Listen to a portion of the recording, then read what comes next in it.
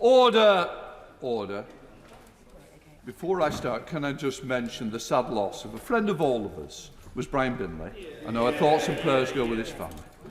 Before we come to the first item of business, could I thank all the staff of the House Service and the joint departments who have worked hard to make this recall possible.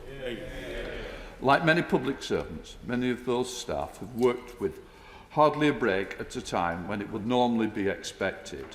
As I say, in my own office, we're working very late Christmas Eve, Boxing Day and all the way through. There are staff in this House who have not had a break. Please bear that in mind. As I say, I hope that any consideration of timings of the House proposal in the New Year is considered in the context of the additional burden that has been placed upon staff. Due to the current severe public health situation, every effort has been made to enable today's proceedings to take place with the bare minimum level of travel to the attendance at Westminster. I will shortly call the Minister to move the motion, which will allow a welcome return to virtual participation in debate for today and for the new year. I should inform honourable members that when speaking limit is in effect for backbenchers, a countdown clock will be visible on the screens of honourable members participating virtually, the screens in the chamber. For honourable members participating physically in the chamber, the usual clock in the chamber will operate. We now come to the presentation of the bill. Minister. Michael Gove, it should be. It's over there. Oh. I'm looking round, Michael. I think might be on the front bench. Oh, anyone can do it, can't Unless somebody wants to just move it. I beg to move. Second reading what day? Sorry, what do I ask? Sorry. Go on. European Union Future Relationship Bill. Second reading what day? Today. Today. Yeah. Thank you for that. We now come to motion number 1. Leader of the House to move. I beg to move formally. Formally. Question. Sorry, Hillary? No. Question. I'll just put the question. Yeah. Amendments. The amendment. The question is the virtual participation proceedings during the pandemic temporary orders motion as on the order paper. Sorry, Hillary. Shadow Leader of the House. Thank you, Mr. Speaker, and can I thank the Leader of the House for bringing forward this motion. It's a really important motion. I'm slightly disappointed. It just sort of shows what the government's desperate incompetence is like. Slightly disappointed that the Leader chose to announce it on social media that he was bringing forward this motion and not CCing the opposition members into the letter to the Procedure Committee. Mr. Speaker, I want to thank the Chair of the Procedure Committee and the whole committee for all their hard work in listening to members' concerns and bringing forward their voice on this. Can I say, though, that it was wrong for the Leader to pitch honourable members who are doing their duty by public health, who had to either stay at home looking after people who have COVID-19, which is sweeping our nations, and they did the right thing. Now every single voice of every single honourable member can be heard. Ring out, subject to your call list, Mr. Speaker, and so Her Majesty's opposition wholeheartedly support this motion. Leader of the House. I'm very grateful for the Right Honourable Lady's support for this motion. As London has gone into Tier 4, it's obviously important that we move with the country at large, but I don't want to eat further into the time available for today's important debate. Patrick Reddy. Mr. Speaker, I just want to say we also welcome the return of full virtual participation. I think it's regrettable the government hasn't given us remote voting. It means there's twice as many SNP MPs here today as there otherwise might have been. So I want to thank the honourable members for Glasgow East and Midlothian who will act as tellers for us later today, who otherwise wouldn't have had to be here if we'd had electronic voting. Any further comments? No. Okay. The question is the virtual participation in proceedings during the pandemic. Temporary orders motion is number 2, as on the order paper. As many of that opinion say aye.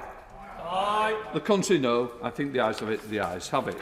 We now come to motion number 2 on the European Union Future Relationship Bill. Business of the House. Before I call the Minister to move the motion, I should inform the House that I have selected the amendment to the motion in the name of Ian Blackford.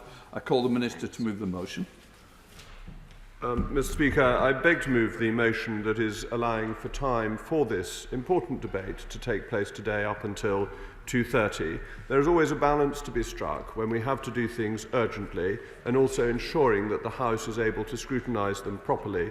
Going to 2:30 seems to be the right balance. It ensures that the bill can be passed today, that the statutory instruments can be laid tomorrow, and that therefore we can be compliant with our responsibility in terms of our international agreements by the end of the year. That seems to me to be the right thing to do, the right approach, and I would hope that the Scottish National Party will not move to a division on their amendment, though I understand the reasons for their amendment, and I do not think it's unreasonable of them to put the amendment forward. I would hope they wouldn't want to use the time for a division, considering that it will eat into the time available for the debate.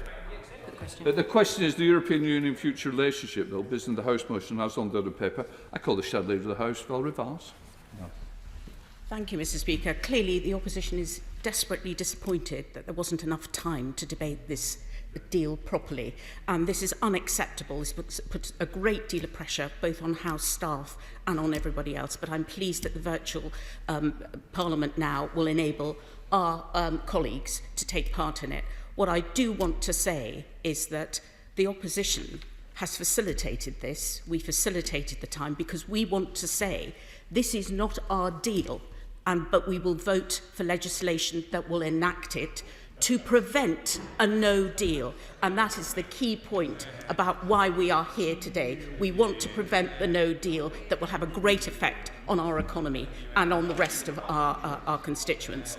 But we support the motion in enabling this legislation to come forward because we are up against a deadline of the 31st. After that, there would be a no deal and we must stop it. So the opposition agreed with the programme motion. I call Patrick Gray to move the... Thank you, Mr. Speaker. I beg to move the amendment in the name of our right honourable friend and others. Brexit is diminishing the UK's role in the world, and the programme motion today diminishes the role of Parliament in the UK. Today is supposed to be about taking back control, about reclaiming parliamentary sovereignty. Well, this is not the kind of parliamentary sovereignty that is acceptable, and the leader is wrong to say that we force a division. It will eat up time, because if the leader accepts our resolution, it will actually create more time, because it creates 5 full protected hours, and then 2 hours for committee, in which we have lodged amendments, which if we don't get a committee stage, will never even see the light of day. That's not the primacy of Parliament. If that's the control that the Brexiteers and the ERJ fought for, well, good luck to them, because it's setting a very dangerous precedent. We will divide the House on this amendment, Mr. Speaker. House. Mr. Speaker, in all this talk of time, and I'm grateful to the Right Honourable Lady for the support of the opposition, it is worth bearing in mind that we have now been discussing this subject for 4, 5, perhaps 6, perhaps nearly 50 years. And having 5 hours today, until 2:30 or just under is about the right amount to ensure that the legislation is passed. I think, once again, Mr. Speaker, we see our friends in the SNP not liking a referendum result and therefore trying to stop it. We've had a referendum, leave one. This is merely the final little bit of icing being put on the Christmas cake that the Prime Minister so efficiently delivered for the nation. The original question was on the order paper since the amendment has been proposed. The question is, the amendment be made? The question is, the amendment be made? Does many of that opinion say aye? Aye! The contrary, no? No! Division, clear the lobbies.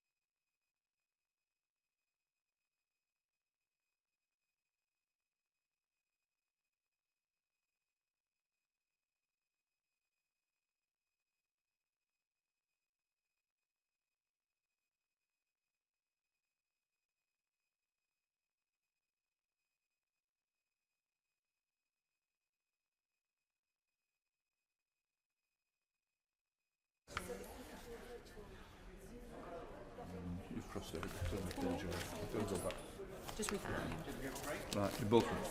The question is that the amendment be made. Does many of that opinion say aye? Aye! The contrary, no? No. Tell us for the ayes, Owen Thompson and David Linden. For the noes, Tom Purslove and James Morris. Thank you, folks.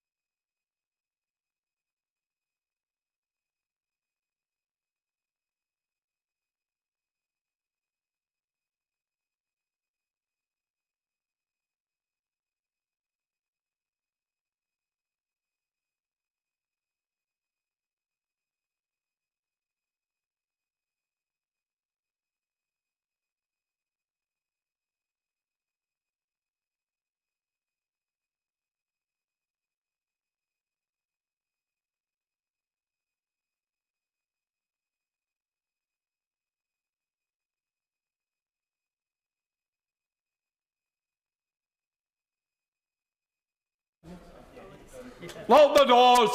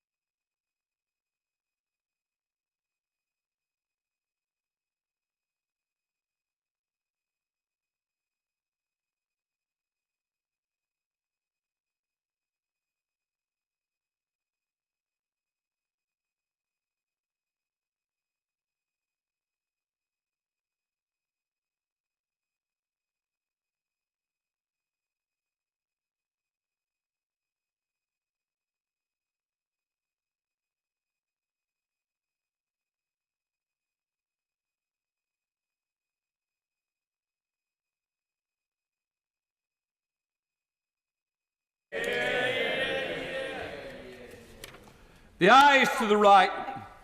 Sorry, James. The ayes to the right, 60. The noes to the left, 362. The ayes to the right, 60. The noes to the left, 362. The noes have it, and look! Very much so. The question is that the main question, or that opinion, say aye. Aye! The contrary, no. I think the ayes have it, The clerk will now proceed to read the orders for the second reading of the bill pursuant to the order agreed by the House. Clerk. European Union Future Relationship Bill, second reading. Now, Given the length of the second reading call list today, members will understand that there will be no time left before the 2:30 to debate the bill of the committee. Nevertheless, I should inform members that under the order of the House of today, notices of amendments, new clauses and new schedules to be moved in committee of the whole House may be accepted up till 10:30 a.m. To maintain social distancing, members are asked not to bring amendments to the table in the chamber, but to send them by email to the Public Bill Office. The Public Bill Office will aim to circulate earlier this afternoon a notice paper of the amendments received by 10:30. I inform the House that I have not selected any of the reasoned amendments. I now call the Prime Minister to move the second reading. Prime Minister! Thank you, Mr. Speaker. Can I begin by thanking you and the House authorities and all your staff for their hard work in allowing us to meet today. And can I also welcome the outstanding news that AstraZeneca is now rolling out a new UK-made vaccine approved by the MHRA that offers the hope to millions in this country and around the world. Mr. Speaker, I beg to move that the bill be now read a second time. And having taken back control of our money, our borders, our laws and our waters by leaving the European Union on January the 31st, we now seize this moment to forge a fantastic new relationship with our European neighbours based on free trade and friendly cooperation. And in a minute, Mr. Speaker, at the heart of this bill is one of the biggest free trade agreements in the world, a comprehensive. I will happily give way. Point of order, Ian Blackford. Mr. Speaker, I'm seeking your clarification. I'm just wondering how on earth the Prime Minister can talk about taking back control of waters when Scottish fishermen are going to have less access and less fish to catch as a consequence of his con deal. Can I just say, first of all, it's not a point of order. We're very limited on time. Can we please try and keep to a tight agenda to allow everybody the time to contribute? Prime Minister. Well, Mr. Speaker, I must nonetheless correct, although that was not a valid point of all, I must correct him in what he says, because in fact, under this deal, we have taken back control of our waters, and indeed Scottish fishermen from the get-go will have access to bigger quotas of all the relevant stocks, Mr. Speaker, and from the end of the transition period, as he knows full well. Sorry. Look, I understand it's an important day. It's important that we all get on the record. It's more important I also get to the leader of the SNP. What I wouldn't like to do is run out of time by the number of times he wants to stand for interventions. If the Prime Minister gives way, he'll give way straight away. But please, let's try and get the debate underway. At least give yourself time to hear what he's got to say before you disagree. Prime Minister.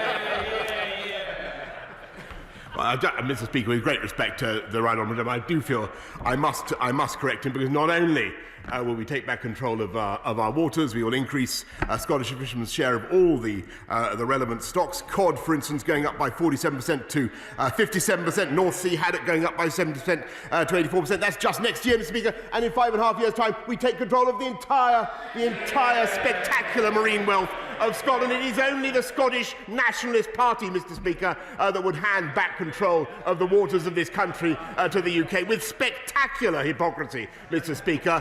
And indeed, having said that they would... Sorry, it is a point of order. Point of order in Bradford. Could you point out to the Prime Minister that the name of my party is the Scottish National Party? In fairness, I have pointed it out in the past. It is the Scottish Nationalist Party, Prime Minister. Mr. Speaker, I wish the Right Honourable Gentleman to know that I am using the word nationalist with a small n, and I don't think that he would disagree with that, which is semantically justifiable, I think, under the circumstances. And yet, in spite of that nomenclature, Mr. Speaker, they would hand back control of Scotland's waters and go back into the common fisheries policy. What this bill does, Mr. Speaker, is take back control. Absolutely not. Take back control of the spectacular marine wealth of Scotland and the rest of the UK. Because just in a moment, in the heart of this bill is one of the biggest free trade agreements in the world, as we've discussed in this chamber many times, Mr. Speaker, a comprehensive Canada-style deal worth over £660 billion, which, if anything, should allow companies to do even more business with our European friends, safeguarding millions of jobs and livelihoods in our UK and across the continent. In less than 48 hours, we will leave the EU single market and the customs union as we promised, and yet British exporters will not face a sudden thicket of trade barriers, but rather, for the first time in the history of EU agreements, zero tariffs and zero quotas. And just as we have avoided trade barriers, so we have also, Mr. Speaker, I think that plenty of members want to speak, so I've already taken plenty of interventions and points forward. I'm going to make some progress. Just as we've avoided trade barriers, so we've also ensured the UK's full control of our laws and our regulations. And there is a vital symmetry between these two achievements, because the central purpose of this bill is to accomplish something that the British people always knew in their hearts could be done, and yet which we were continually told was impossible. We were told we could not have our cake and eat it. Do you remember how often we were told that, Mr. Speaker? Namely, that we could trade and cooperate as we will with our European neighbours on the closest terms of friendship and goodwill, while retaining sovereign control of our laws and our national destiny. And that unifying thread runs through every clause of this bill, and it embodies our vision, shared with our European neighbours, of a new relationship between Britain and the EU as sovereign equals, joined by friendship, commerce, history, interests and values, while respecting one another's freedom of action and recognising that we have nothing to fear if we sometimes choose to do things different. I give way with pleasure to the honourable gentleman. Thank the Prime Minister for giving way. Prime Minister, the devil is in the detail of anything that we have before us today. Can the Prime Minister confirm, as I hope it is, that we see the end of discrimination, the Hague preference is away, it's in the bin, the fact that the Killybegs Fishermen's Association are expressing dismay from the Republic of Ireland? Will the UK quotas be shared with Northern Ireland? Will there be tariffs for our boats from Portavogie, Ardglass and Kilkeel landing the fish they catch in Northern Ireland? And will the £100 million for the fisheries organisations, will that be shared equally across the whole of the United Kingdom? Those are real practical issues for us in Northern Ireland. Prime Minister, thank you. I'm grateful to the honourable gentleman, and I can assure him that the entire UK will share from the programme of investment in our fishing industry, and to get ourselves ready across the whole of the UK for the colossal uplift in fish that we will obtain. And even before the end of the transition period, I think the honourable gentleman should know that we'll be fishing about another 130,000 tonnes more fish in the UK than we are, 130,000 tonnes a year than we are at present. And currently, that is an opportunity that we must work to seize. And we have much to gain. We have much to gain from the healthy stimulus of competition. And this bill demonstrates, therefore, how Britain can be at once European and sovereign. And I think you'll agree, Mr. Speaker, that our negotiators accomplished their feat at astonishing speed. It took nearly 8 years for the Uruguay round of world trade talks to produce a deal, 5 years for the EU to reach a trade agreement with Canada, 6 for Japan. We've done this in less than a year, in the teeth of a pandemic, and we've pressed ahead with this task, resisting all the calls for delay, Mr. Speaker, precisely because creating certainty about our future provides the best chance of beating COVID and bouncing back even more strongly next year. And that was our objective. So I hope the House will join me in commending my noble friend Lord Frost and every member of his team for their skill, their mastery and their perseverance in translating our vision into a practical agreement. And let me also pay tribute to President Ursula von der Leyen, Michel Barnier, and all our European friends for their pragmatism and foresight, for their understanding that it is profoundly in the interests of the EU to live alongside a prosperous, contented and sovereign United Kingdom. The House understands that the significance of the fact that this agreement is not EU law, but international law. So there is no direct effect. The EU law will no longer have any special status in the UK. I think, Mr. Speaker, I've already given way quite a few times to the right honourable gentleman. And there is no jurisdiction for the European Court of Justice.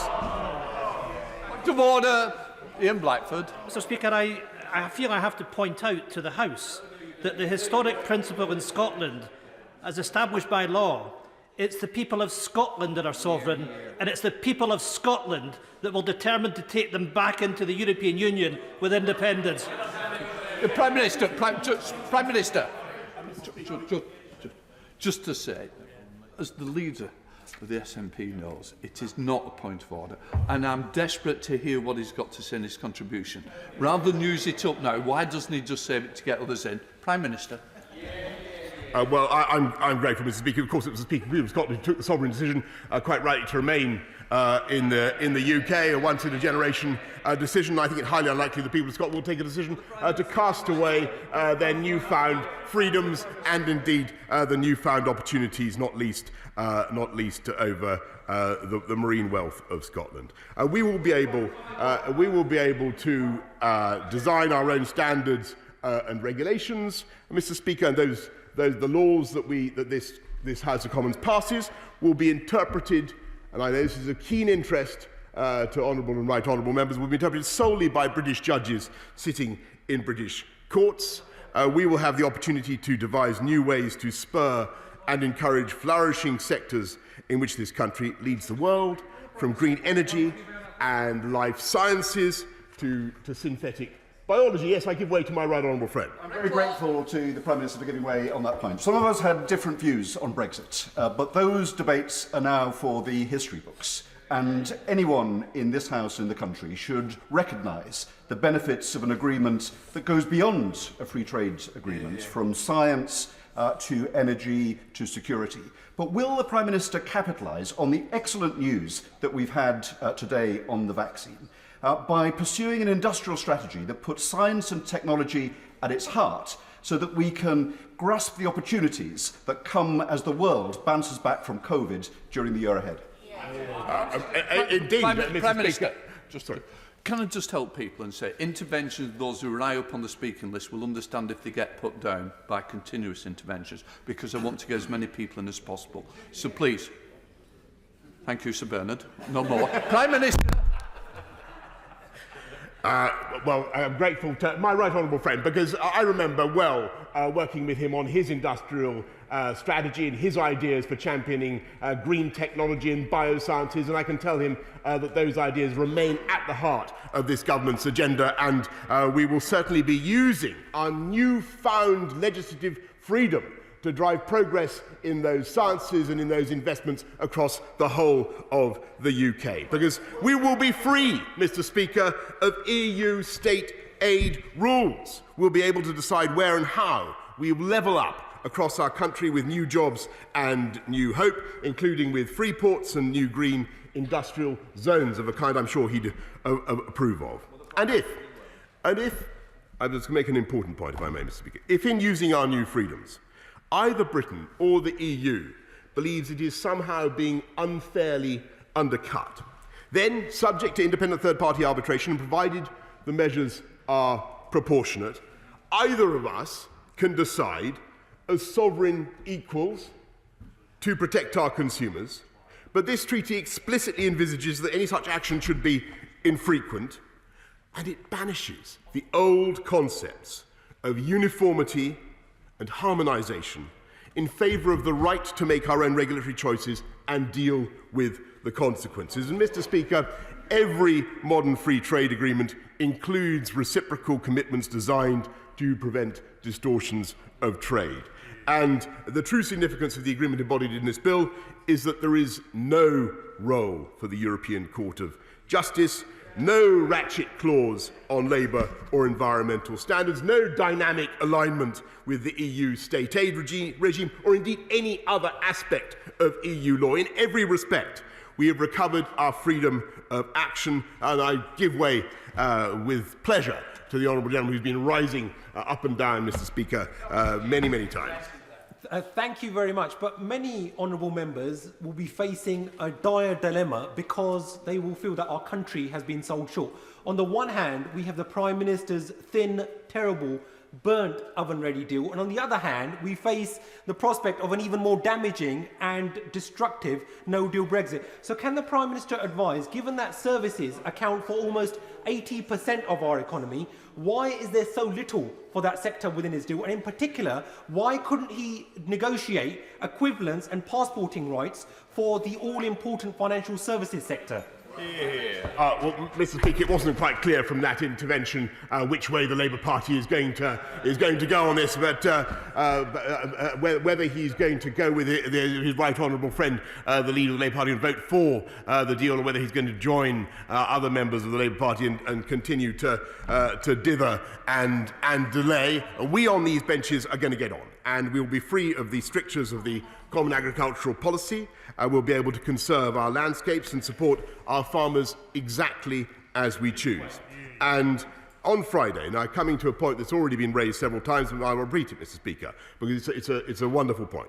For the first time in 50 years, on Friday, the UK will once again be recognised as an independent coastal state, regaining control of our waters, righting the wrong that was done by the common fisheries policy throughout our EU membership. And of course, I've always recognised, Mr. Speaker, I've answered the point quite a lot from you guys. I'll give way to my honourable friend. I thank the Prime Minister for giving way. He will know that Brixham, the most valuable fishing port in England, wants to see our waters regained access control and a rebuilding of the fishing industry in the UK. This deal delivers that. Can he go back and assure my fishermen and fishermen around the country that that is what this government is delivering on? Absolutely right, Mr. Speaker, and the voice of Brixham should be heard up and down the country, because it is entirely correct and a point that might be registered with advantage by the gentleman opposite. I've always recognised, Mr. Speaker, that this was going to be a difficult period for our European friends and partners, because they've been fishing in these waters for decades, if not centuries. And at first, as the House will know, they sought an adjustment period of 14 years, but our negotiators whittled that down to 5.5 years, during which the UK's share, in that 5.5 years, the UK's share of our fish in our waters will rise from over half today to around 2/3.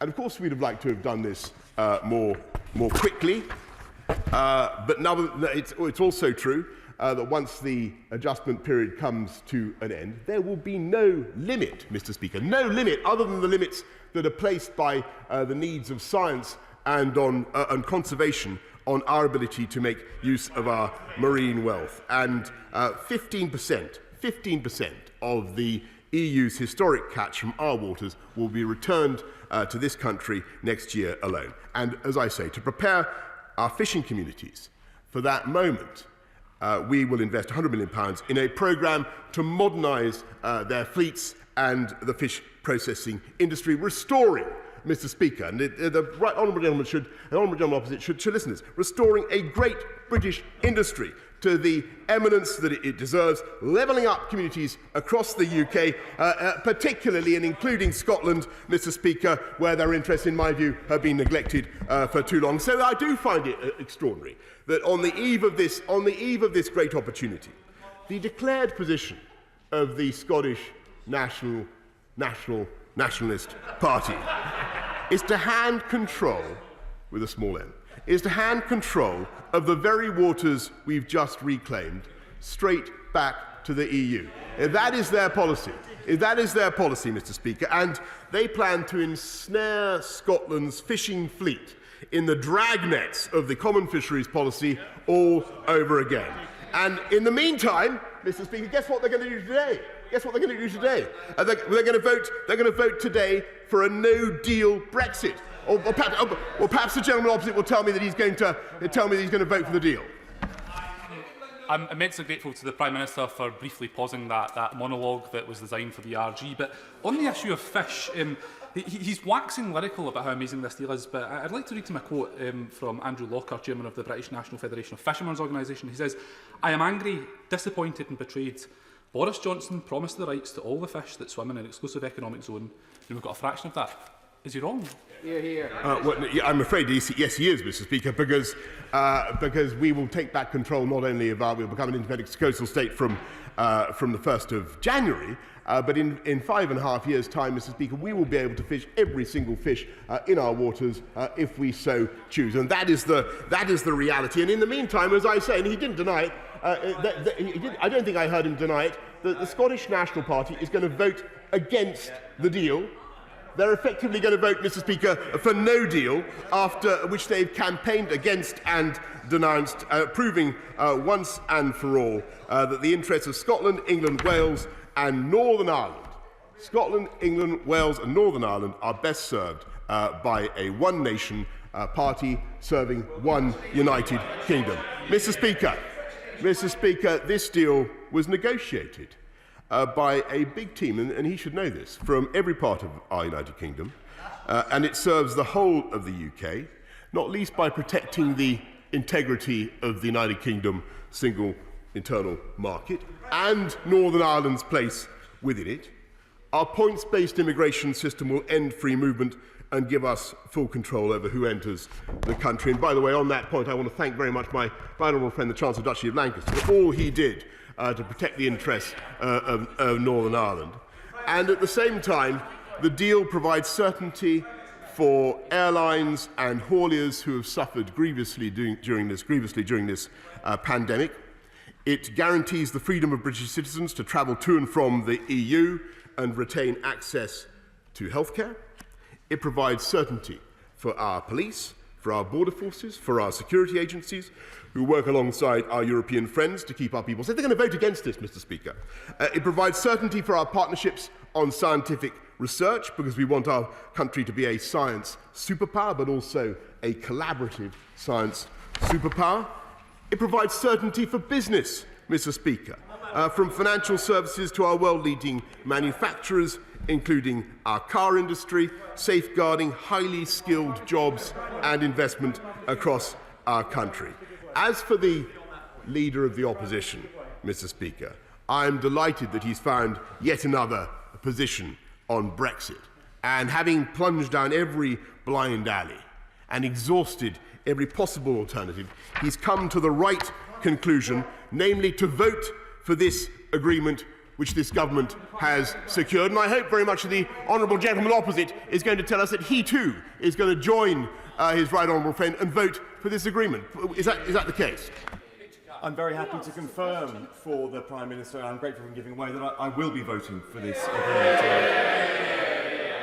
He mentioned several times his levelling up agenda, but financial services and those working in this sector have been left entirely out of it. So does he not agree with me that every city, every town that is dependent on financial services, from Leeds to Manchester to Edinburgh and many in between, they have been levelled down and left out from this deal?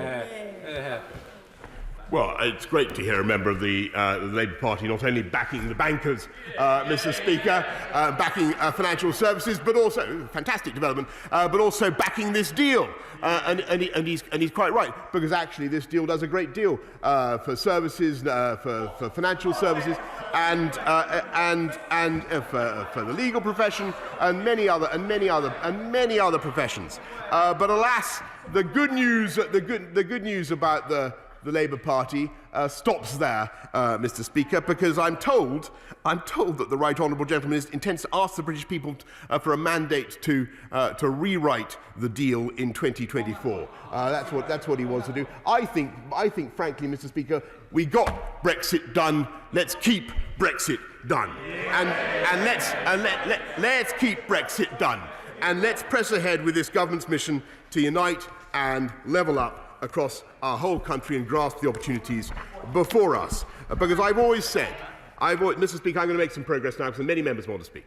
I've always said that Brexit is not an end but a beginning, and the responsibility now rests with all of us to make the best use of the powers that we've regained, of the tools that we've taken back into our hands. So we're going to begin by fulfilling our manifesto promise to maintain the highest standards of labour and environmental regulation, because no caricature could be more inaccurate than the idea of some bargain basement Dickensian Britain, as if enlightened EU regulation has been our only salvation from Dickensian squalor.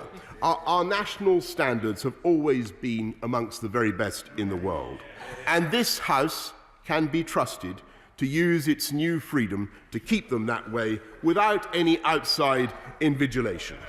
We are going to open, Mr. Speaker, a new chapter in our national story, striking free trade deals around the world, adding to the agreements with 63 countries we've already achieved, and reasserting global Britain as a liberal, outward-looking force for good.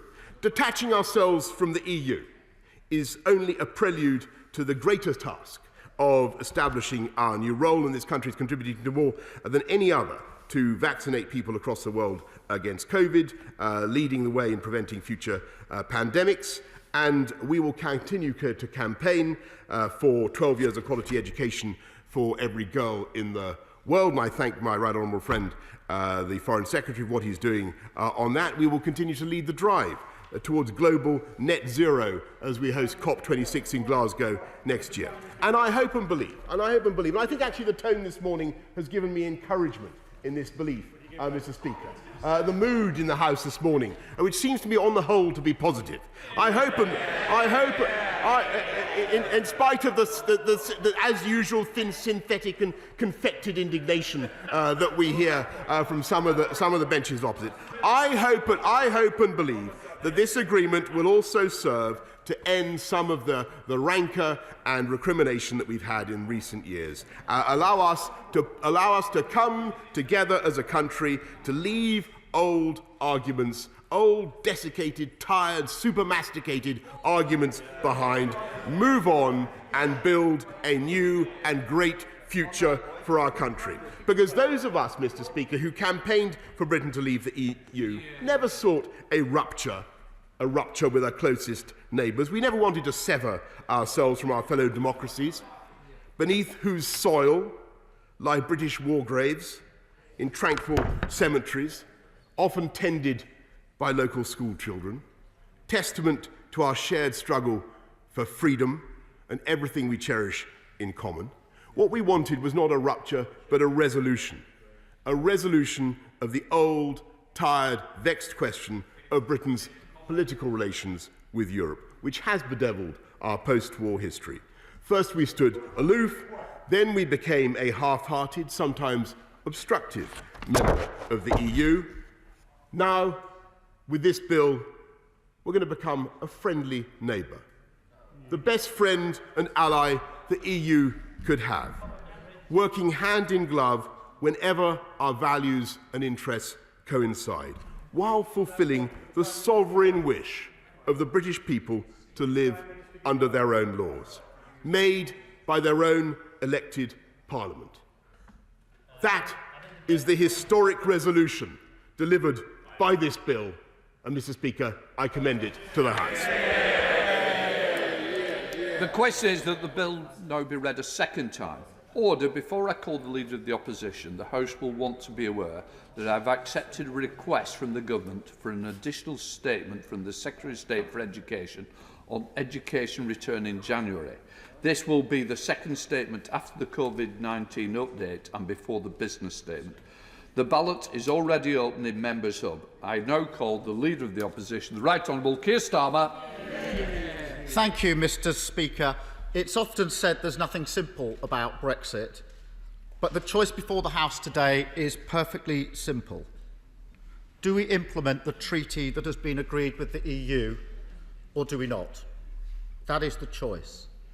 If we choose not to, the outcome is clear. We leave the transition period without a deal on security, on trade, on fisheries, without protection for our manufacturing sector, for farming, for countless British businesses, and without a foothold to build a future relationship with the EU. Anyone choosing that option today knows there is no time to renegotiate, there's no better deal coming in the next 24 hours, no extensions, no humble addresses, no SO24s. So choosing that option leads to one place: no deal. Or we can take the only other option that is available and implement the treaty that has been negotiated. Now, this is a thin deal. It's got many flaws, and I'll come to that in a moment. But I will in just a minute. But a thin deal is better than no deal. And not implementing this deal would mean immediate tariffs and quotas with the EU, which will push up prices and drive businesses to the wall. It will mean huge gaps in security, a free-for-all on workers' rights and environmental protections, and less stability for the Northern Ireland Protocol. Leaving without a deal would also show that the UK isn't capable of agreeing the legal basis for our future relationship with our EU friends and partners. And that matters, because I want Britain to be an outward-looking, optimistic and rules-based country, one that does deals, signs treaties and abides by them. I will in just one moment. It matters that Britain has negotiated a treaty with the EU Commission and the 27 member states. And it matters ultimately that the UK has not gone down the blind alley of no deal. It means that our future relationship starts on the basis of agreement, not acrimony. I give way.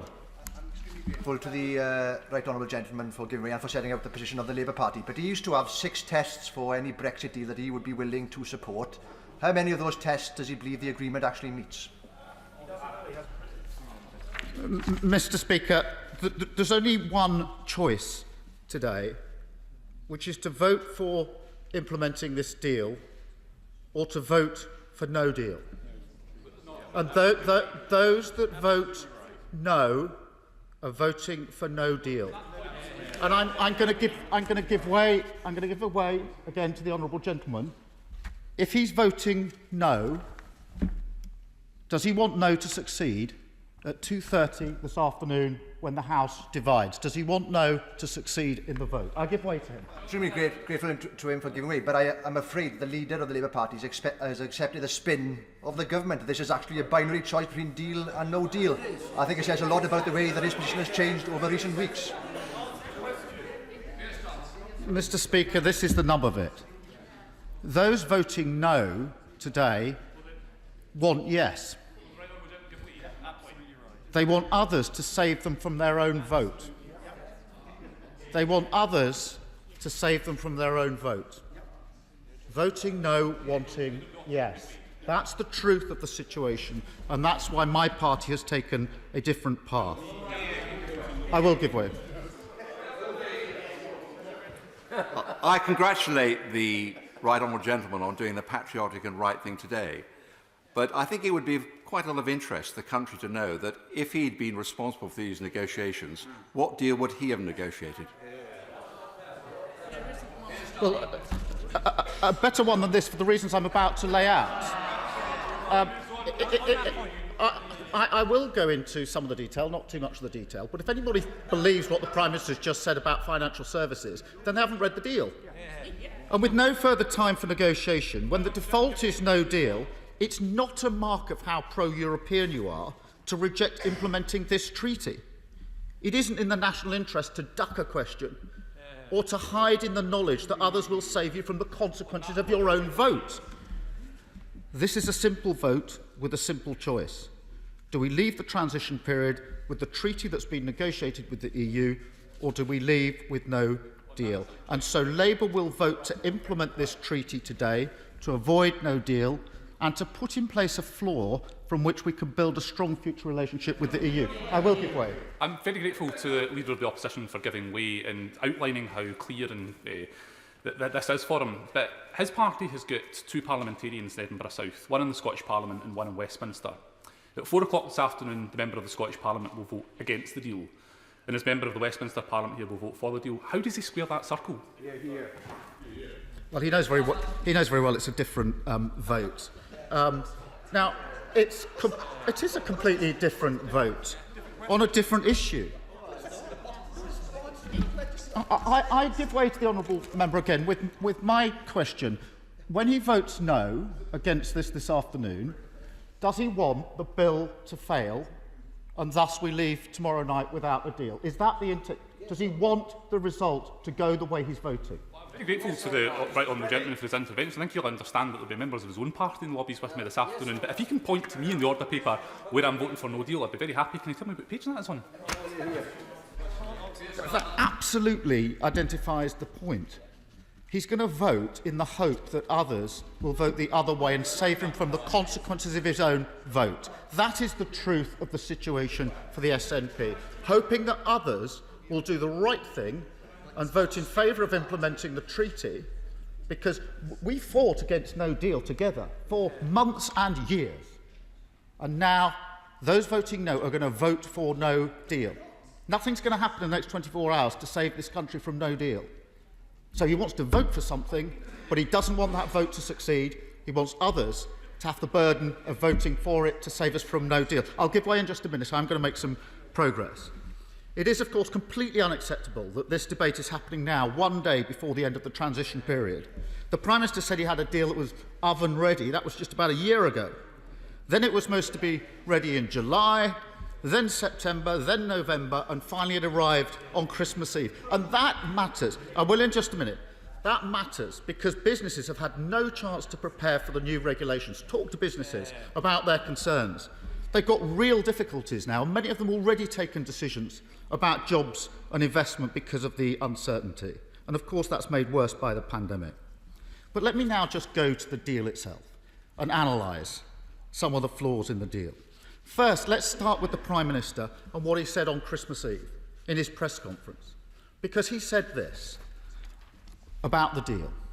There will be no non-tariff barriers to trade.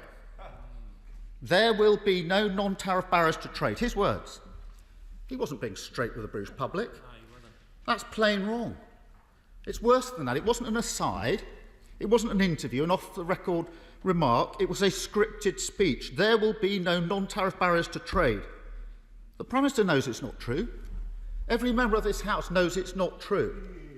I'll give way to the Prime Minister to correct the record. Either stand up and say that is true, what he said was true, or take this opportunity to correct the record. I give way. Come on, on that point. Come on.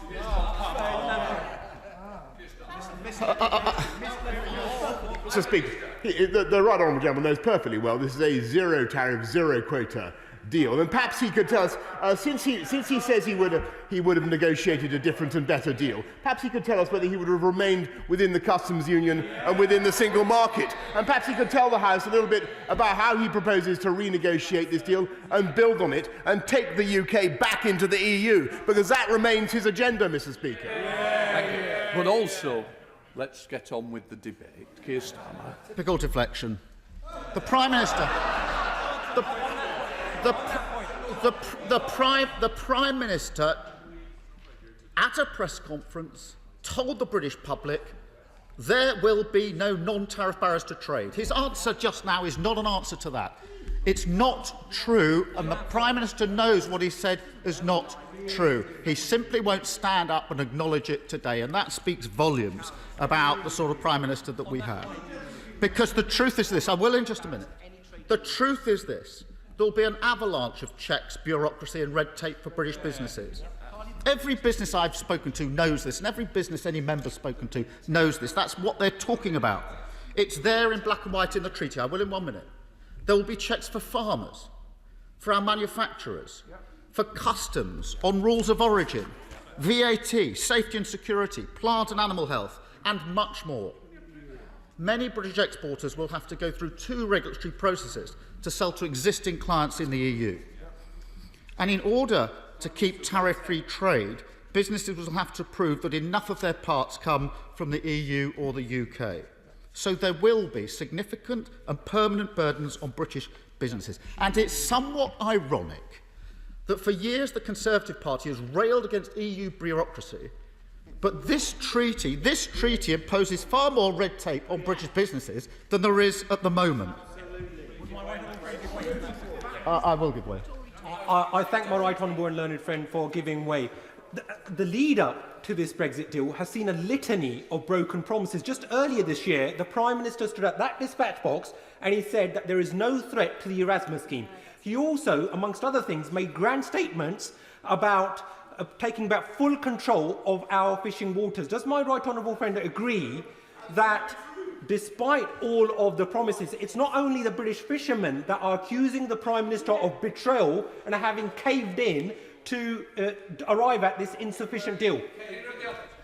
Well, Mr. Speaker, these are examples of the Prime Minister saying things, making promises that he doesn't keep. That is the hallmark of this Prime Minister. Let me turn to the question. I will give way. I promised I would. Giving way. Can the Leader of the Opposition not, in just some way, join millions of people in this country, including many millions of patriotic Labour voters, for the remarkable achievement of the Prime Minister? I'm glad there's a deal. I'm going to vote for the bill to implement the deal today, because a deal is far better than no deal. That is the right thing to do. That is the right thing to do. But to pretend the deal isn't what it is not being honest. And it's not a basis from which we can go forward. To pretend there are no non-tariff barriers when there are is just not true. The Prime Minister won't get up and just say, I got it wrong, I didn't tell the truth when I was addressing the public. He won't get up and do that.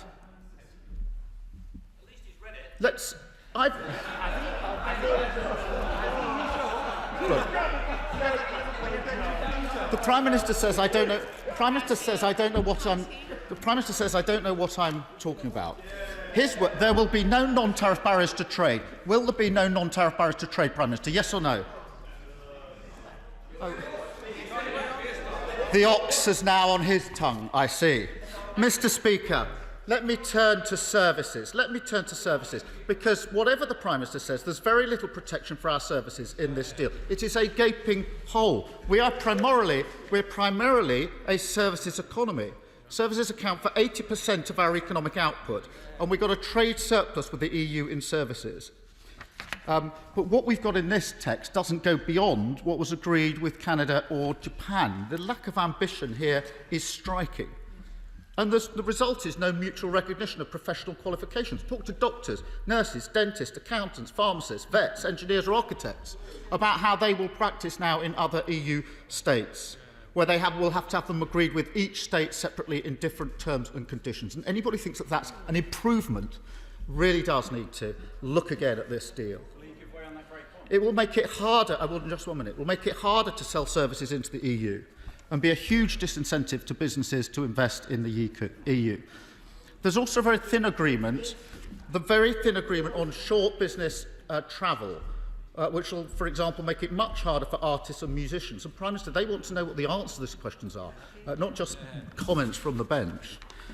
On financial services, even the Prime Minister himself has accepted, I don't know whether he sticks to this or whether this is one he won't own now, that the deal doesn't go as far as we would have liked. So pretending it's a brilliant deal just isn't on. We've got to rely on the bare bones of equivalence arrangements, many of which aren't even in place, that can be unilaterally withdrawn and at short notice. That's the reality of the situation. So we're left to wonder, either the Prime Minister did not try to get a strong deal to protect our service economy, or he tried and failed. Which is it? Let me turn to security. The treaty does offer important protections when compared to the utter chaos of no deal. For example, DNA and fingerprints. There are third-party arrangements to continue working with Europol and Eurojust, and I work with Europol and Eurojust, and I know how important that is. But the treaty does not provide what was promised, which was a security partnership of unprecedented breadth and depth. It does not. And anybody today who thinks it does, again, hasn't read the deal. We will no longer have access to EU databases which allow for real-time data shared, such as the Schengen Information System for missing persons and objects. And anybody who thinks that's not important needs to bear this in mind. That's used on a daily basis. In 2019, it was accessed and consulted 600 million times by the UK police. 600 million times. That's how vital it is to them. That is a massive gap in this deal, and the Prime Minister needs to explain how that is going to be plugged. Let me then turn to tariffs and quotas, because the Prime Minister's made much of this deal delivering zero tariffs and zero quotas. It does.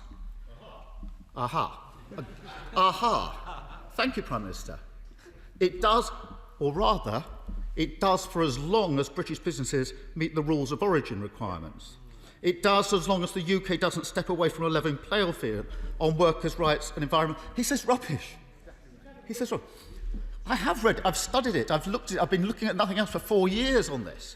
If the Prime Minister doesn't realise, he's pretending that he's got sovereignty and zero tariffs and zero quotas. He hasn't.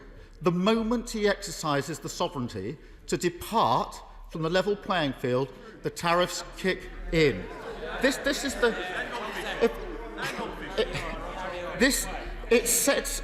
This isn't a negotiating triumph.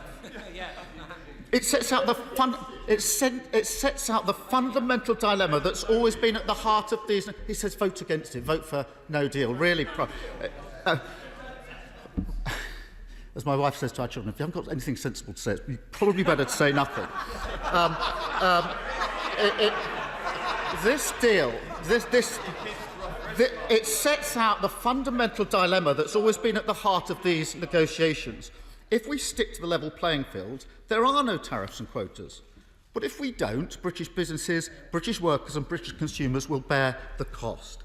The Prime Minister hasn't escaped that dilemma. He's negotiated a treaty that bakes it in.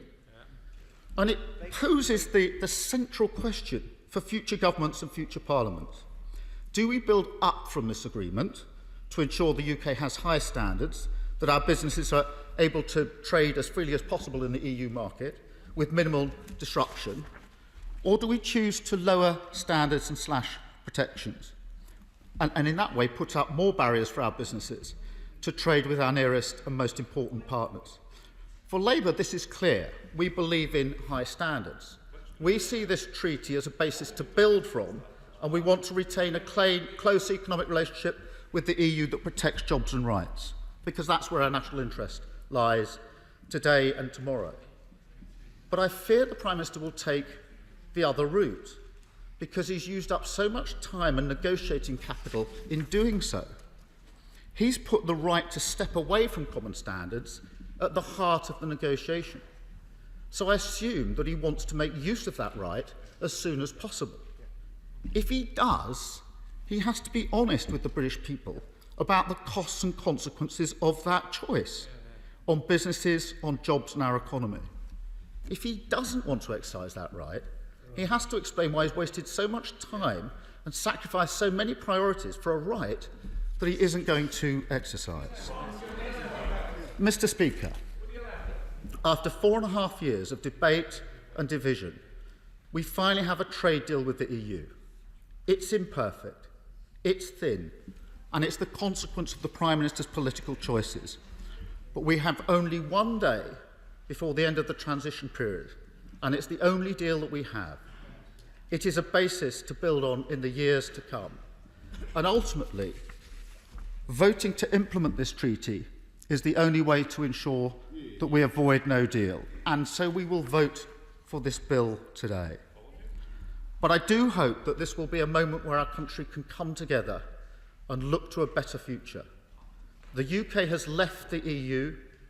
The Leave Remain argument is over, whichever side we were on. The divisions are over. We now have an opportunity to forge a new future, one outside the EU, but working closely with our great partners, friends and allies. We will always be European. We will always have shared values, experiences and history. We can now also have a shared future, and today's vote provides the basis for that. Thank you, Mr. Speaker. I'm now introducing a 4-minute limit for backbenchers. Theresa May. Thank you, Mr. Speaker. I welcome this deal and I will be supporting it today. And I welcome the fact that the official opposition will be supporting this deal. But I did listen with some incredulity to what the Leader of the Opposition said. He said he wanted a better deal. He had the opportunity in early 2019 when there was the opportunity of a better deal on the table and he voted against it. So I will take no lectures from the Leader of the Opposition on this deal. Mr. Speaker, central to this deal, the Prime Minister has said, is the tariff-free and quota-free trade arrangements, subject, of course, to rules of origin requirements. It would have been unforgivable for the European Union not to have allowed tariff-free and quota-free access, given that they signed up to that in the political declaration signed with my government in November 2018. One of the reasons for supporting this deal is the security arrangements that have been put in place, which are very important. Access to PNR and PROM are important. There's an issue of the timeliness of access to those, and the other databases like ECRIS. I hope in operational terms, in practice, we will see little change to the ability to investigate as a result of the good relationships that have been built up. But I do say that I think the EU has made a mistake in not allowing us access to SIS2. I understand that was a principle that they set, that we could not have that access, but I think that that is something that we should aim to try to find some resolution of that in the future, because it is an important database. It does help us in our fight against modern slavery, child abduction, and identifying criminals across our borders. One area where I am disappointed in the deal is in services. It is no longer the case that UK service providers will have the automatic right of access to provide services across the EU. They will have to abide by the individual rules of a state. I understand if you're a lawyer advising on UK law, in the Czech Republic you will have to be resident, in Austria you will have not to be resident, just as an example of the difference of those rules. And the key area is financial services. In 2018 in Mansion House I said that we wanted to work to get a financial services deal in the future treaty arrangement, and that would be truly groundbreaking. It would have been, but sadly it has not been achieved. We have a deal in trade which benefits the EU, but not a deal in services which would have benefited the UK. The arrangement treaty is clear that future negotiation on these points is possible, and I hope that the government will go to that negotiation with alacrity and vigour, particularly on financial services. Of course, there is a whole structure set up under this treaty.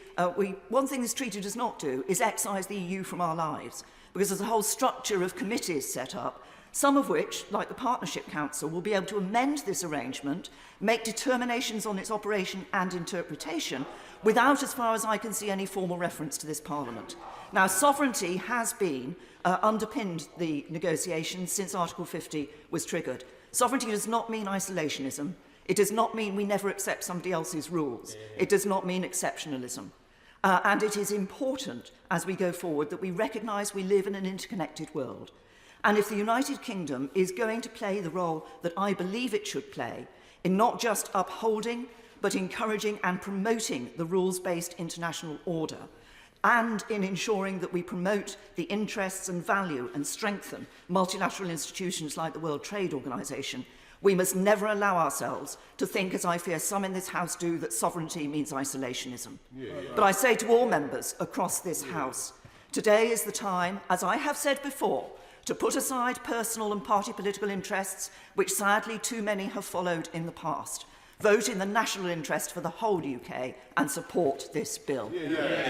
We now come to the Leader of the SNP, Ian Blackford. Thank you, Mr. Speaker. And it's a pleasure to follow the... The gentleman wants to remain up there. I'm certainly not going to take interventions from there. I think it's better he remains quiet. Thank you, Mr. Speaker, and it's a pleasure to follow the former Prime Minister, the Right Honourable Member for Maidenhead. Can I wish you and all staff and members a good new year when it comes tomorrow evening? And if I may, can I just very quickly reflect on the sadness of the events that took place in the 2nd of January 1971 in Glasgow, when 66 predominantly young people lost their lives in the Ibrox disaster, including 5 from one village and 5 from Markinch. And I'm sure the whole House will want to remember those that sadly lost their lives at that moment. Mr. Speaker, when this bad Brexit deal was published, one of the very first public images that were released showed the Prime Minister raising his arms aloft in celebration. When I saw that image, my thoughts immediately turned to the European nationals who have made their home here, because they're certainly not celebrating. During the 4 years and more of this Brexit mess, the main emotion they have felt is worry. Worry about staying here, worrying about their jobs, and real worry for their families. In Scotland, these citizens are our friends, they are our family, they are our neighbours. So before this Tory government forces through a deal that rips us out of the European Union, the single market and the customs union, let us get this message out to Scotland's 234 EU citizens. Scotland is your home. You are welcome. The value we place on European citizenship, that real sense of belonging to the European Union, cuts to the very core of this debate. Scotland is at heart a European nation. It always has been. Forcing our nation out of the EU means losing a precious part of who we are. Because Scotland didn't become European when the United Kingdom joined the EEC 40 years ago. Our relationship with Europe predates the United Kingdom by some way. An independent Scotland has enjoyed centuries of engagement with European nations. Scottish merchants travelled, traded and settled on the continent. We shared citizenship with France, and we appealed our nationhood to Rome. Scotland was European before it was British. That European history and heritage goes back to our nation's place in the Hanseatic League in the 15th century. Scotland was central to a trading alliance that forged connections and commerce from the North Atlantic, the Netherlands, Germany, Scandinavia and the Baltics. We were a European trading nation right up until many of our privileges were ended by the Treaty of Union. 3 centuries later, here we go again. Westminster seeking to end our access to those European relationships by removing us from today's Union of Nations across our continent. Westminster ending free movement of people and the access to labour that is so crucial to our economic success. Westminster seeking to end our automatic right to live, to work and to get an education in 27 member states of the EU. Rights that our generation had. Rights to be taken away from our children and our grandchildren. And for what? Mr. Speaker, it was way back on the 11th of July 2016 that the former Prime Minister, the member for Maidenhead, first spoke the infamous words, "Brexit means Brexit." We all know what followed, the use of that foolish phrase, nearly 4 years of constant chaos and confusion. So today, at least we have some clarity. We now finally know what Brexit means. We have it in black and white. It means the disaster of a deal. It means broken promises. It means economic vandalism. It means an isolated United Kingdom in the middle of a global pandemic. It means the worst of all worlds for Scotland. Mr. Speaker, this morning's proceedings are so critically precisely because of that clarity, because with that clarity comes a choice, and it's a fundamental choice for Scotland. It is a choice between a future defined by this disaster of a deal or the future the SNP is offering to the Scottish people. An independent nation at the heart of the European Union. Today, the contrast between these two futures is clearer than ever, and that choice won't go away. I'm grateful to the right honourable gentleman for giving way, but I wonder if I could just put him the same question that was put to a colleague of his by the Leader of the Opposition and by Prime Minister. Today, when the Scottish National Party votes against this deal, they are therefore voting for no deal. Is his determination that the day after tomorrow the UK would have no deal and would be in a worse situation? Is that his position now? Could he just answer yes or no? I'm grateful to my right honourable friend for the question, because it's very simple. This is a piece of legislation that is being put forward today. No deal is not on the order paper. The deal that we currently have, the deal that exists today, where we're in the single market and in the customs union, is the best deal for us. And we have argued many times in this House, as the right honourable gentleman knows, that we should have extended transition. And that offer to extend transition was there from the European Union. It is not our choice to accept this shoddy deal. What we should be doing... I'll give way one more time. I'm grateful for this. Order. Just one second. Sir Ian, you're on very early, and you don't want to go down the list, I'm sure. Ian Blackford. Well, thank you, Mr. Speaker, and we'll accept your guidance on these things, although I was looking forward to the debate that we were having. Now that we see the scale of the bad Brexit deal, the question before the Scottish people is clear. Which union does Scotland wish to be part of? Which future will we choose? This broken Brexit Britain or the European Union? If this whole Brexit saga was truly about sovereignty, then the Scottish people can't and won't be denied our sovereign right to that self-determination. No Democrat should stand in the way of that. Nobody in this House, or even Boris with a small b. The Tory denial of democracy is a position that can't and won't hold. Scotland will have the right to choose its own future. Mr. Speaker, now that the detail of this deal is finally in front of us, people hope that Brexit fictions are swiftly replaced with Brexit facts.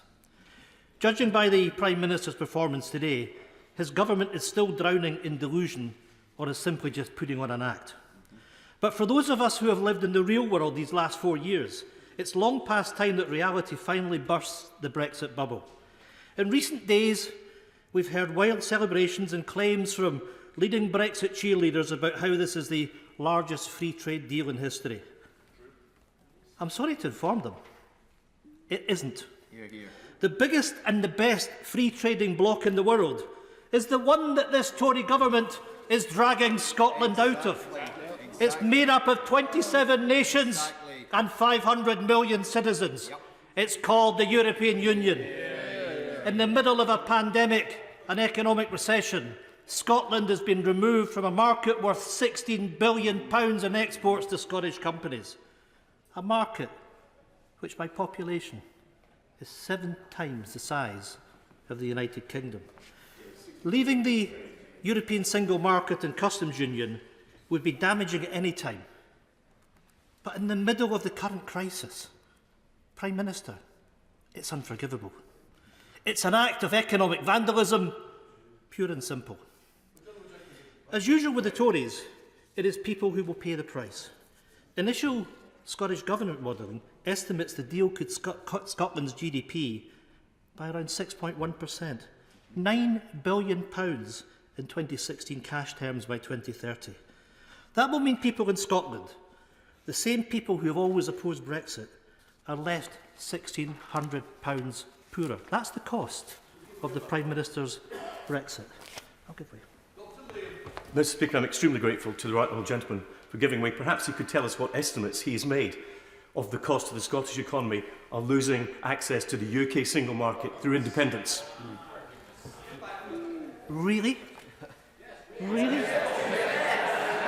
I mean, I'm amazed at the right honourable gentleman who, of course, comes from Scotland, who seems to be threatening the people of Scotland with lack of access. Is that really the message that the Conservatives want to deliver to the people of Scotland? Shame on him. Shame on him. Shame on him. For all the Tory talk of levelling up, this deal is blatantly preparing the ground to level down on standards. Only in the last few days, the IPPR have warned that what many of us have suspected all along. This deal leaves workers' rights and environmental protections at serious risk of real erosion. Mr. Speaker, another Brexit bubble that badly needs bursting is the myth that leaving the EU will somehow make it easier for businesses to trade. This is literally the first trade deal in history that puts up barriers for business instead of removing them. In 2016, the Leave campaign's assortment of lies included the claim that Brexit would mean removing red tape for business. Since then, plenty of Brexit red lines have disappeared, but none of the red tape. This bad Brexit deal means that businesses will be burdened with mountains more bureaucracy, with more cost. If the Prime Minister wants to disagree with that, I'll certainly give way to him. But presumably, the Brexiteers think that's okay, because that tape will now be coloured red, white and blue. It means, well, I hear the Chancellor of the Duchy of Lancaster saying it's how they tell them. You tell that to fishing businesses that all of a sudden are going to have to fill in customs declarations. And why? At his behest. Why? Based on his narrow ideology. That's the answer. Mr. Speaker, that means more delay, paperwork and checks. Well, if he wants to deny that, rise to his feet. Rise to his feet, because he knows that fishing businesses will face additional costs as a consequence of what his government has done. It means more delay, paperwork and checks, all of its burdening business, slowing trade and costing jobs. And Mr. Speaker, this deal not only inflicts economic self-harm, it ignores economic reality. There is barely a reference in this deal for the service sector. 80%, Mr. Speaker, of the entire UK economy. Services have been left in complete limbo. Where is there any mention? Of course, it is not good news. The deal confirms an end to financial passporting rights which have been relied upon by financial services firms across the United Kingdom. Mr. Speaker, let me now turn to the biggest betrayal of all, the broken promises to Scotland's fishing communities. There are no Scottish Tory MPs in this chamber. If they were here, they would now be squirming. We know this Brexit deal means a drop in key fishing stocks. For cod, for haddock, for whiting and for saithe, this deal means fewer access to fish than under the existing arrangements. Let me say that again. Less access to these fish than under the common fisheries policy. And you know, one of the things that's missing from the deal, and I would have thought better of the Chancellor of the Duchy of Lancaster, is that we had special privileges, the so-called Hague arrangements, that gave additional fishing rights to Scotland. They weren't even negotiated as part of this deal. We've lost, one can only assume, from the incompetence of the UK negotiators. The Scottish Tories said that tying fishing to a trade deal was a red line that must not be crossed. But yet, here we are. It is exactly what has been done. Every single Tory promise, every red line has been blown out of the water. Countless broken promises, but not even one resignation, although I may say so, yet. Not even one apology or a hint of humility or of regret. I take no comfort in saying that this was predicted, because this deal represents a history of bitter betrayal. Our fishing industry, our Scottish fishing industry, was sold out by the Conservatives on the way into Europe in 1973, and as the United Kingdom leaves, they've been sold out all over again. The Scottish Fishermen's Federation know that they've been conned, stating the deal does not restore sovereign UK control over fisheries and does not permit us to determine who can catch what, where and when in our waters. For I hear the Prime Minister muttering rubbish. That's fishing organisation after fishing organisation in Scotland, Prime Minister, that knows exactly what you have done to them. For Scotland's fishing communities, lightning might not strike twice, but the Tories definitely do. The latest Scottish Tory leader, the member for Moray, gave one of the more graphic promises.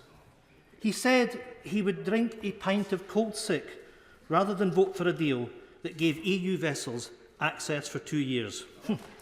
Well, Mr. Speaker, this deal gives them 5 years access and potentially much more. Let's just say there'll be plenty of Scottish voters in the North East who'll be very interested in what he's drinking, and after he and his colleagues break every single promise and walk through the lobby with their Prime Minister.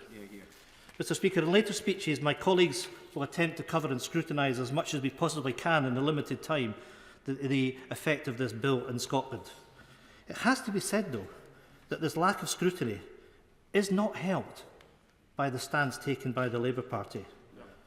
I'm sad to say that the official opposition have been missing in action.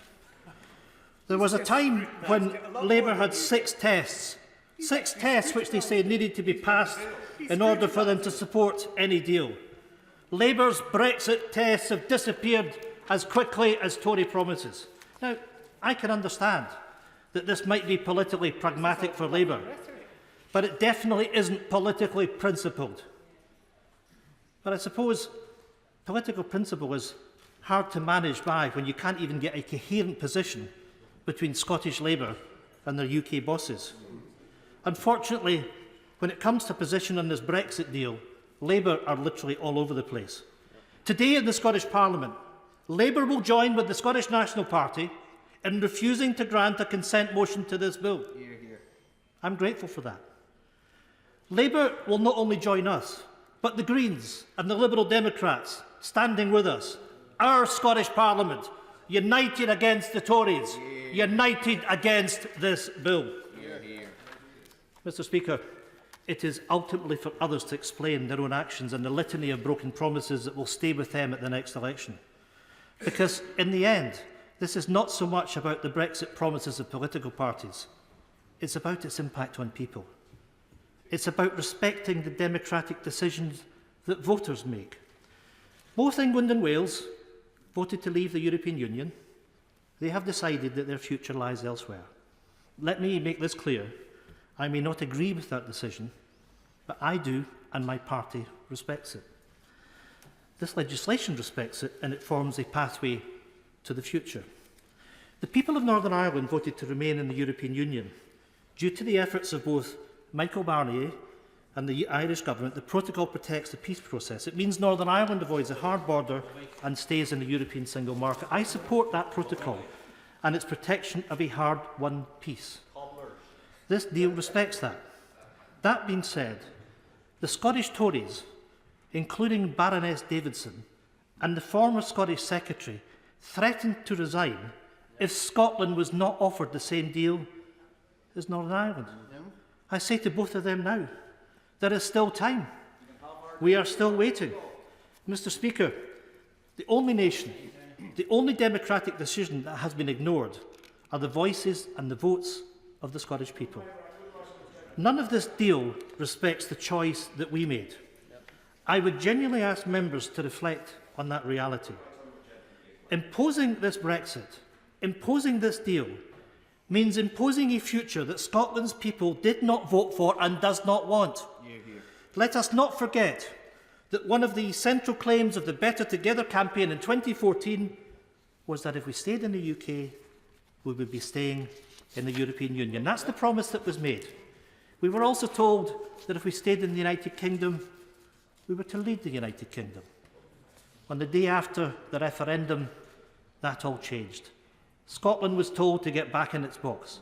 Right through the Brexit process, Scotland's voice has been ignored by Westminster. Our attempts at finding a compromise rebuffed at every opportunity, tossed aside on the premise that Westminster is supreme. Scotland locked out of the key decisions affecting our future, ignoring our desire to retain our European citizenship. Despite the Right Honourable Gentleman's gloom, he knows that I adore and love his country.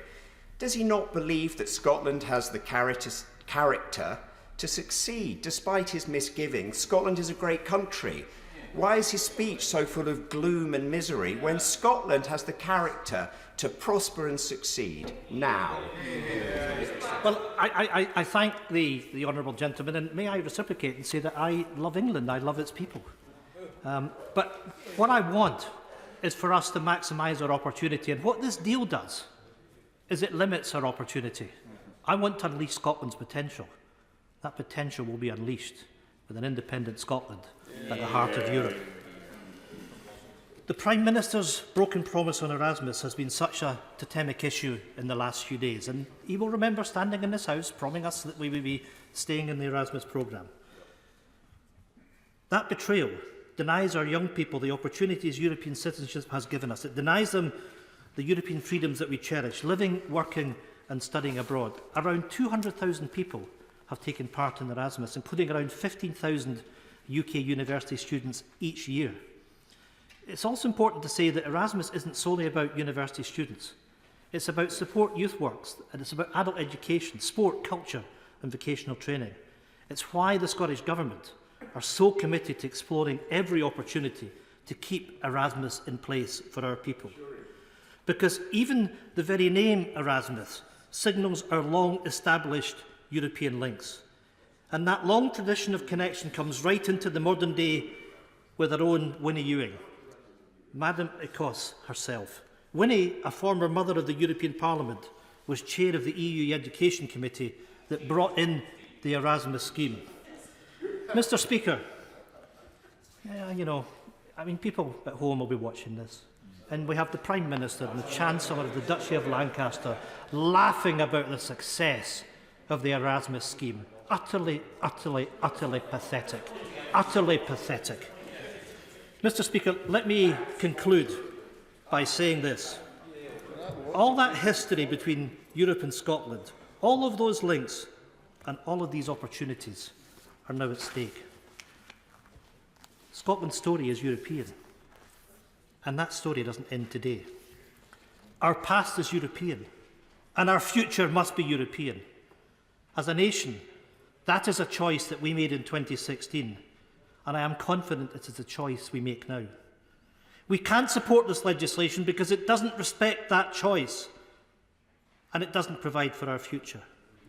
Scotland's course is now set, and it's a very different course from the decisions being taken in this Westminster Parliament.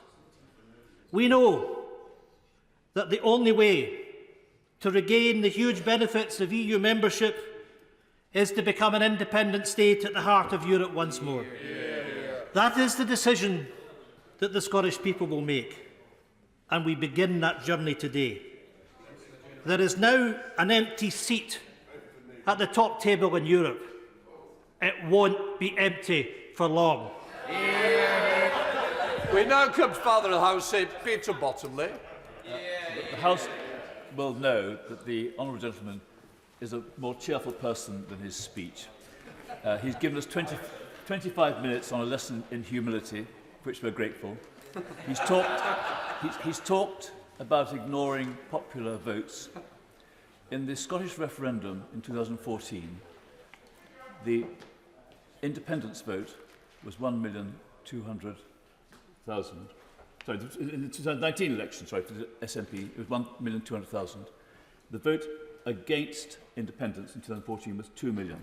There's a gap of 800,000, two-thirds of the vote that the Honourable Gentleman leads in this House. I think he should be cautious about predicting the future in the same way he should be cautious about interpreting the past. I think that, as Father of the House, I ought to recognise that the only significant speech ever made by a Father of the House was in the Narvik-Norway debate in May 1940, when David Lloyd George, in about his 11th year as Father of the House, probably gave people the confidence to vote or withhold their votes from government. I don't argue that today. I think we need to say, as many have said, except for the leader of the SNP, this is a debate today and a vote today on whether we go for this deal or we go for no deal. And I agree with the Right Honourable Gentleman, leader of the opposition, in saying that. And I give my vote, although in the referendum I argued that on balance it was better stay in. We lost that, and unlike the SNP, I think one has to accept the result of a referendum. When my father was... if I don't mind. When my father, who survived serious personal injury during the war, was involved in the first negotiations about joining the European Union, I said to him what were his views on the economic impact. He said, on balance, it didn't make much difference. When we joined in 1973, 2 years before I got elected to the House of Commons, it didn't make a big difference to our economy until after 1979, when the change in Britain made us going from the sick man of Europe to people who were looked on with respect, and many others said, how did you do it? And the answer in part was by chance, in part by freedom, and a kind of cautious approach to a free market economy that Margaret Thatcher led. Margaret Thatcher was the person who led the significant debates to stay in the European Union in 1975 with one of the best speeches I think she ever made. And I refer people to the Margaret Thatcher Foundation to read it. I was nominated or vouched for to become a candidate by Robin Turton, one of the leading anti-marketeers. And Margaret Thatcher and I argue the country, won the 1975 June by-election after Neil Martin, one of the leading campaigners against staying in the Europe common market, said, would Conservatives please vote for me, even though he and I disagreed in the same way that Sir Robin Turton had disagreed with me, but supported me. So, we often take down powers we don't normally expect, and the Prime Minister could probably vouch for that himself. I believe that we've got to make a success of our present situation, and we've got to make sure that, as one of my friends kindly said, we're opening a new chapter in a vibrant relationship with our continental cousins. We can, some of us, look with affection to the past. We look with some admiration to what's been achieved in this last year, and to look with confidence to the future. I think we ought to stop using this as an argument for Scottish independence. We ought to accept that the Labour Party has, in many of its proud traditions, putting the national interest before party interest. And I say to the Prime Minister, as I said to him in reasonable privacy one day, we want a leader we can trust, we want a cause which is just, so will he please lead us in the right direction in future? Thank you. We now go to Margaret Beckett.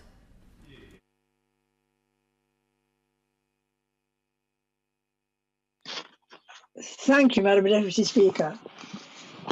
Today is the day when the Prime Minister promised us that he would get Brexit done. It's one of the many slogans and catchphrases that have not illuminated but rather obscured this debate. And at the weekend we had a good example of that obscurity. And the Prime Minister mentioned it today, the 660 million deal that enables us to trade with the European Union with zero tariffs and zero quotas. And I'm sure that many fairly casual observers get the impression that this is some kind of negotiating triumph that we have wrung from the European Union. But the fact is, these are privileges and rights we already had. The 660 million is what we've salvaged, what we have left from what was a much greater package of rights and freedoms.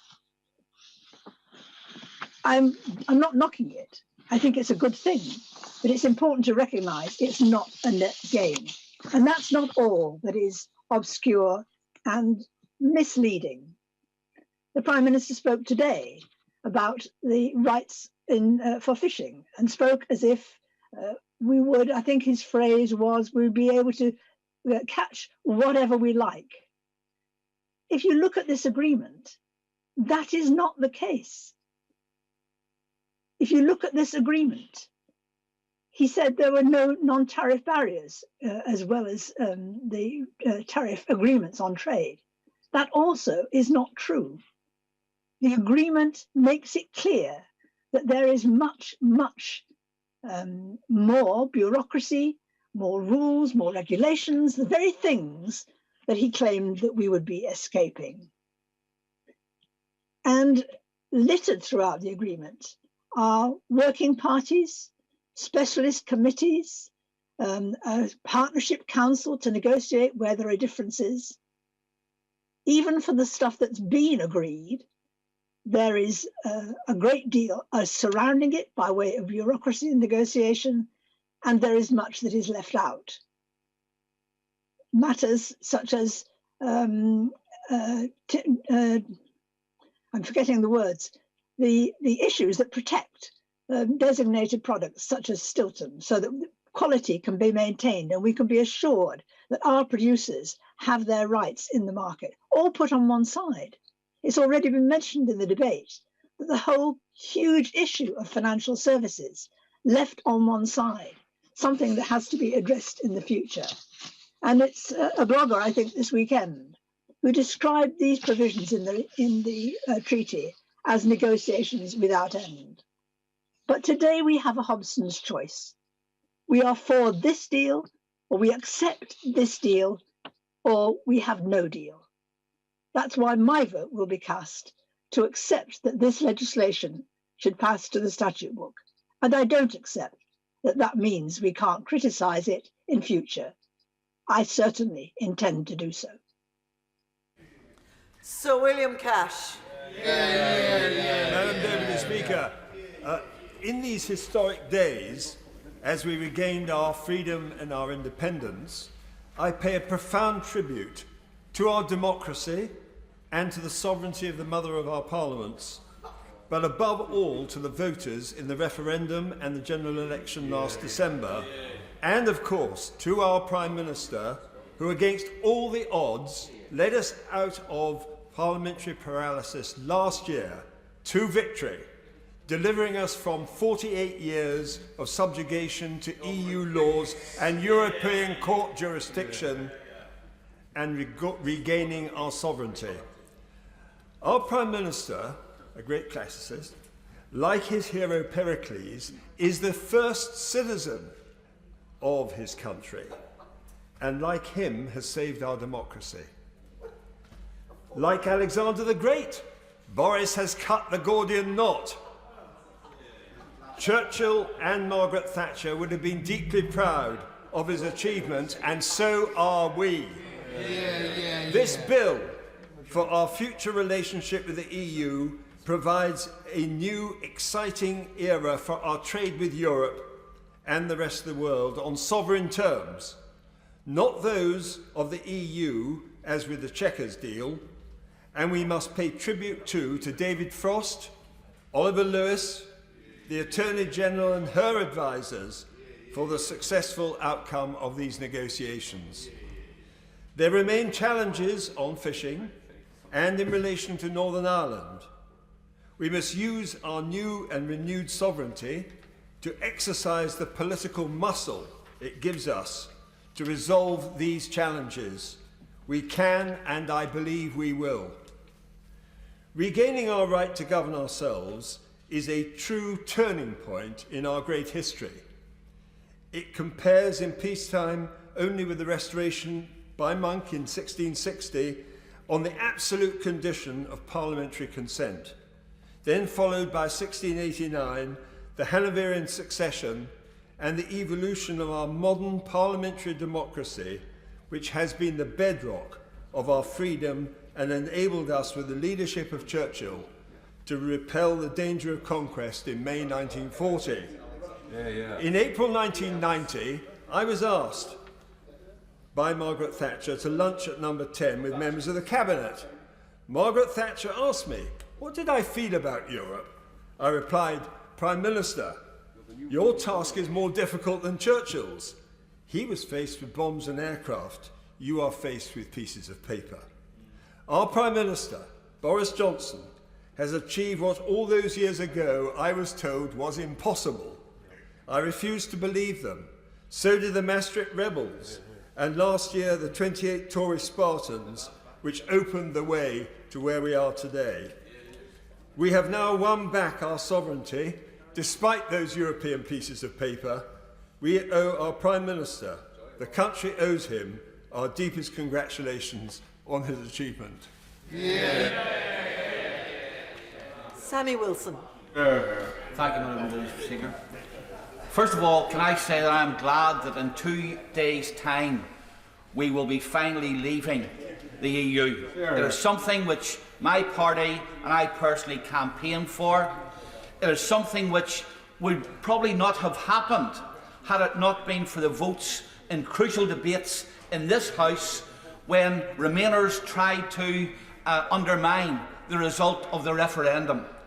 But I've got to say, today, that euphoria is tinged with sadness, because the deal which the Prime Minister has struck will not apply equally to all parts of the United Kingdom.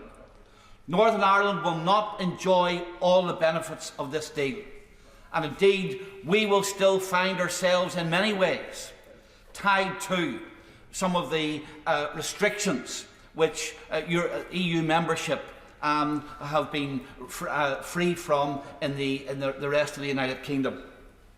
We welcome that there have been limitations and mitigations to the withdrawal agreement, but unfortunately the withdrawal agreement is still an integral part of the government's policy and an integral part of this deal, because this deal commits the government not only to implementing this agreement but supplementing agreements, and they've got to do it in good faith.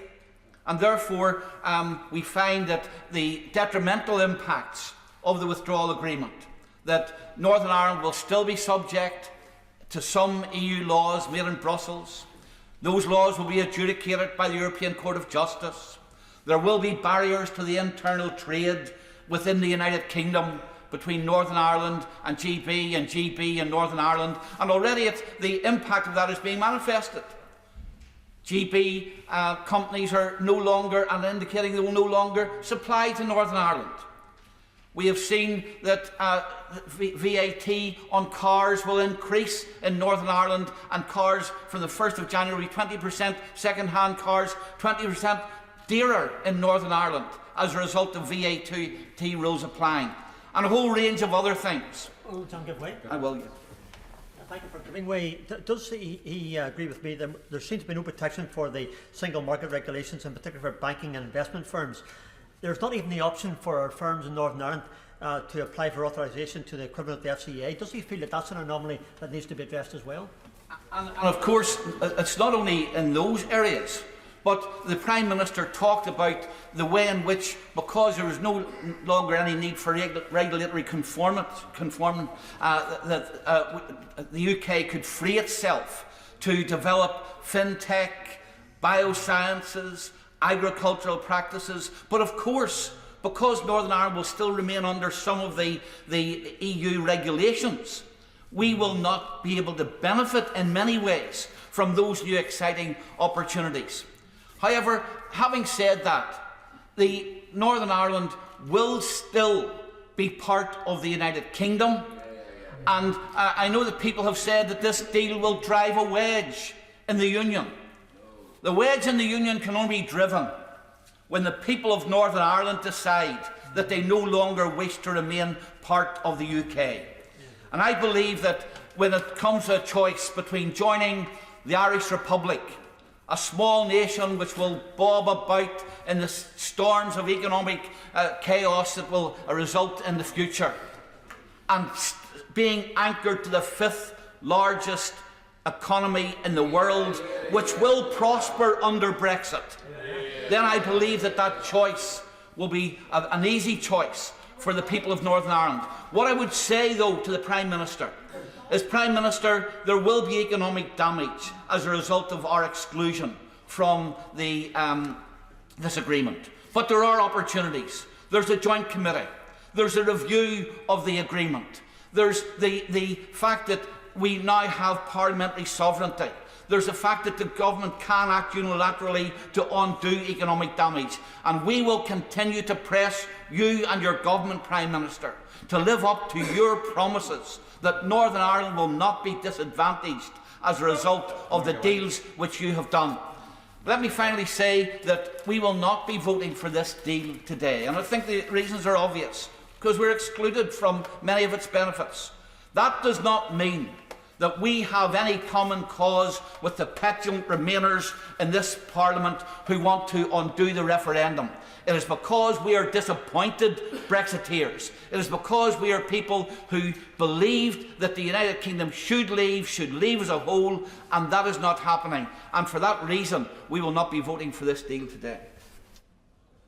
Sir Ian Duncan-Smith. Deputy Speaker, it's a privilege to be able to speak in this debate and to follow the honourable gentleman who I consider a friend. Can I start today by congratulating, I was going to say my right honourable friend, but I should perhaps say my right honourable friend, the member for Athens, as our friend, the member for Stone, has declined him as a modern Pericles. But he does deserve the full plaudits on this delivery of this trade deal. And he is entitled, I think, to a moment of satisfaction, because despite what all those doomsayers have said perpetually about his process through this, is that he would not achieve a deal. There was no chance of that, and therefore we would have to leave on no deal. But he has defied that, and he has shown us that actually consistency, determination and optimism are key drivers in any negotiation, and I thank him for that. And I also want to thank those who were the negotiators, Lord Frost and others of his team, who have delivered this in the face of quite a lot of difficulty. But for me, it brings to the end a 29-year period when, back at the time of the Maastricht Treaty, and I just entered Parliament, I was faced with the choice of whether I would vote for what I saw as a huge extension of powers from the European, what became the European Union. And I made the mistake, Madam Deputy Speaker, of entering the smoking room to have my honourable friend, the member for Stone, lay his arm upon my shoulder, and my career was ruined thereafter. But I chose directly as a result of those blandishments to vote against Maastricht. I don't regret it, but I do say that it was from that moment onwards that I was certain that the United Kingdom would leave the European Union, because it was getting more and more centralised, and it was not what we had joined. I voted to join, and therefore I am pleased now that we have delivered on that, and it is my right honourable friend that has done that. And I say to those who are going to vote against this today, they cannot escape the reality. To be fair to the opposition, he made it very clear that if you vote against this today, you are voting for no deal. You don't have to have it written on a piece of paper, because that would defy any logic that this place is about. So those who are voting against this, I give way to them. I don't believe that's the case. We're voting on the merit of the agreement, and the reality, the agreement is introducing a whole layer of extra bureaucracy for citizens and businesses in the UK. It's a charter for red tape. Well, do you know, I always love colleagues in this place trying to explain their actions, but there comes down to one simple point. We all know in this House, if you defeat an objective, you are left with what was there before. And what is there before in this case is no deal. And I'm sorry for him if he thinks that he wants to vote against something because it's wrong. He's voting at the same time, therefore, for the status quo. The status quo is we leave the day after tomorrow with no deal. And there is no escaping that, I'm afraid, no matter what they wish for. And I welcome this deal. It's not perfect. Nobody here is going to say you can get a perfect deal, because there are two sides in this discussion. But it is a huge advance on where we might have been. We take back control of our sovereignty. We are a sovereign nation again. And with that power, we can set our own direction in international as well as domestic relations. And I simply say to those who don't see this, that this is a huge step forward to be able to regain that control. Bringing back the power to this House and this Parliament is what the Prime Minister has achieved. Yes, there are things in this which will need time to develop. Fishing, I accept. We have a better deal now, but 5 years from now, we will have the key opportunity to decide how those waters will be run at our benefit. And I congratulate the Prime Minister for that. And I also want to say, it's very important, we also have the power to reset the environmental running of those waters. Far too long, too many large trawlers have literally destroyed many of our fishing areas. And now I urge my government to start that process literally tomorrow and make sure we bring environmentalism back and control of this to our area. So I want to, no, I can't give way, I beg his pardon on this one. But I want to conclude by simply saying Brexit was never about being anti-European. Brexit is about restoring power to the UK. I love Europe. Half my family have worked in Europe all their working lives. I studied out there. I love its idiosyncrasies. I love its language differences. I love its arts and its culture and its people. But I am British. I'm a member of the United Kingdom, and I want to respect them, be their friend. For too long, we moved into the same house with them, and we didn't get on. We're now just going to move next door and be good neighbours, good friends, and good allies. I congratulate my right honourable friend for bringing this to a conclusion. He deserves the plaudits that he's going to get. In order to assist members who are further down the list in preparing their speeches, I ought to give notice that after the Honourable Member for Bromley and Chislehurst, who is number 19 on the list, the time limit will then be reduced to 3 minutes. I can see the Honourable Member for Tunbridge and Malling already tearing up part of his speech. We now come to Hilary Benn. Thank you very much indeed, Madam Deputy Speaker. Can I draw attention to the 4th report of the Brexit Select Committee on the Agreement, which was published this morning? The committee's wonderful staff worked really hard over Christmas, but we have not had the opportunity in 3 days to produce a fuller report, and I did write to the Leader of the House about giving the committee a bit more time to complete the task that was given to us just under a year ago. I will be voting for this bill to implement the agreement today because, quite simply, the alternative is no deal.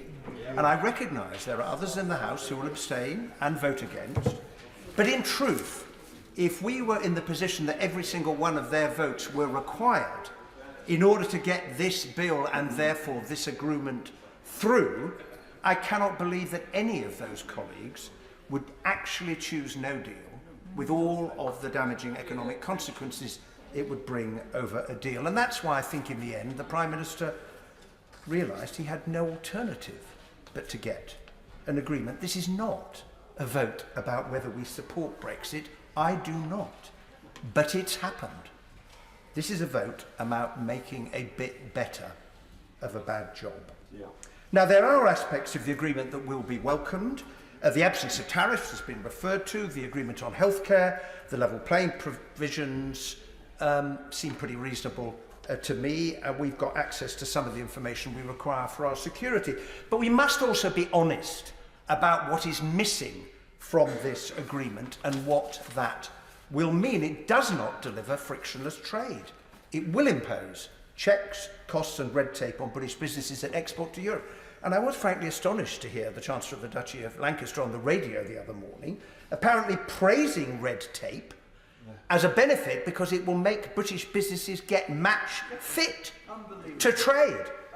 Well, that is certainly a novel economic theory, and it doesn't reflect the Conservative Party as we previously understood it. It offers no certainty yet on data transfer or financial services, which is so important to our economy.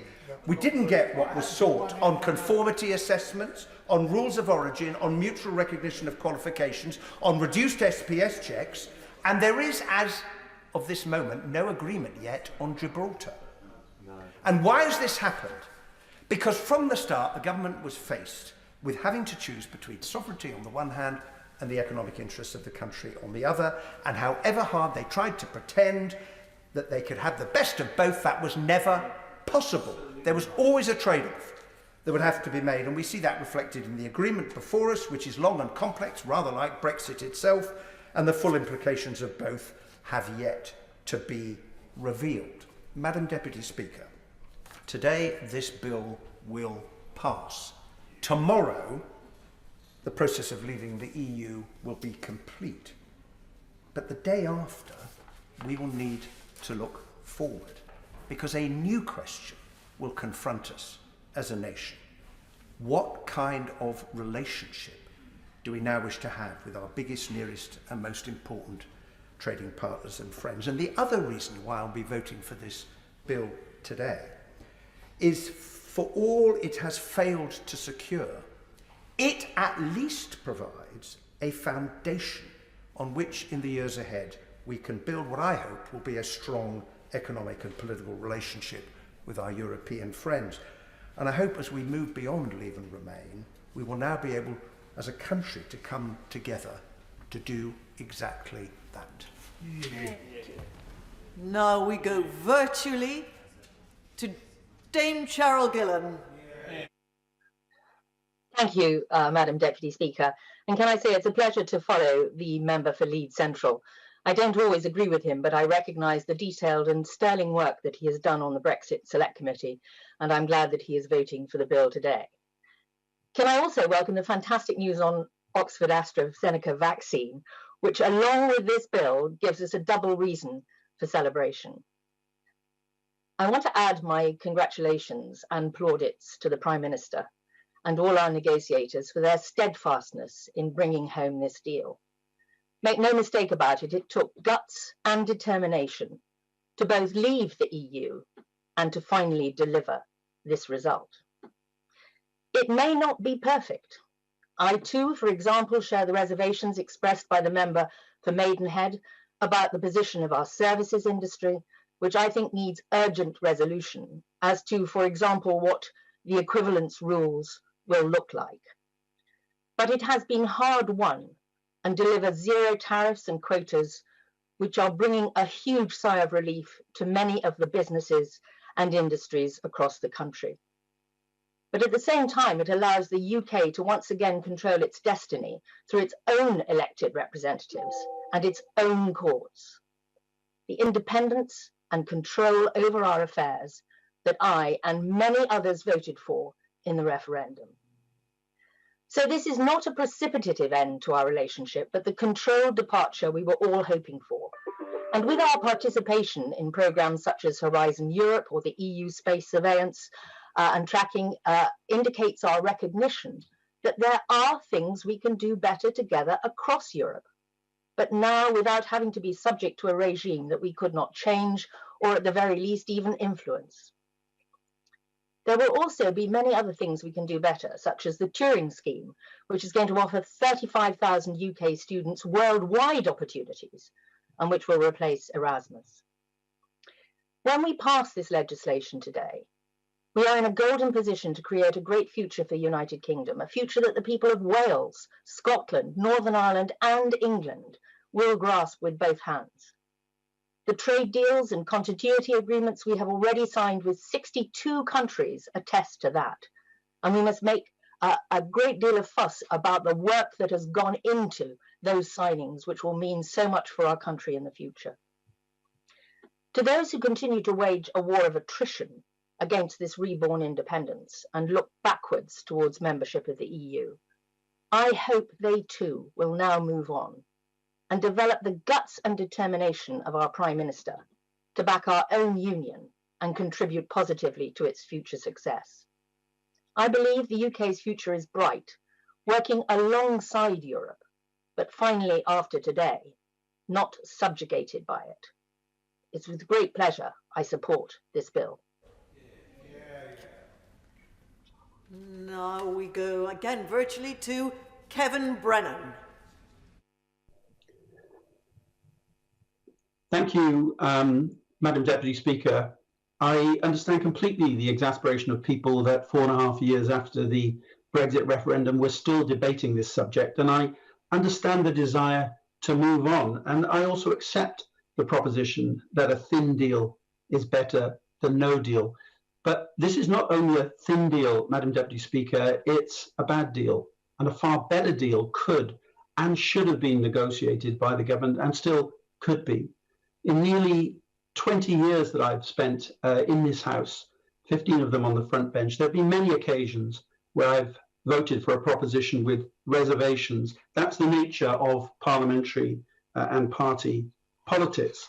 But there are occasions where that proposition is too damaging to support. I accept there's a valid argument at this stage, as laid out by my right honourable friend, the Leader of the Opposition, to move on and for the opposition to build on this bad deal. I also accept that in politics, many decisions, perhaps most, are not between what's right and what's clearly identifiable as wrong, but on a continuum between what's unpalatable and what's unacceptable. Clearly, no deal is unacceptable. This bad deal is certainly unpalatable and in places unacceptable because of the ideological approach taken to negotiations by this awful right-wing shambles of a Tory government determined to set Britain on a path that will damage it culturally and economically. So while I understand the desire to move on, I simply don't understand why it's necessary for those who believe this is a bad deal to vote for it and dip their fingertips in the indelible ink of this abject failure of national ambition. The deadline we're up against today is an entirely artificial one, sustained only so that the Prime Minister can say he has met his own political timetable.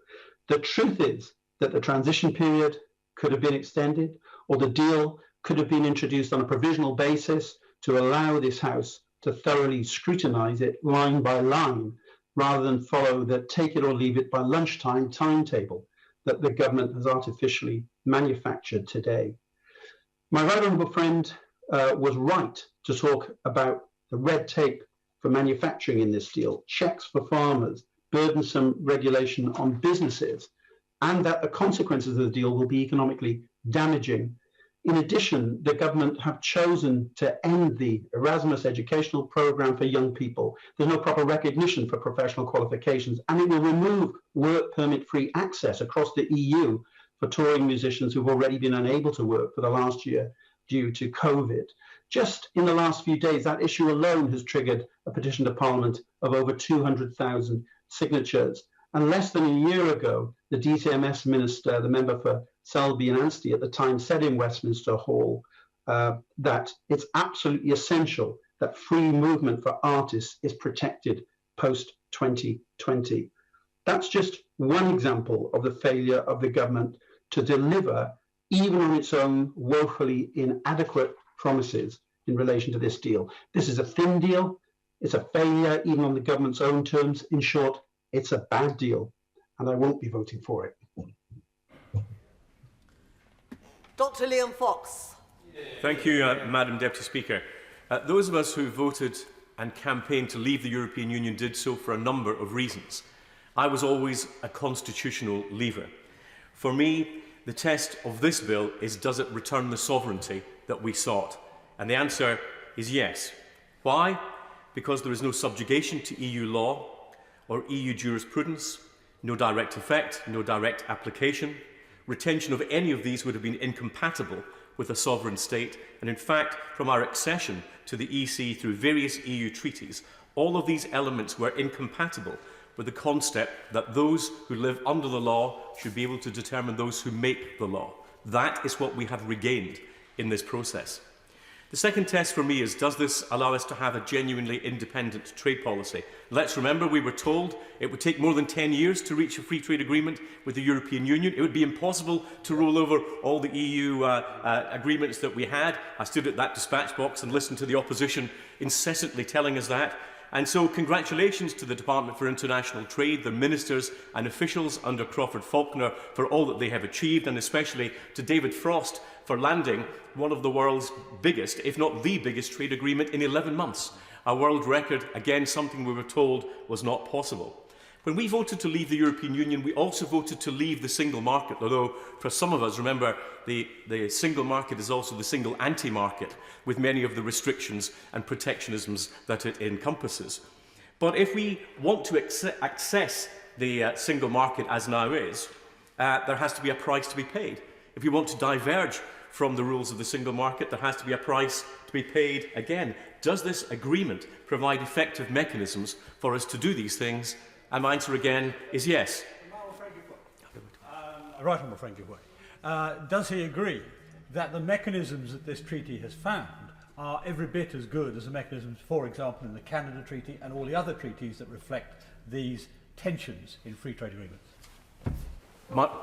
My right honourable friend is absolutely right, and not only are they effective mechanisms, they keep us in line with the best international practice which exists, which of course enables us to move forward with greater predictability. And on that point, there are a number of specific elements to welcome.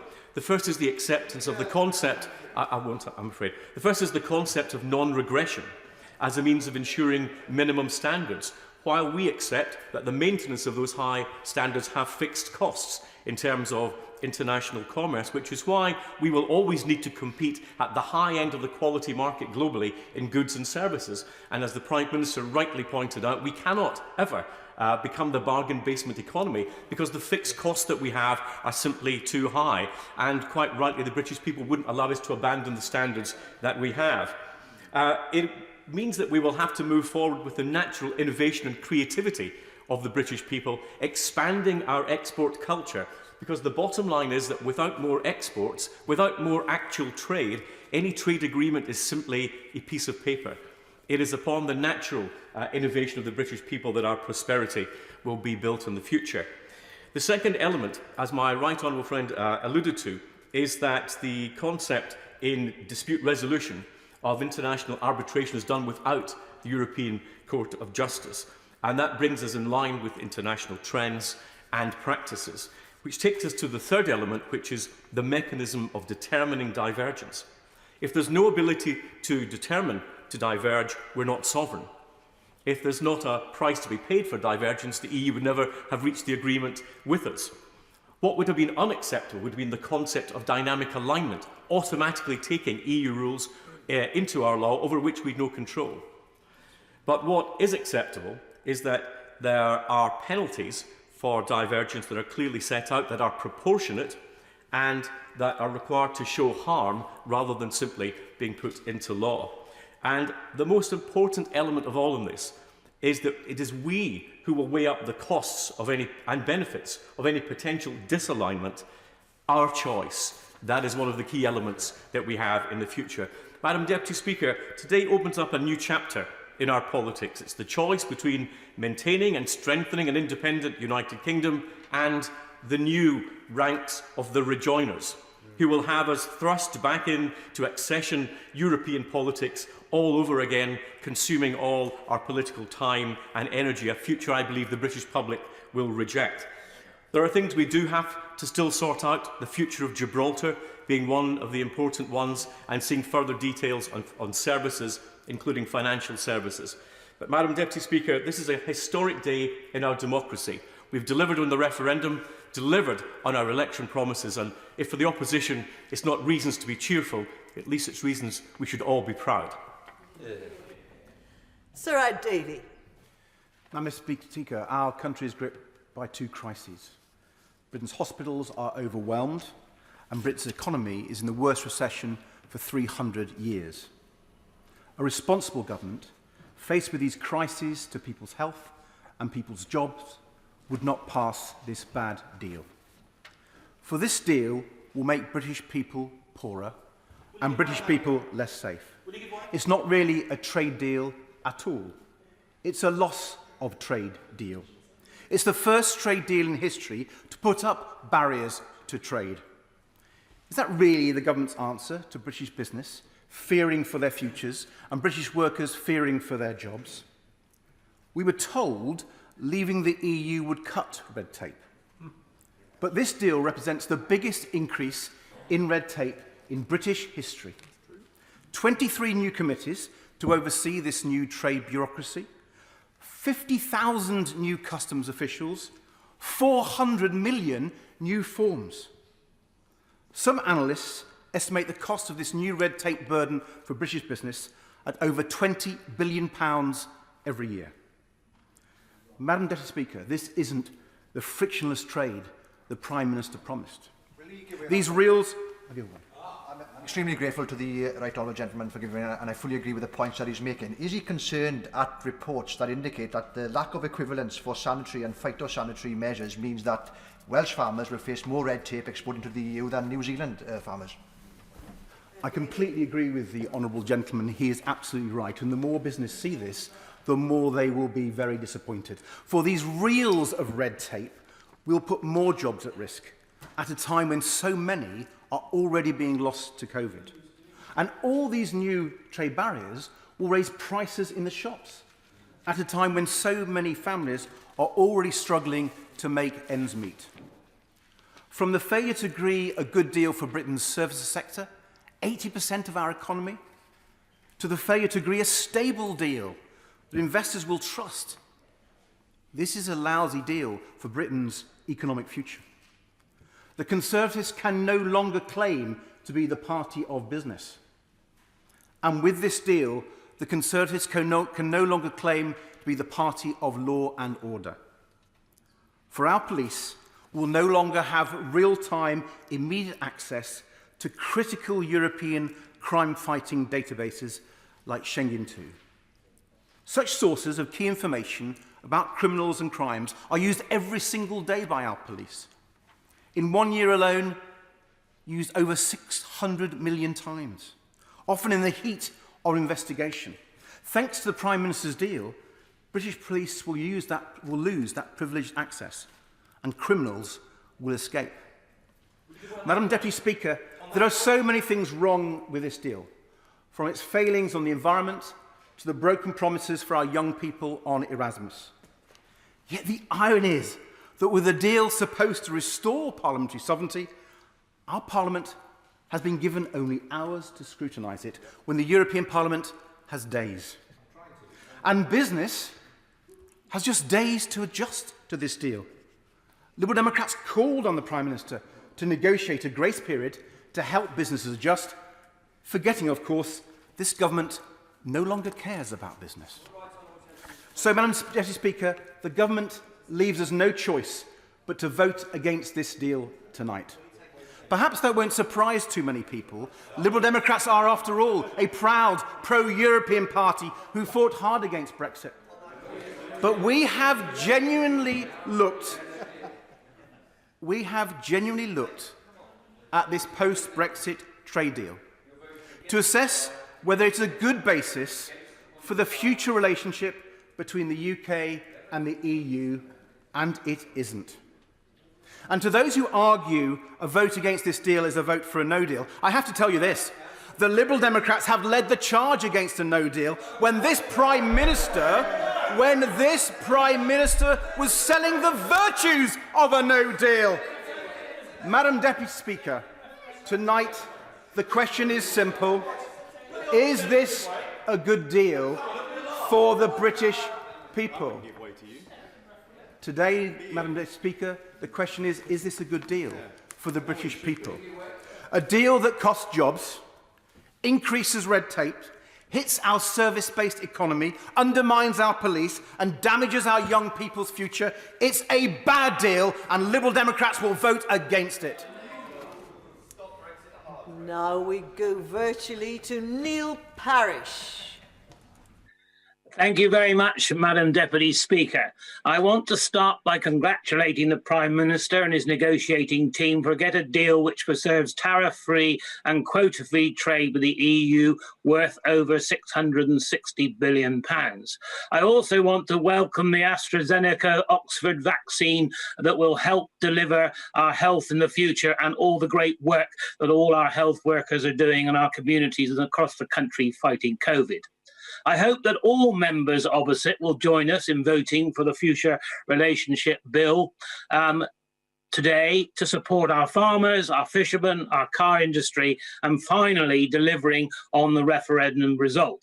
The public have consistently voted to leave the EU over the last 4.5 years, including in Tiverton and Honiton. But farmers in my constituency and across the whole of the United Kingdom will pleased to see that we are leaving with a deal. Sheep farmers across the industry, across the whole United Kingdom who were facing tariffs of almost 50% will breathe a huge sigh of relief this Christmas. Our fishing industry can also be assured that the agreement recognises UK sovereignty over our waters and puts us in a position to rebuild our fishing fleets, coastal communities, and also processing more of our fish into the future. We are gaining 25% more fish, worth 146 million for our fleet over the next 5 years. And we can go further with the right to exclude EU boats should we want to. But the Prime Minister and the government were right to be reasonable on this issue because we export about 80% of the fish that we catch to the EU. So we do need a market for that fish. We also need to cooperate with this agreement so that we are not constantly fighting with the EU and ending up in arbitration. I think there are incentives on both sides within the deal to keep promises and to be proportionate. Clearly, there will be some practical challenges over the next few weeks and months for our businesses. On the flexibility, we have heard evidence about technical barriers to trade and the additional paper and non-tariff barriers that exporters and importers will have to deal with. I want to take this opportunity to urge the government to be on standby to assist businesses as they adjust to the new processes, whether it's his marine management organisations, the food standards agencies, DEFRA, or the Department of Transport. We have seen over the last few weeks how important the Dover-Calais crossing is for trade, and including for fresh food on our shelves at this time of year. We need to make sure our businesses and hauliers are prepared for new rules of origin requirements as well as plant and animal health regulations at the border. Leaving the EU's customs union and single market is going to be a big change. What we now need to do as a country is to work hard to overcome any challenges and seize the opportunities that an independent sovereign state can bring. Let's raise our standards on animal welfare. Let's challenge public procurement and eat more food that we produce in this country. Let's lead in the world in clean environmental cars and environmental protection. Let's catch more fish and regenerate our coastal communities. And let's roll up our sleeves, export more and attract more investment from all corners of the globe. Thank you, Madam Deputy Speaker. And now we go virtually to Ellie Reeves. Thank you, Madam Deputy Speaker. Negotiations over Brexit and a deal with the EU have gone on for nearly 4 years in what was initially described as the easiest deal in human history. The decision to leave has led to a significant devaluation in the pound, along with reduced business certainty and investment in the UK. But now that a deal has finally been reached, it is time to move on with our new relationship with the EU. However, this thin, final hour deal was not the deal that I wanted. It was not the deal we were promised. It was not the deal that my constituents, the vast majority of whom voted to remain, had hoped for. Madam Deputy Speaker, I do not believe that this is a good deal. Indeed, it will never compare to the deal that we had before, which allowed for free movement, studying abroad, access to healthcare, access to the single market and the customs union. In the last Parliament, I consistently called for a second referendum and voted to remain in both the single market and customs union. But the debate has moved on from them. Things that seemed possible in 2018 and 2019 were no longer a reality after the general election. So today the choice is stark.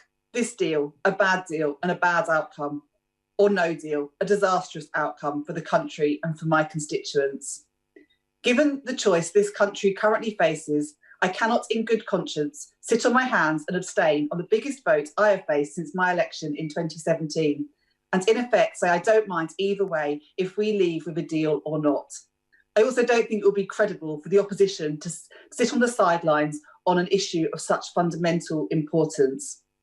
Nor can I vote against the deal when the alternative, no deal, is a complete disaster. The responsibility for this bad deal lies squarely with the Conservatives. But this is the deal that Labour will inherit if elected in 2024, and it will be our responsibility to build on it and to make it succeed in the future. And as a starting point, I call on the government today to restore the UK's participation in Erasmus. Opting out will deprive thousands of young people of opportunities and sever countless potential links between UK nationals and our European neighbours. I lived and worked in Italy under a EU scheme as a teenager, and it fills me with sadness that the same opportunities will no longer be afforded to my children and my constituents. And as an MP proud to have a large number of constituents who work in the creative industries, I urge the government to do everything possible to secure a cultural work permit that gives visa-free travel throughout the 27 EU states for creative professionals to perform shows and events, along with customs exemptions for their touring equipment. Finally, the level playing field commitments on labour and environmental standards are limited. They are not dynamic and do not require the UK to uphold current levels of protections in all instances. In 2017, I tabled an amendment to the EU withdrawal bill that sought to ensure both sex discrimination protections and maternity rights, along with rights of workers with caring responsibilities, would be no worse off after Brexit than had Britain remained a member of the EU. This deal gets nowhere close to achieving that. Madam Deputy Speaker, it is clear that this is a bad deal, but it is better than the disaster of no deal. That's why today, with great sorrow that we left the European Union last January, I will vote for this government's deal. Sir Bernard Jenkins. Thank you, Madam Deputy Speaker. And just following the Honourable Lady from Lewisham West, I feel we're having a debate about a glass being half full or a glass being half empty. But I think it's worth reminding ourselves that we will be able to do things like abolish the tampon tax, which so many honourable ladies opposite railed against the government about, only because we're leaving the EU and getting out of their jurisdiction. Madam Deputy Speaker, this extraordinary recall of Parliament the day before New Year's Eve, and in the midst of a raging pandemic, is a pivotal moment in our history. Since the 31st of January, we have been in limbo, outside the EU, but subject to its laws and institutions. Tomorrow marks the real departure when we take back control of our destiny. Denial by some of the importance of sovereignty is based on a confusion. Sovereignty is not the same as power. Sovereignty is the ultimate source of authority to exercise power. EU member states have given that ultimate authority to the EU. Demanding its return was a revolutionary act by the majority who voted leave in the referendum, which they can then confirmed in the 2019 general election.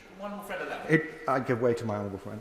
Very briefly, is he also aware that in an national opinion poll undertaken yesterday, 55% of the British public want MPs to vote for this deal, whereas only 15% do not? That revolution continues. And it recalls our glorious revolution of 1688, when the nation broke with an attempt to align the then three kingdoms of the British Isles under James II with an existing European hegemon, and to create a new arrangement with the modern free-trading Dutch. And when Parliament reasserted the right of the people through the Bill of Rights to consent to their system of government. And it is this right which was increasingly compromised in the EU because it attaches more importance to integration and central control than to democratic choice. Some said the EU would never allow the UK to leave EU control and prosper. And what the EU negotiators called governance became the fundamental difference of principle in the EU negotiations. This agreement may be less than many would have liked in many respects, and let's just remind ourselves, so many of those extra barriers and checks are being imposed by the EU at their choice, not because we chose to accept them. But I pay tribute to my right honourable friend, the Prime Minister. He held absolutely firm on governance by insisting that the EU could only have free trade with the UK if they give up their control over the UK. And as the ERG Legal Advisory Committee has confirmed, this agreement treats the EU and the UK as sovereign equals. Now, I've no doubt that the EU will continue to do everything it can to assert what it intends the provisions of this agreement should mean. And then this is the new challenge. For 2 generations, our system became institutionalised by the EU, but we now have the reciprocal right to insist on our view of fair interpretation with equal vigour. And we must do that. Only then can we seize the great opportunities that exist for our reborn nation. And a final word about Scotland. It is striking that the government has agreed an institutional framework for relations between Whitehall and Brussels, and even between this Parliament and the European Parliament, while no such formal frameworks exist in our own country between the 4 parliaments and the 4 governments. Those who want to strengthen the Union and to strengthen trust within our own Union of Great Britain and Northern Ireland must address this with urgency. And I hope, as Chair of the Liaison Committee, to help the government do precisely that. I will go virtually to Liz Saville-Roberts. Diolch yn fawr iawn, Dir Pilafarydd. This deal is a bad deal for Wales. The government dragged out the negotiations until Christmas, and now it's being rammed through Parliament just to avoid proper scrutiny. Who would have thought that taking back control would prove so false so soon? And with the Tories and Labour now committed to working hand in hand to enable the deal, it is a done deal, a stitch-up, it'll pass.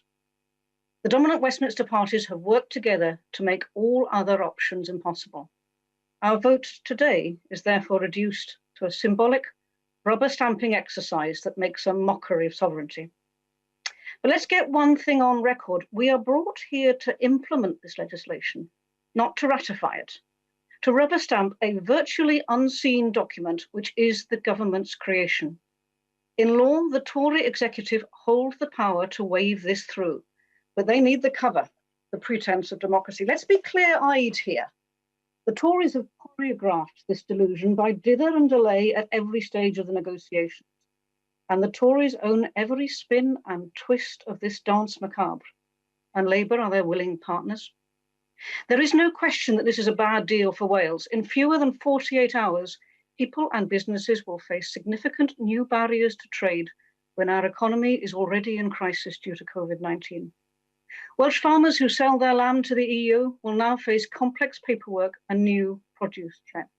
The 140,000 jobs in Wales's manufacturing sectors, including automotive and aviation, will be hampered with disruption to the complex cross-border just-in-time supply chains.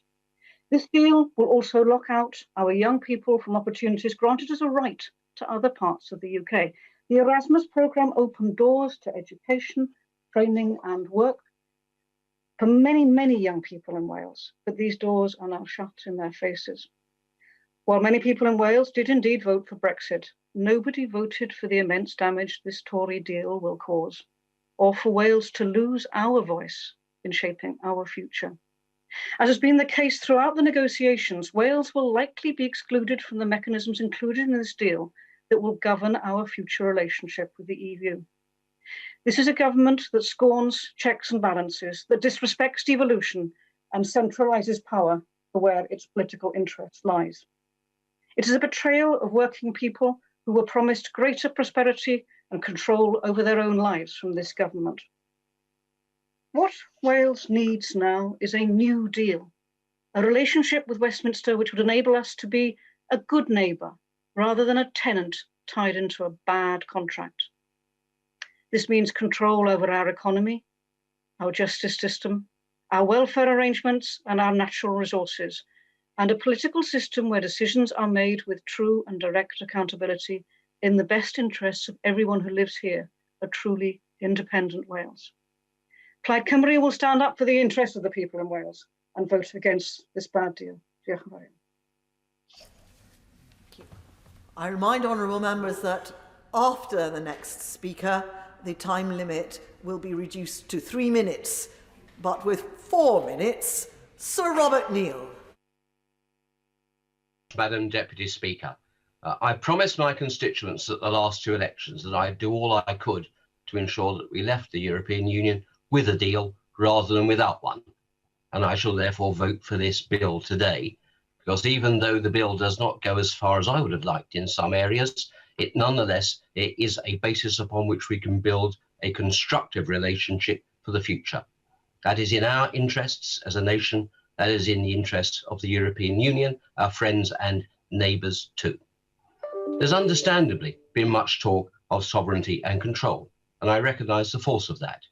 But we also have to be frank and honest and say that sovereignty itself never put any food upon any family's table and never paid any family's wages or mortgage or rent. It's how we use that sovereignty and control that matters, and sometimes that is best done with restraint and often in collaboration with others. And I hope in that spirit we will build upon the arrangements in the bill, particularly in relation to key areas of our economy. For example, financial services. I welcome that there is some reference to financial services in the bill, but there's much more to do there. And I hope as a matter of urgency, the government will do more work in relation to data adequacy arrangements, ensuring that we swiftly obtain equivalence arrangements for that sector, and also to deal with the growing financial technology sector in which we are world leaders. So work to do, but something upon which we can build. And for that reason, I know the City Corporation and the financial services sector welcome the bill. I also welcome the legal services chapter. But again, there's more that we can do around extending the definition of mutual recognition of professional qualifications beyond lawyers as it currently is, because very often accountants and others work in multidisciplinary teams now. I'm pleased with the work that has been done on relation to justice and security cooperation, though I do hope that we will be able to find a better means to deal with the SIS2 information systems access, because we've had compelling evidence of the importance of this to the Justice Committee. Again, here's something we can build upon.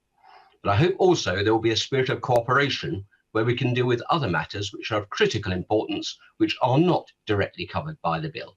For example, agreeing early accession to the Lugano Convention on civil justice cooperation and enforcement of judgments. There's no reason now why this should not be pursued with the utmost speed so that we can ratify as soon as possible. And finally, there is a matter of an obligation which we have to the people of Gibraltar. And I refer to my entry in the Register of Interests as chairman of the All-Parliamentary Party Group for Gibraltar. We gave a clear undertaking to the people of Gibraltar, who, although they voted overwhelmingly to remain in the European Union, are equally determined to remain part of the British family, that we would not leave them behind and would not leave the European Union without securing a deal for them too.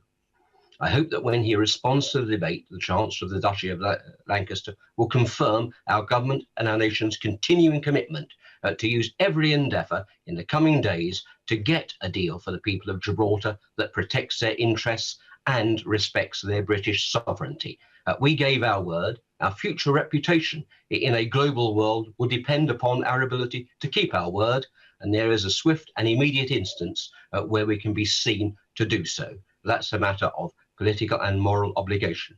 Against that basis, I think there are constructive things that we can do, set aside perhaps divisions of the past and work together as a nation collaboratively with our friends and neighbours and those who we have given our word to support and assist. I will support the bill today. Now we go virtually to Dr. Philippa Whitford. Thank you very much, Madam Deputy Speaker.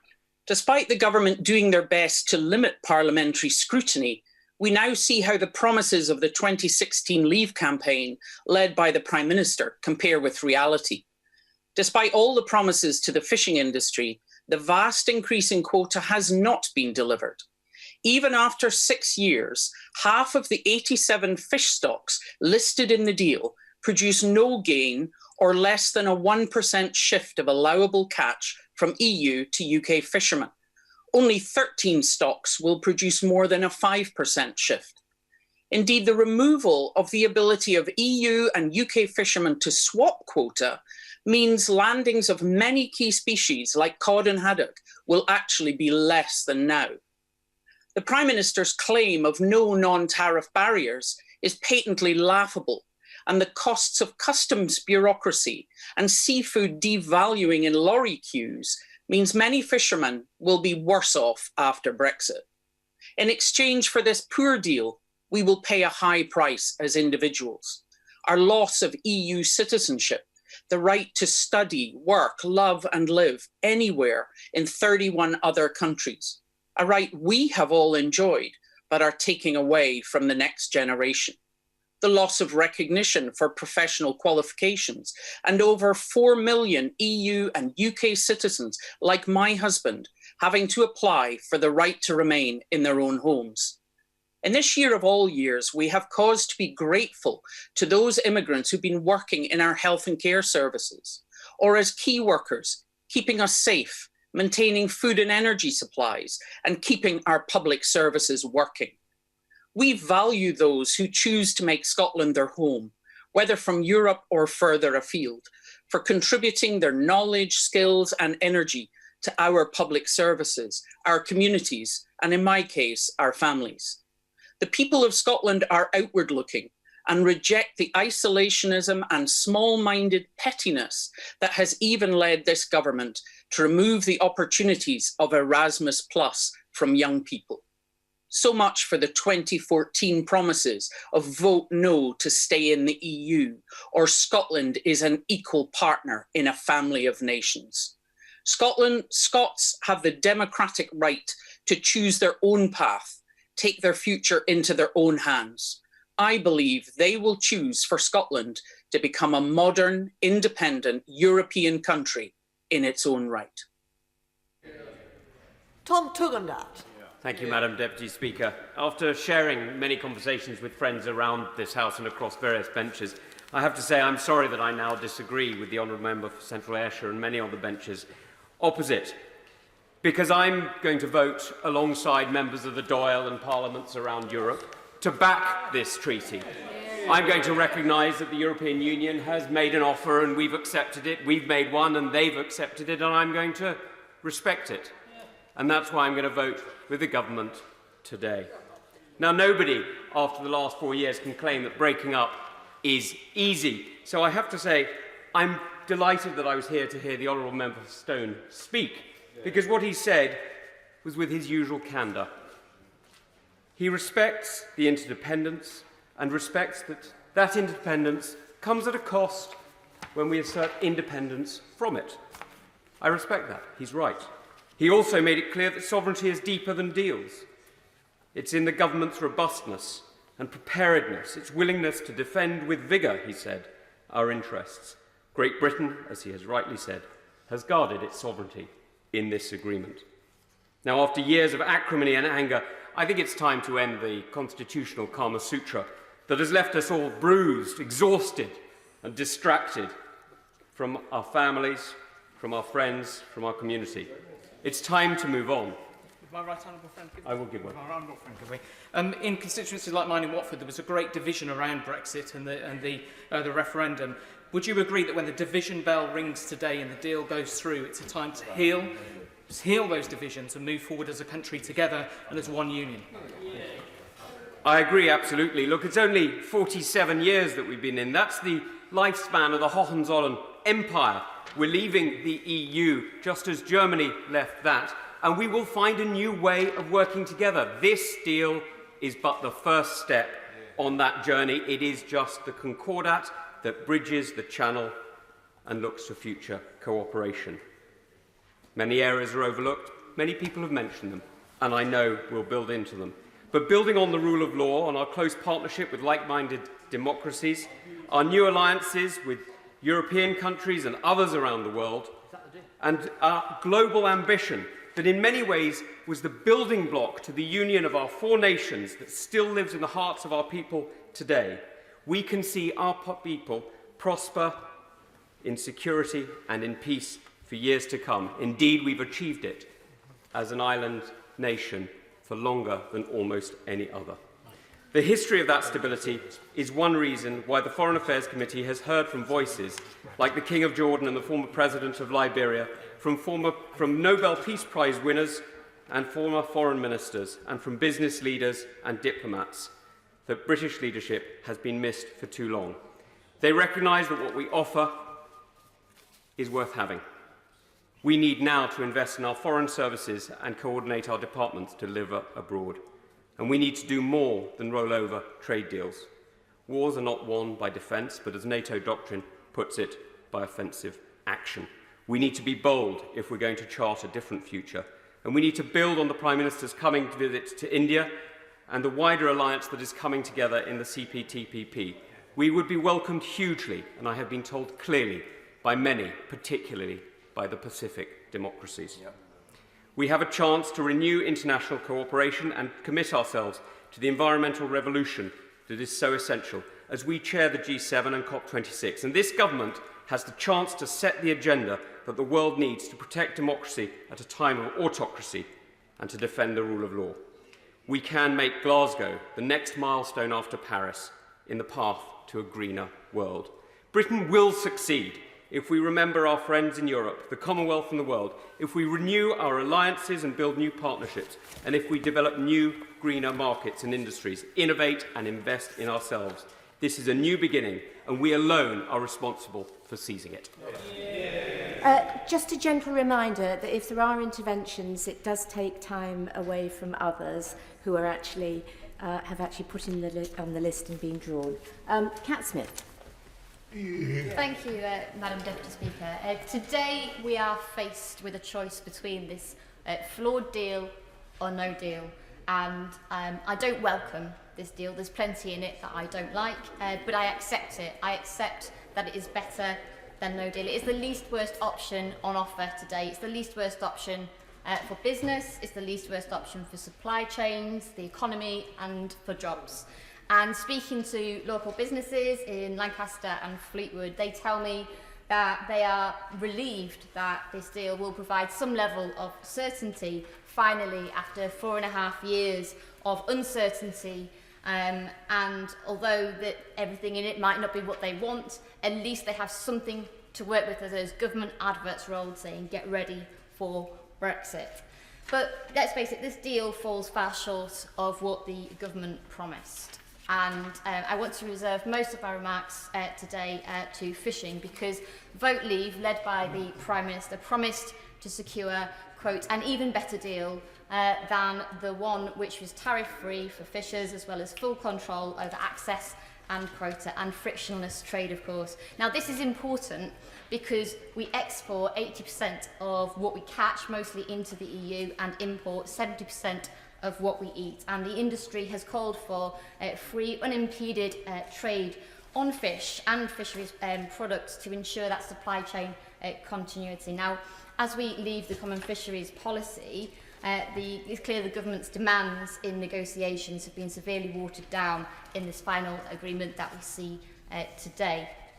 And when it comes to over-promising and under-delivering, this Prime Minister certainly has form, because the reality is that the communities like my own in Fleetwood, who voted to leave the EU on bold promises about the regeneration of fishing, are going to be left very disappointed. And I want to make a few remarks about the £100 million promise that has come from government in recent days. And I say this: it better be more real than the promise of £350 million a week for the NHS that was plastered on the side of a bus. But that £100 million will not be enough to truly transform coastal communities up and down these islands who desperately need that investment, and that is the reason why many of them chose to vote to leave the European Union. So I will vote for this bill today, because I think that the old divisions between leave and remain are over, and the two options before us today are leaving with a flawed deal or leaving with no deal tomorrow.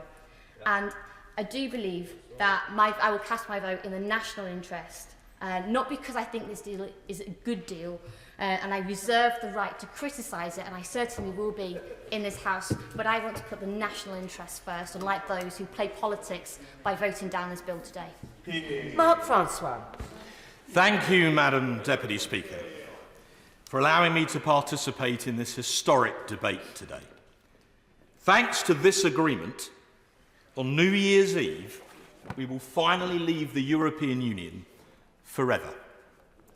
So perhaps Big Ben will bong for Brexit after all. Nigel Farage memorably said last week, the war is over. Well, at some times, as you will well remember, Mum, it has felt like a war in this place. So perhaps we should now take on board the advice of the prophet Isaiah, who said, and they shall beat their swords into plowshares, and their spears into pruning hooks.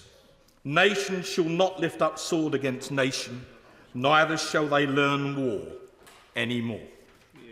In that case, perhaps I and my Spartan friends should now lower our spears too, but perhaps keep them to hand, just in case one day someone, perhaps the leader of the opposition, should try and take us back in.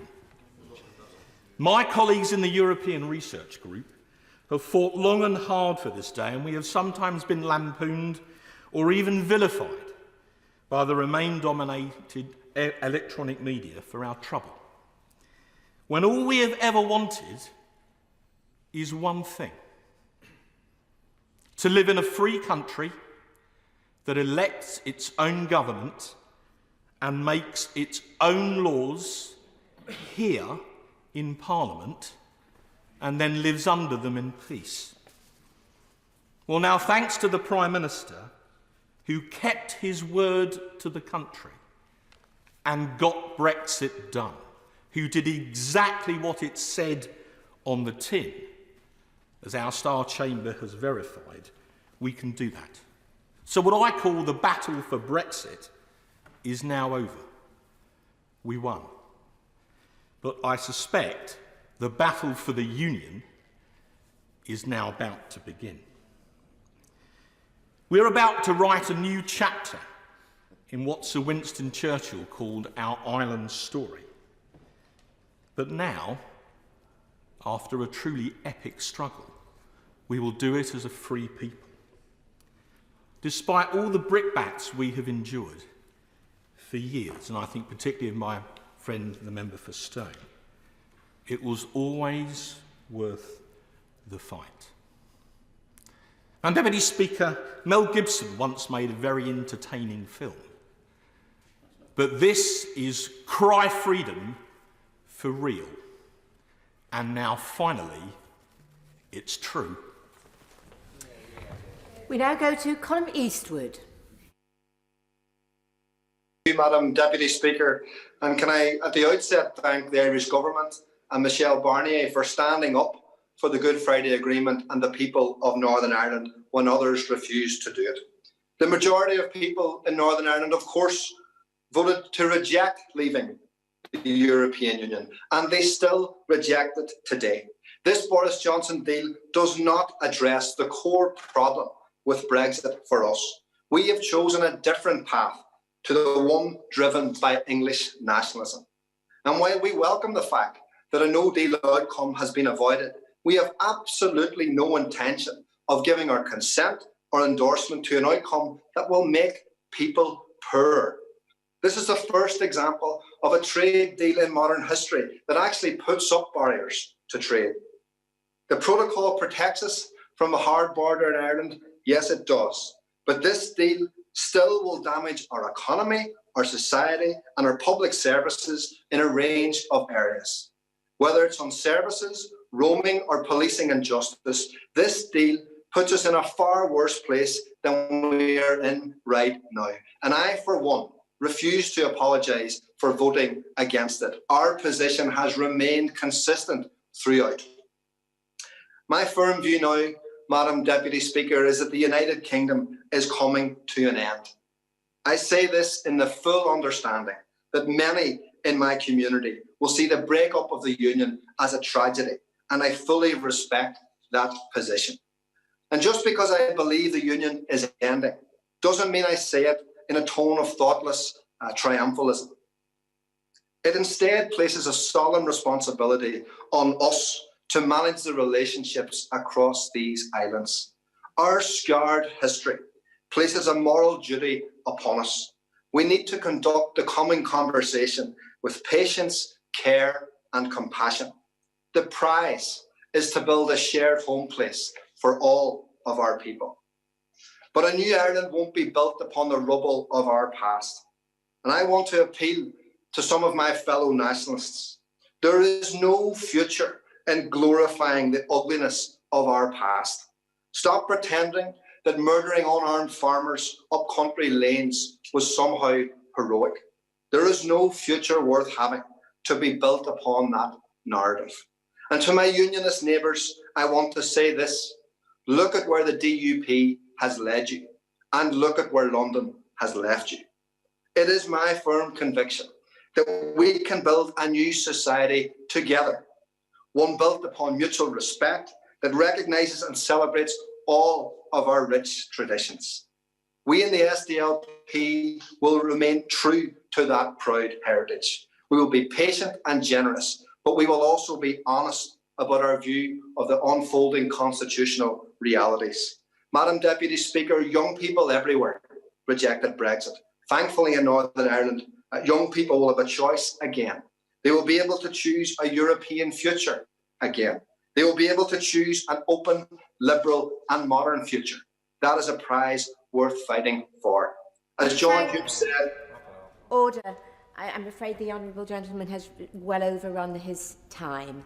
So I thank him for his speech, and we now move on to David Davis. Thank you, Madam Deputy Speaker. In normal times, this House would have been packed to the rafters with people listening to the Prime Minister's speech, because this is a new beginning for our country. There's no doubt about that. No doubt that in 2 days our freedom and our sovereignty will be much greater than it was as a result of this treaty. And I'll say in terms, this treaty is better, much better than would have been achieved under the previous strategy. Why do I say that? Well, the Prime Minister and Lord David Frost did a fantastic job on delivering this, and they delivered it by standing up to the European Union, calling their bluff successfully, time and time again, and delivering an outcome which we can make the most of. I will give way, of course. Great. I was standing in this place when he was at the dispatch box, and he promised the House that we would have the exact same benefits from the Brexit. When we was challenged to put it in law, he said we don't need to put it in law because I've given my word, was what he said. How does he reflect on that period and the entire failure to deliver the exact same benefits he promised? This is the point, because firstly, it was a negotiating aim, as his own leader said at the time, but secondly, that's why I resigned, because the strategy we were pursuing then did not and would not deliver that. And the only honourable thing I could do was to stand down in that place. But this treaty is a new beginning, which of course is not to say it's perfect, and I agree with him on that. Northern Ireland, we have issues to deal with. Fishing, we have issues to deal with, and I'll come back to that. Gibraltar, we have issues to deal with. So it's not over. It's not over. And all will lead to uncomfortable decisions in the near future. But what now?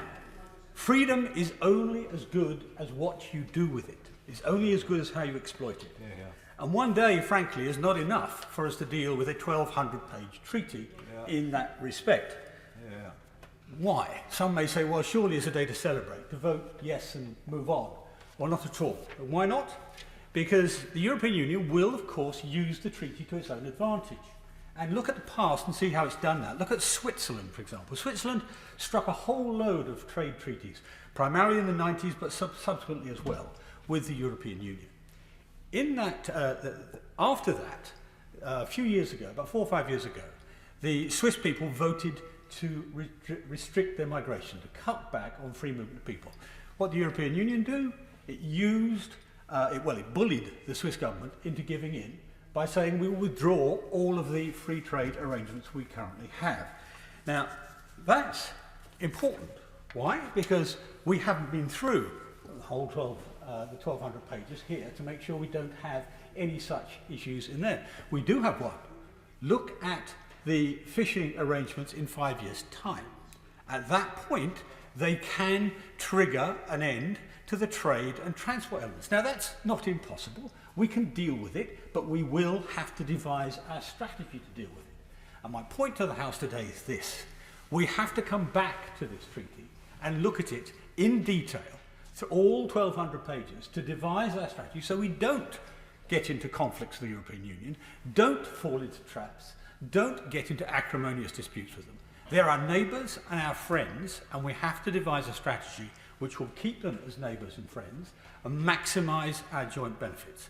And if the House does that, we will have a bright future. We will have better than the exact same benefits, to come back to the gentleman's point, because we will have bigger opportunities around the rest of the world, as the Department of International Trade has already demonstrated, as my right honourable friend said. And on that basis, I'll vote for this treaty. Yeah. I very much hope that that honourable members who are down to speak, if they intervene on others, will shorten their own speeches accordingly. And if people do want to take interventions, it's probably a good idea to run a little short, as the right honourable gentleman just did. We now go to Barry Shearman. Madam Deputy Speaker, thank you so much. Can I, in my brief contribution, say I feel very strongly about Europe. We are leaving the European Union, but we're not leaving Europe. And I was inspired. I'm a war baby. I was born on the worst day of the Blitz of London in London. And so when, after the war, after that terrible period in European history, the move to start a Europe that would make, in the future, with the watchword, to make war unthinkable. That was very inspirational, and also a Europe that would be wealthy and powerful and be a great influence on the democracies of the world. That spirit we still need again, Madam Deputy Speaker. I am on the Select Committee on the future relationship with Europe, so I've been privileged with hearing a great deal of evidence. And I am sure that although this isn't the best deal you could possibly have, it's a much better deal than I expected. So I will be supporting it in the division lobbies tonight. But I will say that this is the time for the renewal of the European spirit. We are still in Europe. This agreement that we have is a building block. We can build on it, and we must build on it if we are going to make this world a safer place, a more secure place, if we are going to stand up to the threats from global threats from China and from Russia, and from the threats from COVIDs and the threats from global warming and climate change. Europe must work together. And can I just say, if all the evidence, I have to say, we also ought to thank Michel Barnier, who was a tough Barnier, but a true European, also Ursula von der Leyen, who was an inspired leader, and also the support behind people should recognise from Angela Merkel and President Macron, because inspired leadership across Europe gave us in part this deal, not just the true Brits fighting for a good deal. It is a good piece of statesmanship that has come through, and I applaud it. Thank you. We now go to Cheryl Murray. Thank you, Madam Deputy Speaker. I was really pleased that the Prime Minister secured this deal that will mean so much to so many, and I support it. I was, however, disappointed that this got linked to our fishing waters, and to say fishermen are disappointed is an understatement. I share their disappointment. I do understand that the EU originally demanded access to our 6 to 12 mile limit for 40 years, and negotiators have managed to reduce that to 5.5. In order to give the industry certainty, I hope that we will see July 2026 as an end date enshrined in legislation, and the government will compensate for this to happen. I also ask that we take advantage of our newfound freedom from the European Court of Justice to ensure the restoration of the principles enshrined in Margaret Thatcher's Merchant Shipping Act of 1988. We must make sure that all UK quota is available for UK-owned boats. The disastrous factor-tame ruling must be reversed. I would ask that licences issued to foreign-owned vessels fishing in our 6 to 12 mile limit are stringently enforced. The right of arrest given to the Royal Navy Police must be extended beyond the 6-month period, with any breach of our own rules resulting in impounding the vessel and gear. Canada showed the way with the arrest of the Astay in 1995. A minimum landing requirement in UK ports should be introduced with the limit set after consultation with industry representatives in order to ensure no obstruction for UK vessels who land in other ports in other countries. We must also take advantage of this 5.5-year window to rebuild our fishing infrastructure, including new vessels using the generous £100 million from the Treasury. And I hope the Chancellor can look at a little bit more, but I do understand the economic times we are in. Any grant aid must be distributed throughout the whole of the United Kingdom and benefit fishing vessel owners, as well as port infrastructure and processors. We must prepare ourselves for 2026. As an independent coastal state, the Minister can take decisions to free the UK from a fisheries management regime which has been hampered by the constraints of the CFP. We can honour our obligations under UNCLOS, but also be flexible to ensure all UK fishermen can benefit from this partial freedom and take the steps we need to ready ourselves when we, and we must, really take back complete control of our waters in 2026. I will be supporting this deal this evening. We now go to Diane Abbott. Very much, Madam Deputy Speaker. This is the most important and consequential piece of legislation on British-EU relations that I've taken part in over 30 years in this House. So let me say from the beginning that I will not be voting for this Tory Brexit deal today.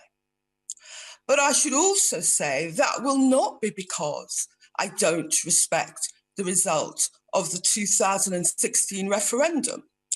I think I have rather good Eurosceptic credentials. I voted against the Maastricht Treaty in 1992 and have voted against most other pieces of further EU unification that have come in front of this House. But I voted against the Maastricht Treaty, not because I was opposed to freedom of movement, or because I had a fear and concern about EU migrants, or because I had the notion that migrants drove down wages. I voted against the Maastricht Treaty and other aspects of further EU integration because of a concern for fundamental issues of democracy and accountability. So let me say that by driving this historic deal through Parliament in one day with no time for proper scrutiny, this government is trashing democracy. So this is a deal which falls short in many policy areas, but I wanted to talk about security. The government claimed that it was going to get, and I quote, a security partnership of unprecedented breadth and depth.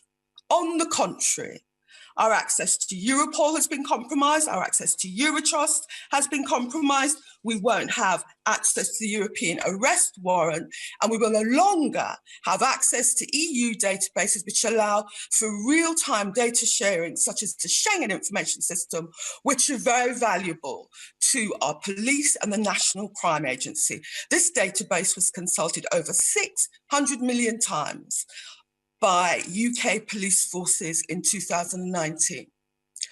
So in closing, Madam Deputy Speaker, let me say this.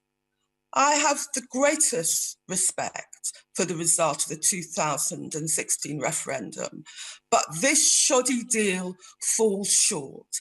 It fails the British people, it fails my constituents, and I have to meet my responsibilities as a member of the British Parliament and vote against it today. We now go to Damien Green. Thank you, Madam Deputy Speaker. There are huge complexities in this deal, but there is a very simple choice before us today, this deal or no deal. As someone who campaigned hard for Remain in 2016, I've held two views very strongly since then, that it would be wrong to try to overturn the result, as many of my friends believed, but also that leaving with no deal could be a terrible option for this country. So today I will vote enthusiastically for this deal, and I congratulate the negotiating teams on both sides for showing at the final stretch that kind of practical pragmatism, which ironically has always been held up as a positive British contribution to EU proceedings. And I should also say that I'm very grateful that the British negotiators spent some time and trouble to share and discuss matters with the Conservative One Nation caucus in recent weeks. There's no time today to go into the details, although indeed today is a triumph for the government, a triumph for the Prime Minister, but not a triumph for Parliament, as this degree of scrutiny is clearly pretty laughable. But it is worth registering two specific points, both of things that need to be built on. The first are the security arrangements. It's hugely regrettable that the UK has had to leave the SIS2 regime for exchanging information about criminals, and I hope that we can negotiate some equivalent in the future. And the second is obviously the need to improve matters for the financial services industry. The arguments have been well rehearsed already, but I very much hope that the necessary rules can be agreed in the coming months to allow this industry to flourish, not just in the City of London, but around the UK. But it's that strong likelihood of further talks in the committee structure that the deal sets up. I think that's one of the reasons why the deal is worth supporting enthusiastically. With no deal, there would have been no chance of such sectoral deals. There would have been bad blood, instead of what I hope will become the habit of close cooperation. I hope that fervently, because in recent days, my constituents have seen the effects of blockages and delays at the ports. And if this goes on for too long, they and I will be very unhappy. So what's needed now is a spirit of generosity, both in our internal debates, because too much of the Brexit debate has been full of bile and hatred and personal attacks, but even more importantly, in our attitude to countries who are our neighbours, our allies in democracy, and our friends. We can make today the start of a new relationship of good neighbours rather than surly housemates. So let's take that opportunity, support the deal, and move on. Now go to Yvette Cooper.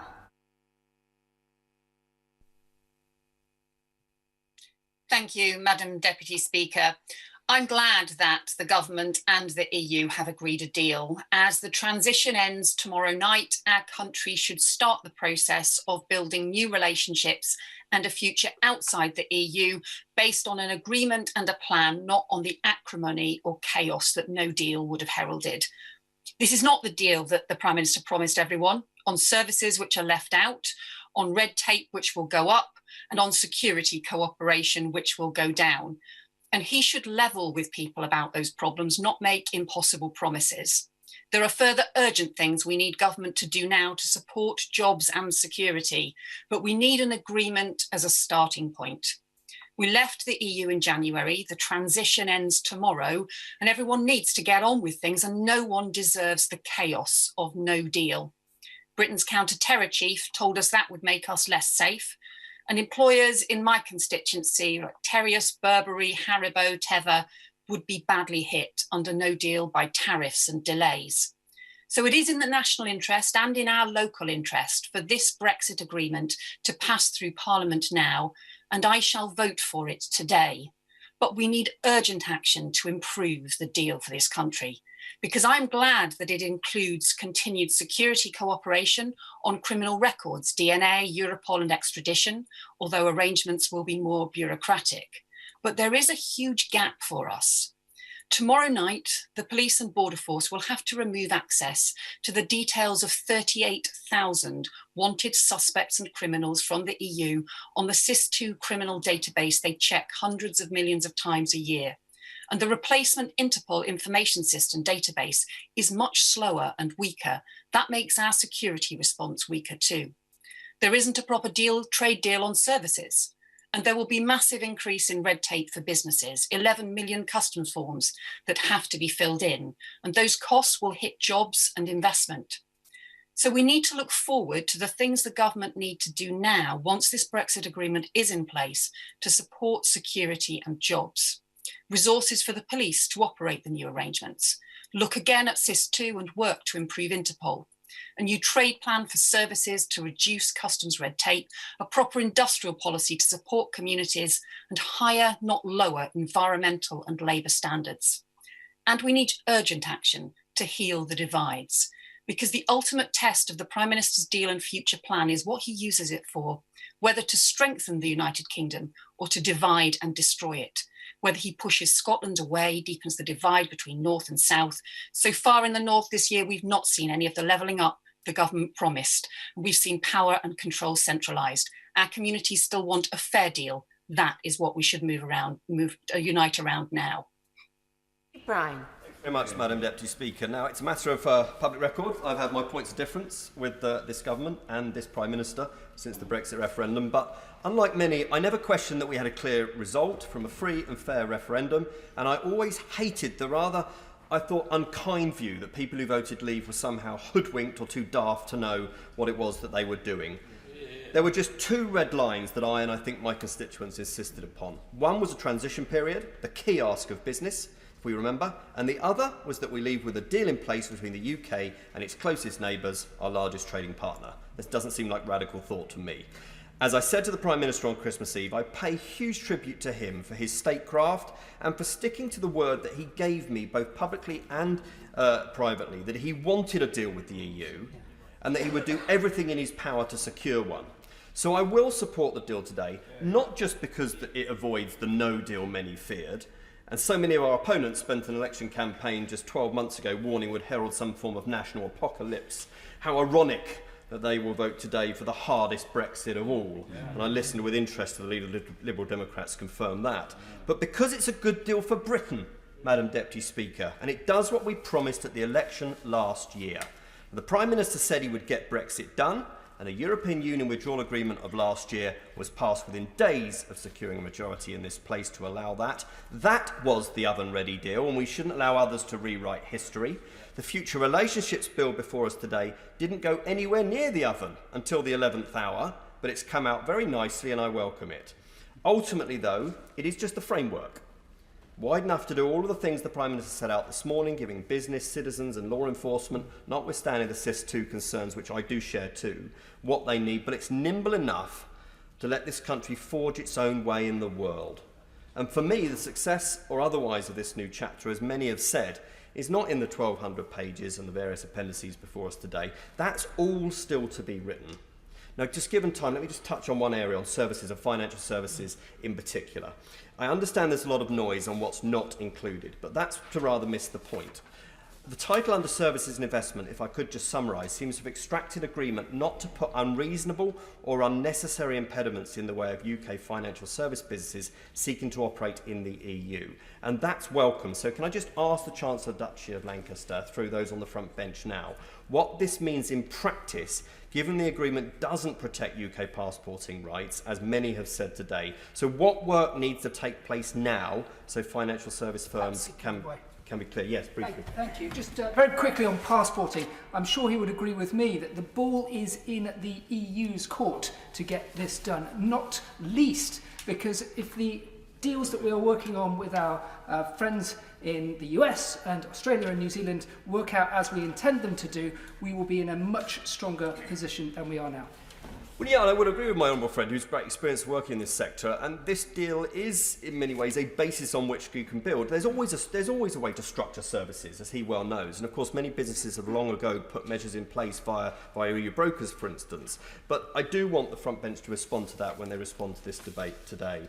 So in closing, Madam Deputy Speaker, although we have left the political structure of the EU, this country will remain culturally, emotionally, historically and strategically attached to Europe, not least through the 4 million EU nationals who are our friends and neighbours, and many are my constituents. We now have a new future to look forward to. It won't be the same, and we shouldn't pretend that it will, and we should never have pretended it will. And that's okay. It's time to come together. It's time to move on. Peter Kyle. Thank you, Madam Deputy Speaker. I was walking down New Church Road in my constituency yesterday and was stopped by a man who was out for a walk with his young daughter. He explained to me that he was a real Remainer, that he had voted and campaigned for Remain, he had supported Remain all the way through, he supported the idea that I co-championed with Phil Wilson for a confirmatory referendum. He had really felt in his heart that he wanted our country to remain. And yet he told me that when the Prime Minister came back with a deal on Christmas Eve, he rushed to the fridge with his wife and opened a bottle of champagne that he was saving for the next day. He had done so because he knew what the impact of no deal would have on his business. It was hard to hear somebody say that they were celebrating this deal, but I understand why, and it really impacts the way that I am voting today. He is lucky because the business that he has, which exports products into EU countries and other European countries, is in the 20% of the economy that's covered by this deal. He's now preparing himself with the additional paperwork and bureaucracy and having to take on extra staff to do it, but he is covered by some of this deal. But there is 80% of the economy that isn't. If you are in the financial services sector and you're working in Chester or in Manchester or in Edinburgh, you are left behind. If you have a professional qualification and seek to use it in other countries, you are left behind. If you are in the creative and performing arts sector, you are left behind. And if you are a young person who is in education and looking to explore the full potential of your potential across the Europe and beyond, you are left behind. But I am in no doubt that supporting any deal is better than the chaos of no deal. And I am also in no doubt that if we inflicted defeat on the government today, this is not a government that will extend and renegotiate. It is a government that will drive us out with no deal tomorrow. That is a price that we cannot afford.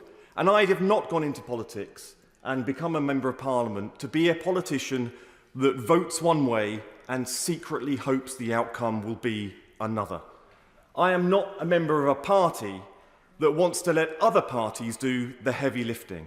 That is why I will be stepping up and taking responsibility for what is in the best interests of our country tonight, supporting this deal and fighting for the deal to be a starting point, not an end point going forward. Thank you, Madam Deputy Speaker.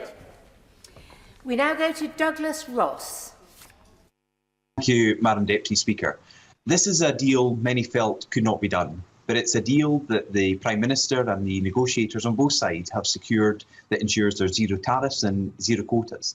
It's a deal that's been welcomed by the Federation of Small Businesses, the National Farmers Union of Scotland, the Scottish Salmon Producers Association, the CBI, and many, many more.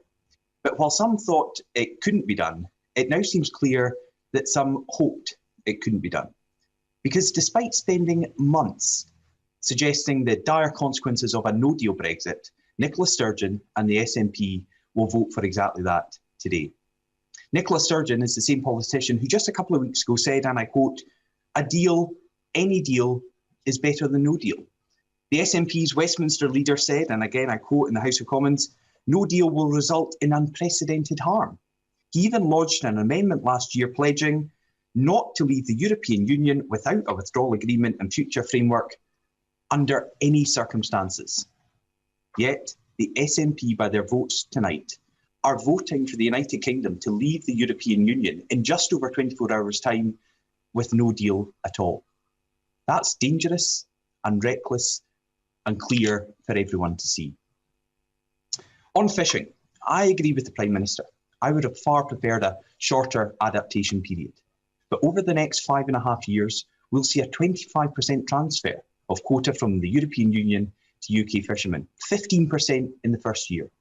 We'll see £100 million invested in the sector by the UK government, and we will see great opportunities for fishermen and communities up and down the country in the years ahead. Now, a comment was made earlier about something I may be drinking as a result of comments I've made previously. What I was speaking about then was about staying in the common fisheries policy, the CFP that the United Kingdom will be coming out of from the 1st of January. So the only thing I'll be drinking on Hogmanay this year is raising a glass of fine Scotch whisky from one of my many Murray distilleries that has its geographical indicator secured by this deal and recognised by the European Union going forward, toasting the fact that we are coming out of the CFP. And the only betrayal we can see of our fishermen in the future is from the Scottish National Party, who would take us straight back in to the CFP. Now, as we leave 2020 with a deal and renewed hope in our fight against COVID-19 as a result of this morning's great news about the second vaccine being made available for use in the United Kingdom, here in Scotland, we have to get the focus back on supporting jobs, individuals, families and communities, because over the last 13 years, they've been so badly let down by the SNP Scottish Government. That's where our focus has to be in the days, weeks and months ahead. Thank you. Now go to Clive Lewis.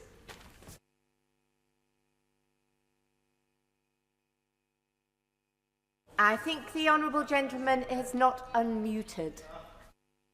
Can you now hear me, Madam Deputy Speaker? Can, yes. Thank you very much. Thank you, Madam Deputy Speaker. Members of this House have been recalled to vote on legislation we were given no sight of until yesterday to implement a trade deal we've barely seen and had no input into whatsoever. So let's be clear about what's being asked of this House today. And that's for a blank cheque to be issued to this government to implement a deal that is devoid of democratic oversight. Let's also put to bed that this vote today is about deal versus no deal. This is false framing used to hold this House to ransom. Members are today tasked with democratic oversight of how a done deal, which we can't amend, will be implemented. Does the restoration of sovereignty not extend to democratic oversight by the elected members of this House? Or is sovereignty only to be restored to the executive? It's a great irony that members of this House are allowed less democratic oversight of the deal's implementation than of our friends in the European Parliament. They have until the end of February to scrutinise and ratify the deal. So, Madam Deputy Speaker, change is what the public was promised. More control over lawmaking, more power for people in this country, less done by bureaucrats behind closed doors. How are those promises fulfilled? Through less scrutiny, less accountability, less democracy. Where in this bill is the clause restoring sovereignty to where it should rightfully be, with the people of this country? Change was demanded, more control was promised, and yet what we are presented with today is ironically more of the same. Unaccountability, power concentrated in the hands of a few, an over-centralised government evading scrutiny to act in favour of vested interests and impose decisions from the top down.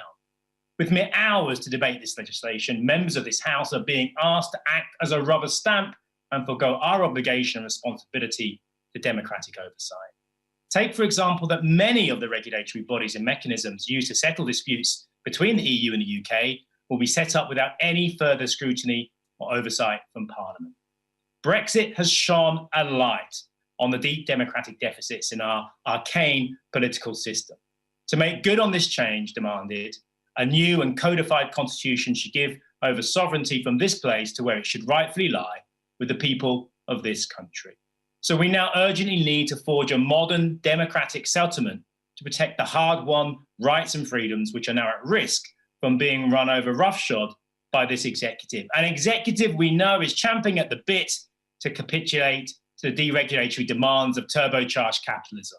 So I cannot, in good conscience, support a process that runs roughshod over checks and balances. I will not vote for more centralisation of power or comply with the erosion of an already weak democracy. I will play no part in giving this government a blank cheque to bulldoze through democratic oversight, and I will not be voting in support of this legislation.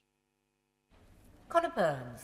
Thank you, Madam Deputy Speaker. This is the day that has been so long in the coming. From the inspiration of Margaret Thatcher's speech at Bruges, when I was elected National Chairman of the Conservative Students and vetoed by the Lord Speaker, who was then chair of the Conservative Party, because I was leading the student opposition to the Maastricht Treaty, to as a young research assistant, as an undergraduate at Southampton University, crafting amendments to the Maastricht Treaty for my honourable friend, the member for Stone. And why were we doing that? Why were we opposing that treaty? Because we could see the destination, a flag, an anthem, a currency, a parliament, citizenship. And we passionately believed you didn't need to be citizens of a trading organisation.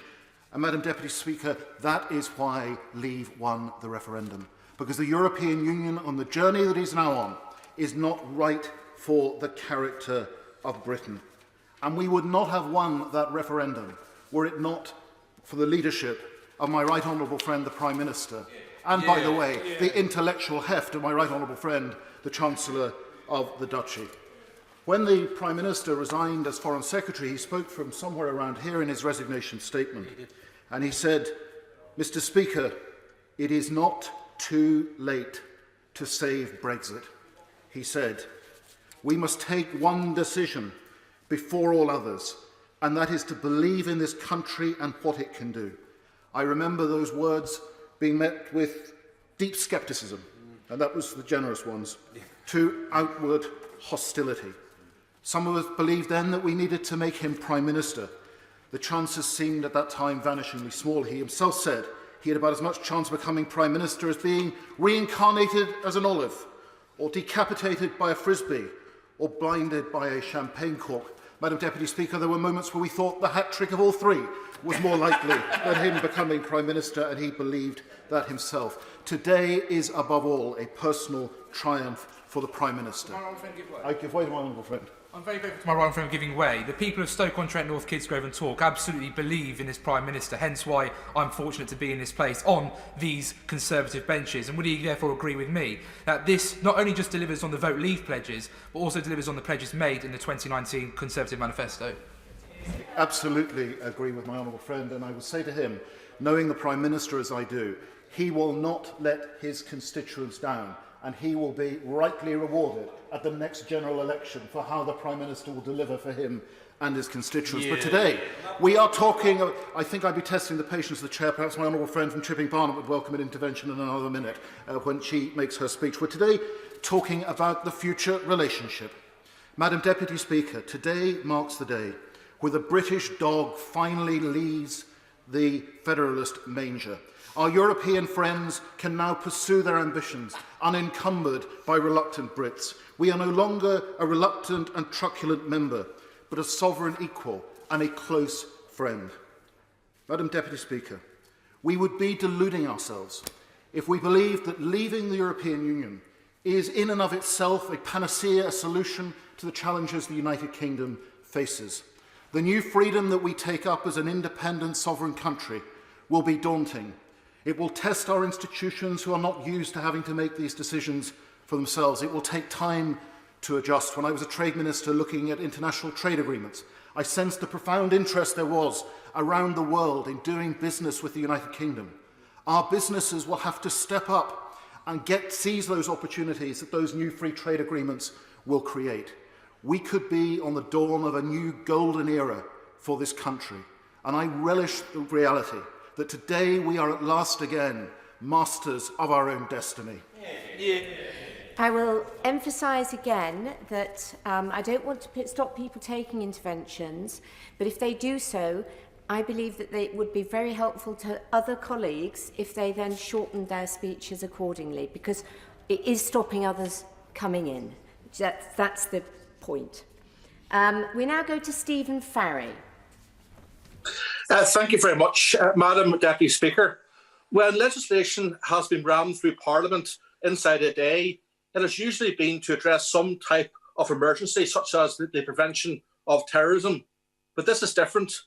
This government didn't have to run the clock down in negotiations to place Parliament in this very difficult position. We must not fall into the trap of an artificial choice between this bad deal and a no-deal situation. This agreement was negotiated by this Conservative government.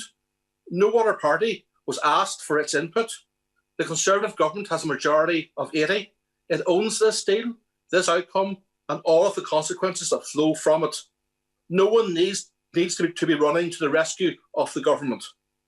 I am not prepared to be a rubber stamp. I am not prepared to legitimise or even acquiesce in a monumental act of self-harm. We must have the ability to stand up and represent our constituents and make clear this isn't good enough. The government seems to be obsessed with some abstract and antiquated concept of sovereignty. But we live in an interdependent world. We can't maximise prosperity, achieve social inclusion, protect the environment, address climate change, defeat pandemics, fight terrorism and organised crime, and project influence around the world in splendid isolation and without putting sovereignty. The notion of a global Britain is a contradiction in terms. The UK is retreating on the international stage and erecting more, not less, barriers to trade. Opportunities and benefits that our citizens have taken for granted for generations are being stripped away. For Northern Ireland, Brexit itself poses very significant challenges for a society and economy that only works based upon sharing and interdependence. Brexit means new borders and new friction, and that creates needless tension. I welcome that the EU has recognised this dilemma for us right from the outset. We are not fans of the protocol, but it is the product of the UK's decisions around Brexit and the consequent need to protect the Good Friday Agreement. It does give us a degree of protection and at least preserve some access to the European Union, but it still brings its challenges. I am grateful for the work that has been done around the flexibilities and mitigations that have been agreed in recent weeks. Yet it remains unclear how effective it will be in managing the situation. While Northern Ireland may have free access to both Great Britain and the EU, that only applies for goods, not in terms of services, not free movement. Brexit and the approach taken by this government has recklessly shaken the foundations of the Good Friday Agreement. We do not know if and how things will settle in the future. Thank you. Theresa Villiers. We stand on the verge of once more becoming an independent country with control over our laws, our money, our trade and our borders. There have been some difficult compromises, especially the delay in securing a much greater share of our rich marine resources, and there's more to be done on services. But this deal stands up to scrutiny. It does not bind us into the EU's laws or its court. It's a trade agreement between sovereign equals. It gets Brexit done. The Prime Minister has delivered what many in this House said would be impossible in just 11 months and despite the COVID emergency. And regaining our freedom at 11 p.m. tomorrow will mark a historic turning point. Some disruption is inevitable with change on this scale, but we can get through that and we can seize the opportunities provided by our newfound independence. This should be a moment of national renewal, where we choose better, more adaptable, modern regulation to compete more effectively around the world and create jobs and raise living standards for everyone. And we must ensure that the Northern Ireland Protocol doesn't divide our precious union. The FTA helps us do that because it requires the EU to act proportionately on formalities for goods entering its single market, but we must also develop those alternative arrangements to replace the protocol altogether. The UK's relationship with the European Union has divided our politics since the 1950s. I was one of the 28 Eurosceptic Conservatives to vote 3 times against the former Prime Minister's withdrawal agreement, every time it came before this House. We were under immense pressure to accept that deal, but the backstop it contained would have left us as a client state trapped in the regulatory orbit of the European Union forever. With that hanging over us, there is no way an FTA on equal terms would have been possible. We in this country, belonging to the EU means vesting supreme lawmaking power in people we do not elect and cannot remove. Well, we in this country pioneered the democratic system of government and we exported it around the world. Now we're bringing democracy home. Thank you. We now go to Sharon Hodgson. Thank you, Madam Deputy Speaker, and thank you to House staff who've made today's proceedings possible. It did come at the 11th hour, however, as the Prime Minister was desperate for a Christmas miracle, but this deal is better than no deal and gives us something to build upon. Nissan in my constituency is the largest Nissan plant in Europe, proving the North East's worth to the world's automotive industry, and it must continue to be so in the post-Brexit world. I welcome the work of both negotiating teams in avoiding immediate tariffs on vehicle exports in the new year. However, the deal does state that all vehicles exported into the EU must be at least 55% UK or EU content by 2027. As manufacturers like Nissan work hard to adapt to meet those requirements, what support will be offered to the sector to meet that threshold?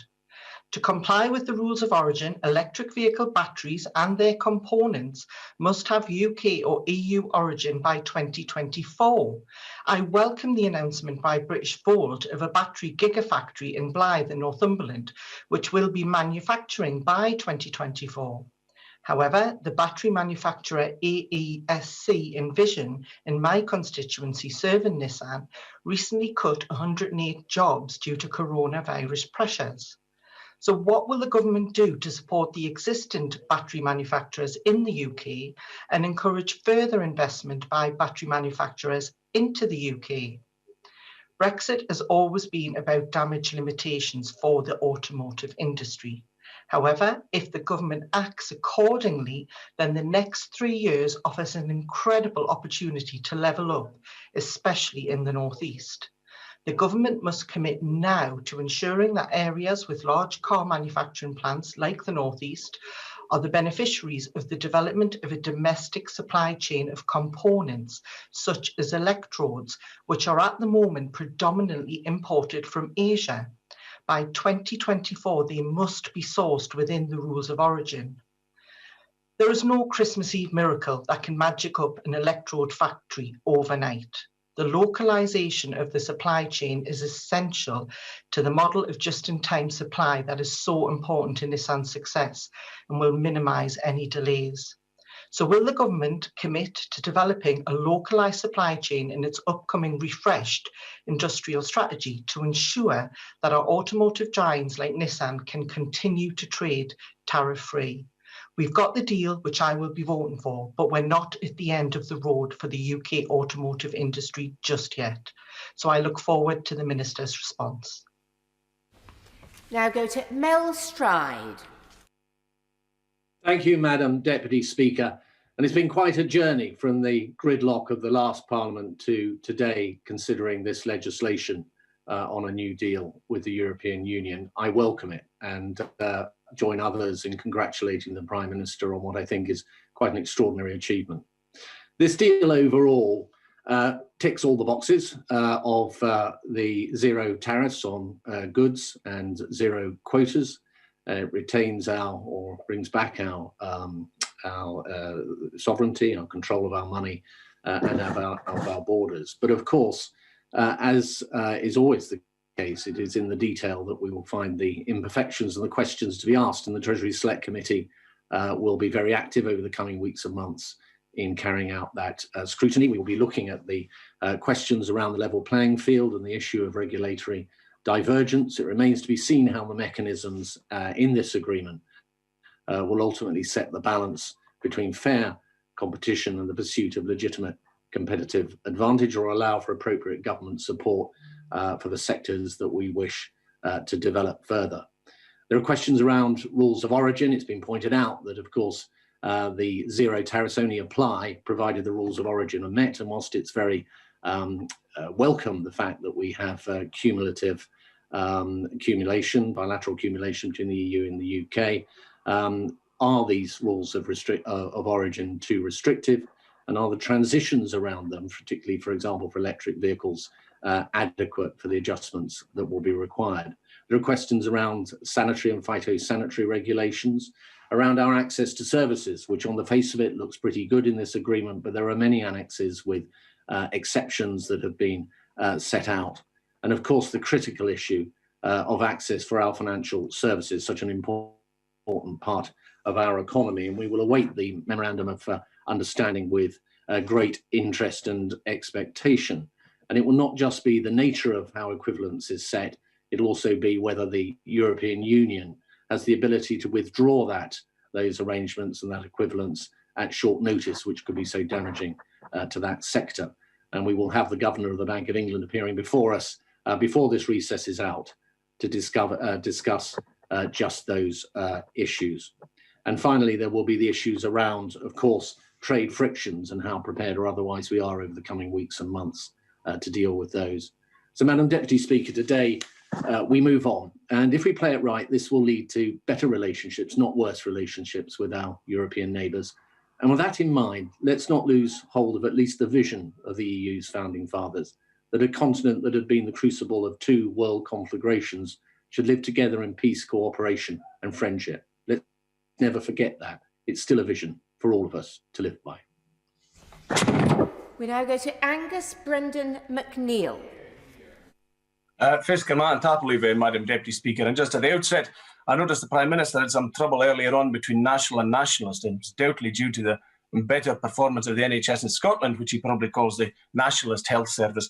But anyway, to the matter at hand today and the hard Brexit deal that's about to be foisted on the UK economy, damaging it by 4.9%. It's noticeable that the New York Times said that this trade deal is heavy on goods, where the EU is a surplus, and light on services, where the UK is a surplus. It is, as ever, they said, the big guy winning, and the EU is winning this one. But this, in the UK context, is the Tories' deal. It is their hard Brexit. They've ended up with a trade bloc for the UK that is smaller than the UK. Ireland's out, Northern Ireland's out, and Scotland is leaving too. The fact is the UK had the Rolls-Royce of deals, but the Brexiteers have bypassed this, gone down past the second-hand car shop. They haven't even wanted a motorbike. They are in the back now of the bicycle shop telling us that the unicycle is the best possible thing to do, and they're extolling the virtues of the unicycle. But people know better and can see through this Tory deal. They should be absolutely frank about what they mean by tariff-free access. Under this deal, tariff-free access means lots of more paper access. And that is what the bureaucrat is king. Their achievement, the achievement of Brexiteers, is to turn the unelected European bureaucrat into the king, because UK businesses and exporters must now satisfy the new kings of the UK, the EU bureaucrats. And my shellfish producers and many others on the west coast of Scotland are unfortunately going to know about this. The trade deal damages the economy, as I said, by 4.9%. And they talk of shiny new trade deals. Well, take that £4.90 in context, as 4.9% as a £4.90 for context. The USA trade deal is only worth 20 pence if it ever happens. An Australia trade deal is only worth 2 pence if it ever happens. And a New Zealand trade deal is only worth a penny if it ever happens. This all costs, and it is the Brexiteers that have foisted this upon the UK economy. The British Poultry Council tell us the price of chicken, UK-produced chicken in the UK, is going to rise by 5% as a result. Gibraltar and the Falklands have been cast aside. We've got a deal, they've told the Falklands, but you don't too bad. It's effectively what I've been told by those islands. They talk about sovereignty. Well, they should know and should see that last week France showed them that they had sovereignty, full sovereignty, independent sovereignty. And Brexiteers, dear Brexiteers, they're in the EU as Scotland will be soon. And this takes me to the context of the future. 54% in Scotland in 2014 voted for a UK in the EU, but 62% of Scotland voted for the EU. Now, with 17 to 18 polls showing Scotland going for independence, it's pretty clear that Scotland is a nation. That is not a Brexit nation. It's a nation heading for independence. And the 6th of May this year should hopefully determine that for us. It's time for Scotland to become a proper nation, not under the self-centred UK. We now go to Nikki Aiken. Thank you, Madam Deputy Speaker. On the 23rd of June 2016, 72% of the electorate in the cities of London and Westminster voted to remain in the European Union. I was one of them. Like so many, I felt unsure and worried by the referendum result. But the majority of the UK electorate had spoken with a clear message. They felt left behind, ignored and alienated by those in this House, but more so by the unelected EU bureaucrats who had so much influence over their daily lives. Madam Deputy Speaker, I am a Democrat, and although I did not welcome the Brexit referendum result, I accepted it. Last year's general election was viewed as a second referendum on our EU membership, and voters in places including Ashfield, Sedgefield, Burnley, West Bromwich gave their verdict a second time. They have changed the look and feel of the Conservative Party for the better, and I'm proud to call Blue Wall Conservatives my colleagues. I'm also proud of what this government has achieved, securing the largest ever trade deal with our closest partners within 12 months. And to have achieved this while dealing with a global pandemic is frankly incredible. I pay tribute to all those involved on both sides, and I pay personal tribute to the Prime Minister, who never gave up and showed such personal determination to the very end. Although financial services are not covered in this deal, I'm pleased to report that the City of London Corporation welcomes the trade deal and the joint declaration on financial services regulatory cooperation. Let's hope future progress and further progress with equivalence can be secured between the EU and the UK and other areas such as data sharing and mutual recognition of qualifications. Perhaps with the UK outside the EU, it is natural to feel a competitor. However, being competitors does not need to mean we are opponents. Successful UK financial markets will benefit the EU and vice versa. Both the EU and UK can thrive and continue to work together on areas of mutual concern, including the green agenda, the digitalisation of the economy, and the response to COVID-19. I appreciate that some of my constituents will never come to terms with the fact that the UK has finally left the EU. But most do wish to unite this country and live and trade on friendly terms with our partners across Europe. I say to everyone, it is now time to put the last torrid years behind us and work together to rebuild our economy following the pandemic. Today, as we ratify this extraordinary trade deal, we close a painful chapter in our nation's history. It is both an ending, but also a beginning, a new dawn for this great country of ours. We are no longer Remainers or Brexiteers. We are one nation, and I support this bill. Thank you. We now go to Caroline Lucas. Thank you very much, Madam Deputy Speaker. This hardest of Brexit deals for which there is no mandate is one that cuts British jobs, sidelines our services sector, undermines hard-won protections for the environment, workers' rights and consumers, and turns Kent into a diesel-stained monument to hubris and political myopia. It's a deal that condemns us to live in a poorer, more unequal, more isolated Britain. And it leaves us less equipped to rise to the greatest challenge that we face, the nature and climate emergencies. This deal does not have the explicit informed consent of the British people, and I shall vote against it later today. Now, some will say that those of us who voted down some less damaging forms of Brexit must take some responsibility. I can see that argument. But given such a narrow referendum result, on the back of the most cynical, toxic and mendacious political campaign ever fought in this country, and on an issue of such profound national importance, I believe it was right to campaign for a confirmatory referendum on the terms of any departure. And I want to tackle head-on the ludicrous accusation that to vote against this deal is to support no deal. This is clearly not the case. Whatever the opposition parties do, sadly, the government has a majority of 80, and this deal will pass. And that's why I do regret the official opposition's decision to vote for a deal which they themselves admit will make this country poorer and hit the most vulnerable hardest of all. Now, more than ever, people deserve principled leadership based on conviction, not party political calculation. And whilst I understand why some would prefer to abstain, abstention is still acquiescence. It's standing aside and allowing something to be passed into law which is harmful for this country. And there are some things so serious and so damaging to which we should not acquiesce.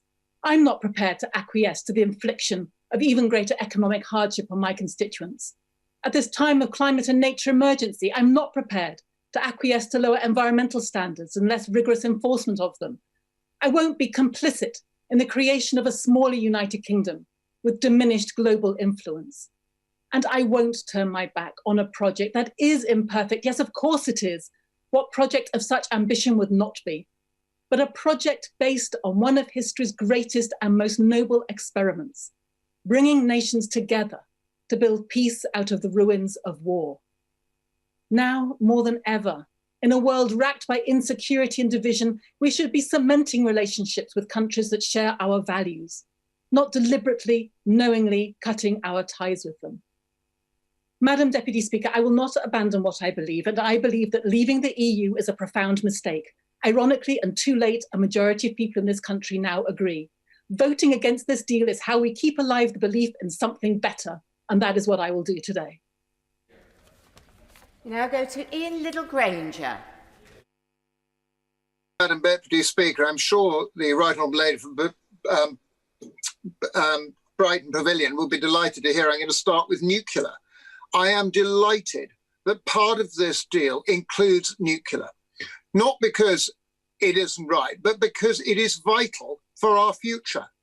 If anybody wants to see a living example of EU cooperation, go down the road from where I am at the moment, you will find Hinkley Point Nuclear Power Station. It is an absolute burning example of what we have done with the cooperation of the French and others in making this an enormous success.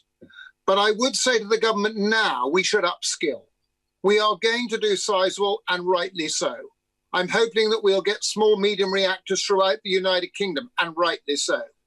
But to do that, we need to up our skills that were transferable around the world. And we now have the freedom to do that. EDF Energy has put an enormous amount of money into training facilities, not just down here in Somerset, but across the United Kingdom, partly due to decommissioning, partly to do with new build, partly to do with running the existing fleet of Magnox stations. And we must embrace this because it is a future success. It is a success. So let's build on what we've got. And going from one to the other, I would like to also make a point about upland farming. The Right Honourable Member for Surrey Heath has been to Exmoor. He knows how tough it can be up on those hills and how tough it can be for any upland farmer. And I would urge the government, please, we now have freedom to do what we want. The agricultural bill's gone through, but we've got to build on that. The use of elms is fine. But please don't use this as an excuse with our freedom within this bill to say that we will rewild at a drop of a hat, or we will use this to make the farming more difficult across the United Kingdom. I also covered the lowest part of Somerset, which is the levels. The levels are beautiful. They are unbelievably well managed.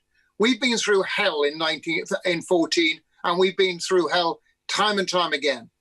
Don't throw away what we've got, a wonderful thing. And I would like the Right Honourable Member Surrey Heath to confirm that the government will not use this as an excuse to lower anything that gives farming the edge. And I have an absolute faith in this government that you will fight for us on this. And my last point is this. The City of London is hugely important. So many colleagues have already said so.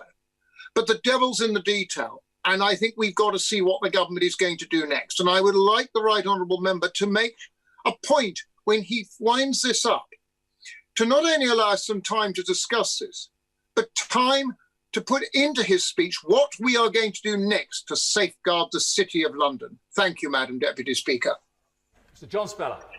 Thank you, Mr. Deputy Speaker. And I'll be voting for the bill, as the choice to me is stark and is clear. The important question for me is, what do we do after Friday? Because that's when the real work will begin. Firstly is the gaps that have already been identified, the situation with services, especially legal and financial, the position of travel for our huge cultural and arts sector, particularly our world-leading music industry, the rules of origin for manufacturing, not least the motor industry, whose revival has driven the Midlands engine. But what I want to focus on is not our relations with our neighbours, but how the British state will actually respond. The EU, imperfect as it is, has had to carry a considerable amount of weight for our own errors. The fault is not in our stars, but in ourselves. This is both in doctrine, the stubborn refusal of the civil service and governments to behave as others do to benefit our industry and our people, and also in chronic inefficiency and incompetence in implementation. The Prime Minister talked about free ports. Maybe he should actually focus on getting his Transport Secretary to sort out the gridlock at our existing ports. There's been a lot of talk today about fish, but as an MP whose constituency is probably about as far from the sea as you can get, I want to focus on industry. Again, the Prime Minister talked about state aid and regional policy, and also about our great biomedical industry. But it wasn't the EU, but the NHS bureaucracy who insisted on buying vaccines from abroad, which is why we only have limited capacity and why we're having to support them now. And also, now we're belatedly recognising this, and we're building a new plant. It's not going to be in the northeast, which was the alternative site for it, but actually in the overheated Oxfordshire area.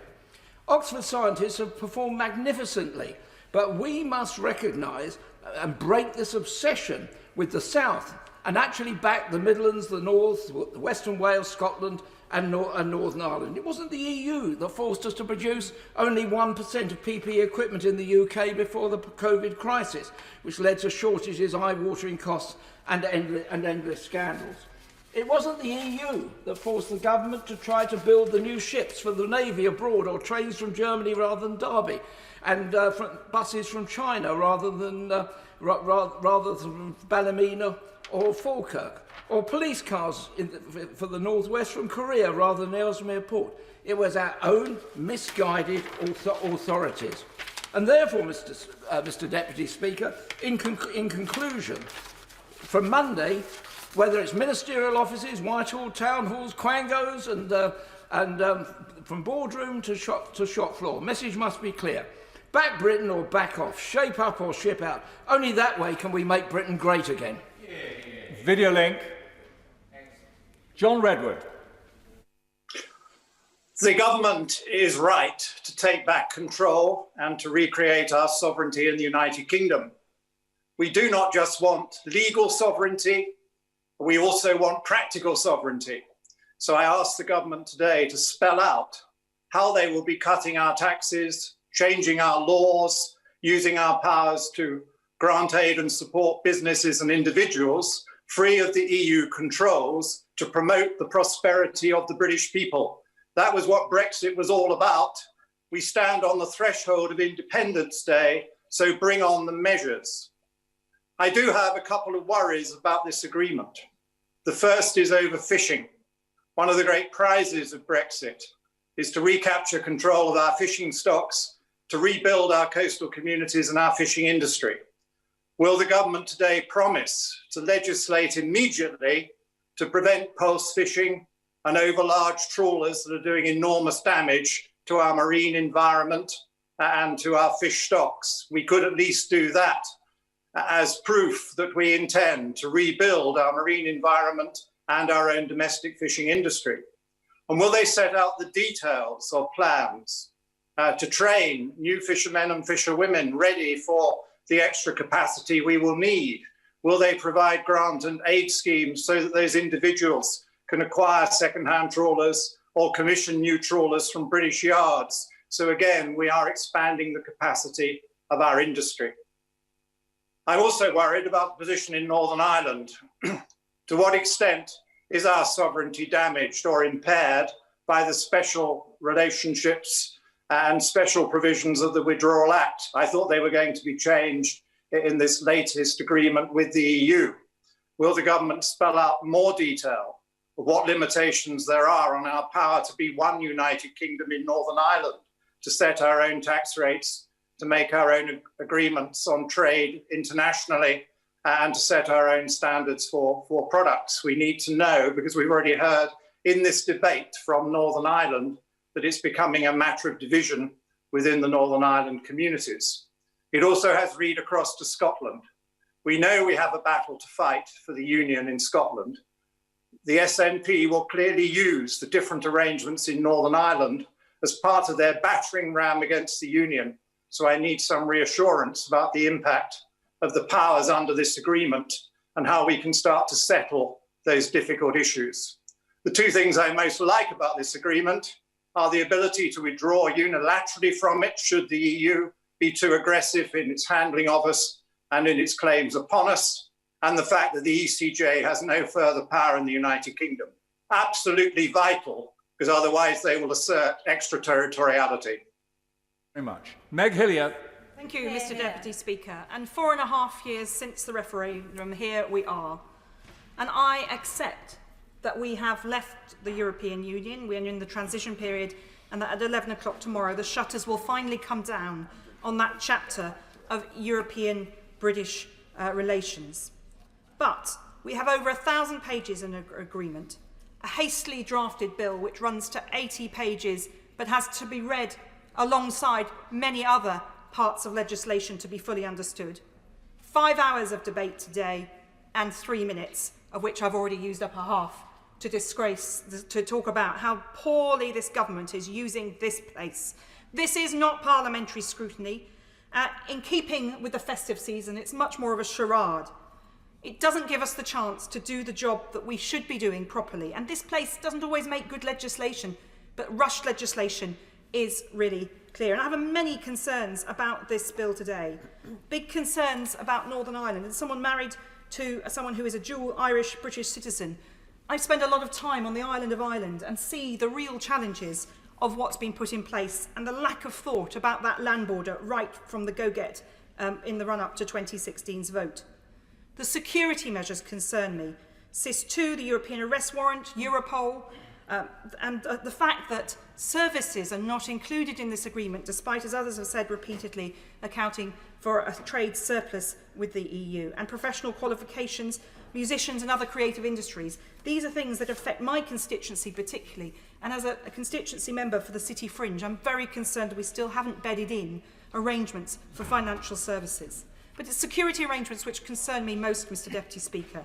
They have been massively weakened by this agreement, and I spent 3 years in government negotiating over access to SIS2, to PRUM, to the European arrest warrant, Europol, Eurojust, mutual legal aid. These were all things I dealt with day in, day out with our European neighbours. And we have thrown that away. We've thrown so much away that even in the last decade we were fighting to get much more closely involved with.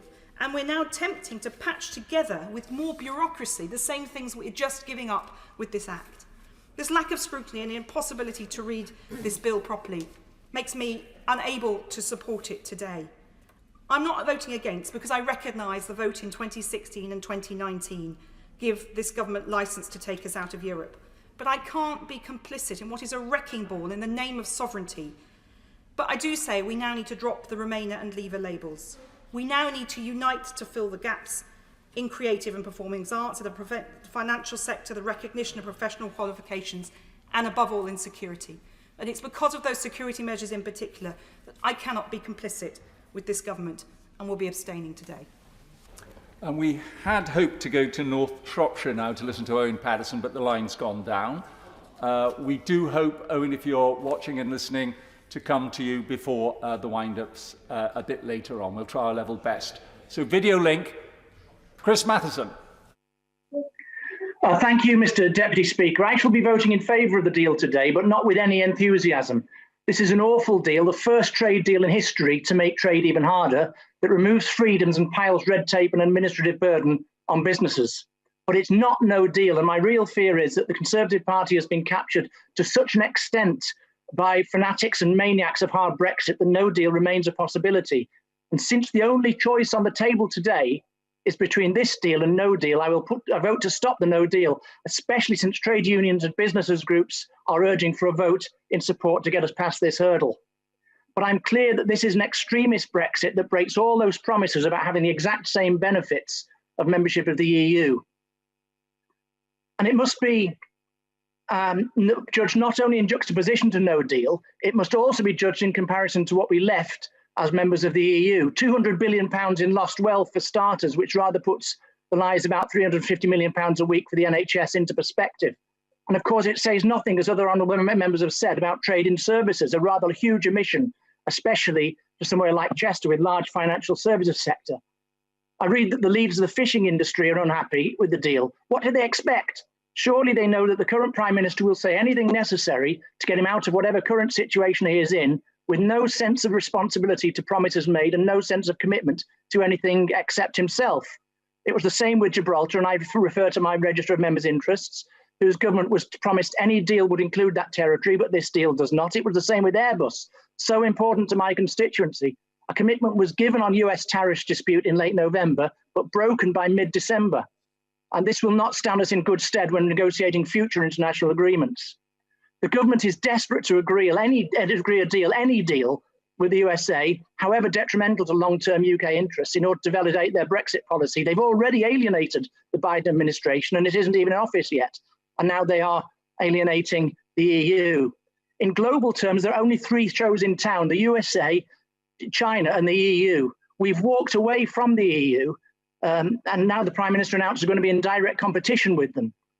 The road he is leading us down will not end well for the UK, because we are now easy pickings for the much larger blocks, and global soundbites like Global Britain will not alter that. So the deal will make us poorer, and it will make us weaker and less secure, and it will make us less relevant globally. It's not no deal, but barely so. And I give notice that I consider it to be the barest of foundations on which to build back a better, more progressive relationship with our European neighbours and friends in the long-term interests of the whole of the United Kingdom and all who live here. And that is what I intend to do. William Ragg. What this is about, Mr. Deputy Speaker, is sovereignty. Now, sovereignty is spoken of by some as a near religious phenomenon, either through veneration or rejection. It is either doctrinal truth or else mumbo-jumbo, depending upon the bent of the beholder. However, it's far more prosaic than that. It boils down to the question of who governs, and does that exercise of government carry the broad consent of the people so governed? Admittedly, that's not quite as catchy as take back control, but it means the same thing. This agreement achieves this, which is why I shall support it. Now, perhaps the greater question that emerges today is not whether the vote shall be won, but rather what we now do with our regained sovereignty. These brief minutes are insufficient to the task of answering this question, aside from recommending not some 1,200 pages for study, but rather 11 pages of the late Lord Chief Justice Bingham's excellent book on the rule of law, namely chapter 12 on the sovereignty of Parliament. I always enjoy rereading this chapter, particularly its comment on the judiciary, which speaks to a wider point of parliamentary sovereignty. Bingham wrote, "The British people have not repelled the extraneous power of the papacy in spiritual matters and the pretensions of royal power in temporal, in order to subject themselves to the unchallengeable rulings of unelected judges." Quite so, Mr. Deputy Speaker. Indeed, might I stretch these sentiments to the situation after 11 o'clock on New Year's Eve and say that the British people did not vote to take back control, to be ruled by ministerial diktat via secondary legislation using the negative procedure, as we have seen far too often this year. 2021 will be a year for national renewal. It will also be for us as representatives and for the government as the executive to live up to the rediscovered responsibilities that come with sovereignty. Tracy Brabin. Thank you, Mr. Deputy Speaker. Thank you for calling me in this very important debate today. When the division is called later, I will be supporting this legislation. With only one day till the end of the transition period, voting to implement this treaty is the only way to avoid no deal. No deal would be nothing short of catastrophic for the producers, manufacturers, exporters and businesses of Batley and Spen and more widely across West Yorkshire. The bed makers, biscuit manufacturers, paint companies would all suffer. Keeping no deal on the table for so long has already caused enormous stress, job losses and uncertainty, especially cruel after such a challenging few months due to COVID-19. We've already heard today how many glaring omissions there are in this deal, but I would like to focus on one that would cause long-lasting devastation to one of our most successful exports, the creative industries. While Labour's amendment on this wasn't selected, over the last few months, Home Office officials have made it very simple for artists from all the EU to come to the UK in 2021 and beyond. They planned ahead, they consulted, they developed a single extension of the existing arrangements for artists from non-visa countries like the US or Canada, a temporary worker, creative and sporting visa T5.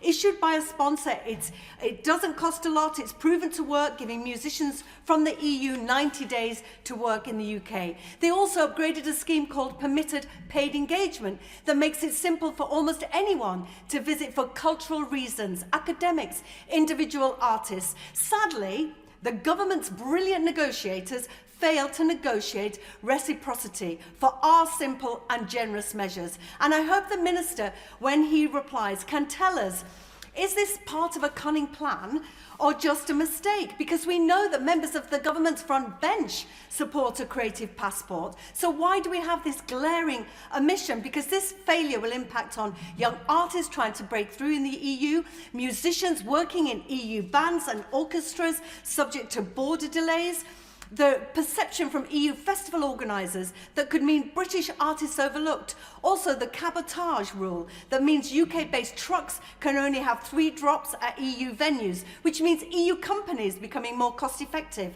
And of course it's easy to focus on stars, but this is about haulage companies, producers, production crew, technicians, artists, professional musicians, dancers and actors, all who contribute to the £111 billion industry. And it's no wonder a petition calling for the government to remedy this has been signed by over 195,000 times and rising. The bill places bureaucracy, carnets, costs and delays where there once was frictionless trade, and I hope the Minister will lay out his plans to support this vital British sector.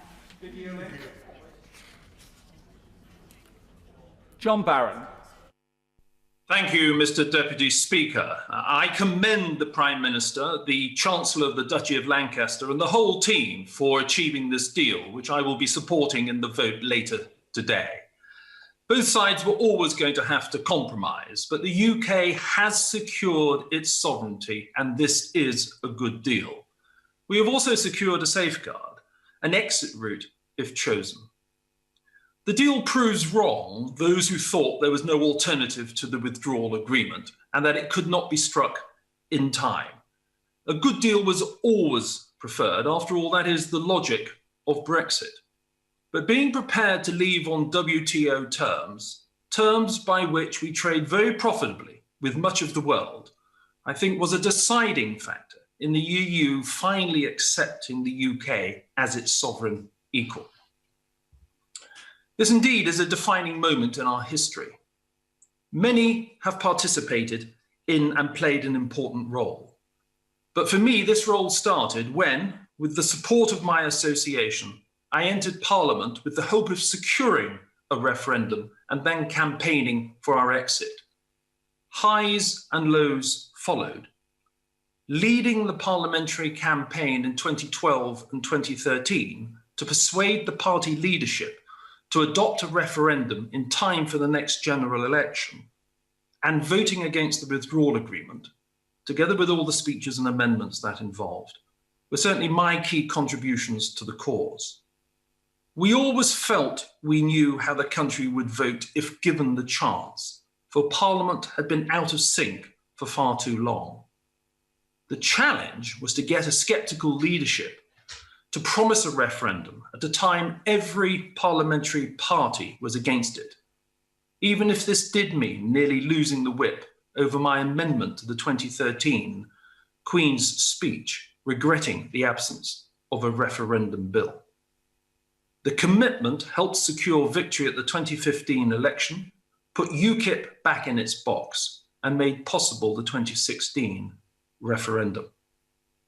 Mr. Deputy Speaker, a very bright future now awaits us as we capitalise on our newfound freedoms. Our history and the ingenuity of our people suggest optimism. But I also look forward to a better relationship with the EU. Our membership was always going to prove difficult, given the difference between us on trade and political integration. We can now focus instead on common agendas. The deal represents a fresh start, and I am hopeful the opportunity will be grasped. Thank you. Thank you. Video link. Daniel Zeichner. For the overwhelming majority of my constituents, this discussion brings no cheer. Confident, outward-looking Europeans, we genuinely struggle to understand why this country should want to turn away from our neighbours, to build barriers where there have been bridges. And it's an inescapable fact that in every sphere we'll be worse off next week than we are today. And we ask the obvious questions of the Brexiteers. They promised frictionless trade, failed. They promised the exact same benefits, failed. They promised it would be easy and simple. Well, here we are at the very last, having to rush through legislation. Because of course it's far from easy, far from simple. And it, of course, suits the Prime Minister who always fears scrutiny. In prioritising notional sovereignty over practical utility, he has made a fundamental error. And we've seen in recent weeks in Kent what the failure to achieve frictionless trade can lead to. In future, any disagreement with France can lead to the same chaos. Yes, we're notionally free, but it's a pretty empty freedom that leaves your streets lined with innocent victims trapped in vehicles without food or sanitation. Mr. Deputy Speaker, we have a poor choice today. Nothing, or to take the scraps that are on offer. Incredibly, some gullible members opposite, some who told the country that we hold all the cards, somehow think that their tests have been met. Well, let's take data, the lifeblood of modern economies. What's on offer? A reprieve for a few months while the EU considers a data adequacy application. Do they have to grant it? No, they don't. What is our recourse if they, as they are fully entitled to do, say no? Well, let's hear from the members opposite. I suspect it'll be a deafening silence, because answer is there none. The truth is we don't hold all the cards. Yes, we hold some, and hopefully sense will prevail and further agreements will be made. And that is my hope for the future. That bit by bit, sector by sector, we will rebuild that relationship that has been so damaged. And at this time, we'll do it by explaining carefully and by convincing the British people that sharing and cooperating with our neighbours is not surrendering something, but gaining so much more. That the noble vision of a continent united in peace and prosperity is worth striving for. And in no area is that more true than in science, research and innovation. And one of the opportunities is a pathway back into the hugely important Horizon Europe programme, important to the country, but particularly important to my constituency. We, of course, cease to have influence over its future direction. We have no seat at the table, no vote, and the payment mechanisms may well lead to perverse outcomes. That's the cost the Conservatives have inflicted on us. But we can participate, and that's worth having. And it's for that reason that I willingly vote for this thin agreement today, only because it's better than nothing. It's a low bar, but it's a start, and with the prospect of new management for our country, Order. just a few years ago, Video it's a link. start on the way to a brighter future. Video link. Good to see you. Owen Patterson. Mr. Deputy Speaker, thank you very much indeed for calling me to speak on this. Can I give my particular thanks to the technical staff who just reconnected me, having lost the connection. Mr. Deputy Speaker, this is the first time that I've spoken on any subject in the House of Commons since my wife's suicide at the end of June. And I would like to thank you, and particularly Mr. Speaker, and so many other colleagues who have sent extremely kind messages of support. And I would like to assure everybody listening that I will work really hard through the next few years to make sure that I can try to stop just one family going through the anguish that mine is currently suffering. But it's a great honour to be called in this incredibly important debate. As you know, I've been involved in over the years for a long time, and this is a great day. We have established sovereignty, as my honourable friend, the member for Stone, has confirmed, and one should pay a tribute to him for the extraordinary manner in which he has fought this battle over the years. His indefatigable and concentration and legal knowledge has been phenomenal. And it's great to have sovereignty, and it's great to have zero tariffs and zero quotas, which is very good for my constituency and very good for the economy of GB. And I would like to order just a word of caution. I'm very pleased with this deal for GB, but I'm concerned that we have partnership councils, specialised committees, trade specialised committees, working groups.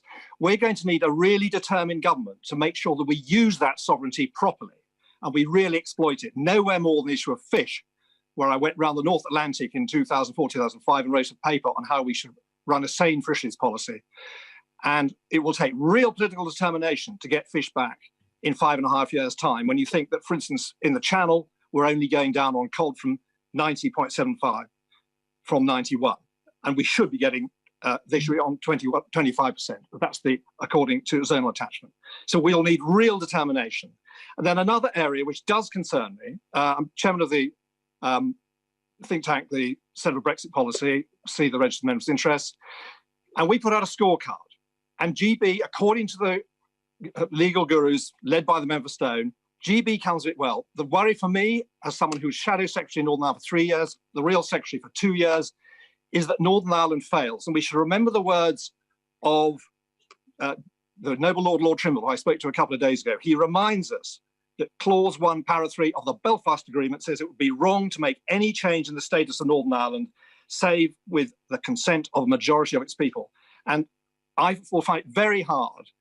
I'd love to vote for this today, but I really can't vote for a measure which actually divides the United Kingdom, has a different regime on tax, as part of the customs union, they'll be under the ECJ, single market, etc. So tonight, I'm very torn. I wish this well. I hope we can go to mutual enforcement, which is Lord Trimble's recommendation, and I will be abstaining. Thank you, Owen, and love to you and your family from all your friends here at Westminster. Video link. David Jones. Mr. Deputy Speaker, the bill that the House is considering this afternoon is crucial to the future of the United Kingdom and its relations with the European Union. It marks the end of a process that commenced just over 5 years ago when the EU Referendum Act was passed. 5 years ago, this country was firmly embedded in the European Union, and it was there that our future seemed to lie. But now, with the conclusion of the Trade and Cooperation Agreement on Christmas Eve, we see a new future for our country. As an independent nation in control of our own laws, our own borders, and our own destiny. This bill will put that agreement into our domestic law, and it brings to an end one of the most politically turbulent periods in our recent history. The agreement is, by any standards, a remarkable achievement and is a tribute to the clarity of purpose, political skill, and tenacity of the Prime Minister, Lord Frost, and the rest of the UK negotiating team. They have secured an expansive, zero-tariff, zero-quota deal unprecedented in the history of the European Union, a deal that respects the sovereignty of the United Kingdom, that has no role for the European Court of Justice, and which the United Kingdom can unilaterally terminate should it wish to do so. And Mr. Deputy Speaker, the economic benefits of this deal are huge.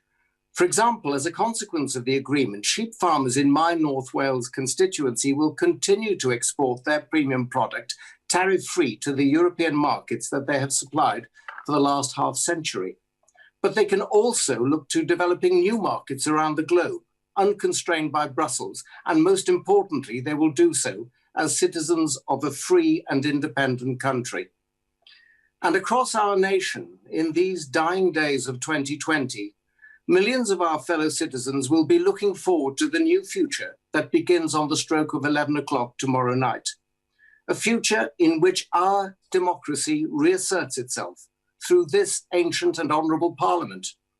A future in which our commercial undertakings can explore new global opportunities to increase prosperity for our people, and a future of hope for our young generation as citizens of a great and outward-looking country that has had the confidence to stand once again on its own 2 feet.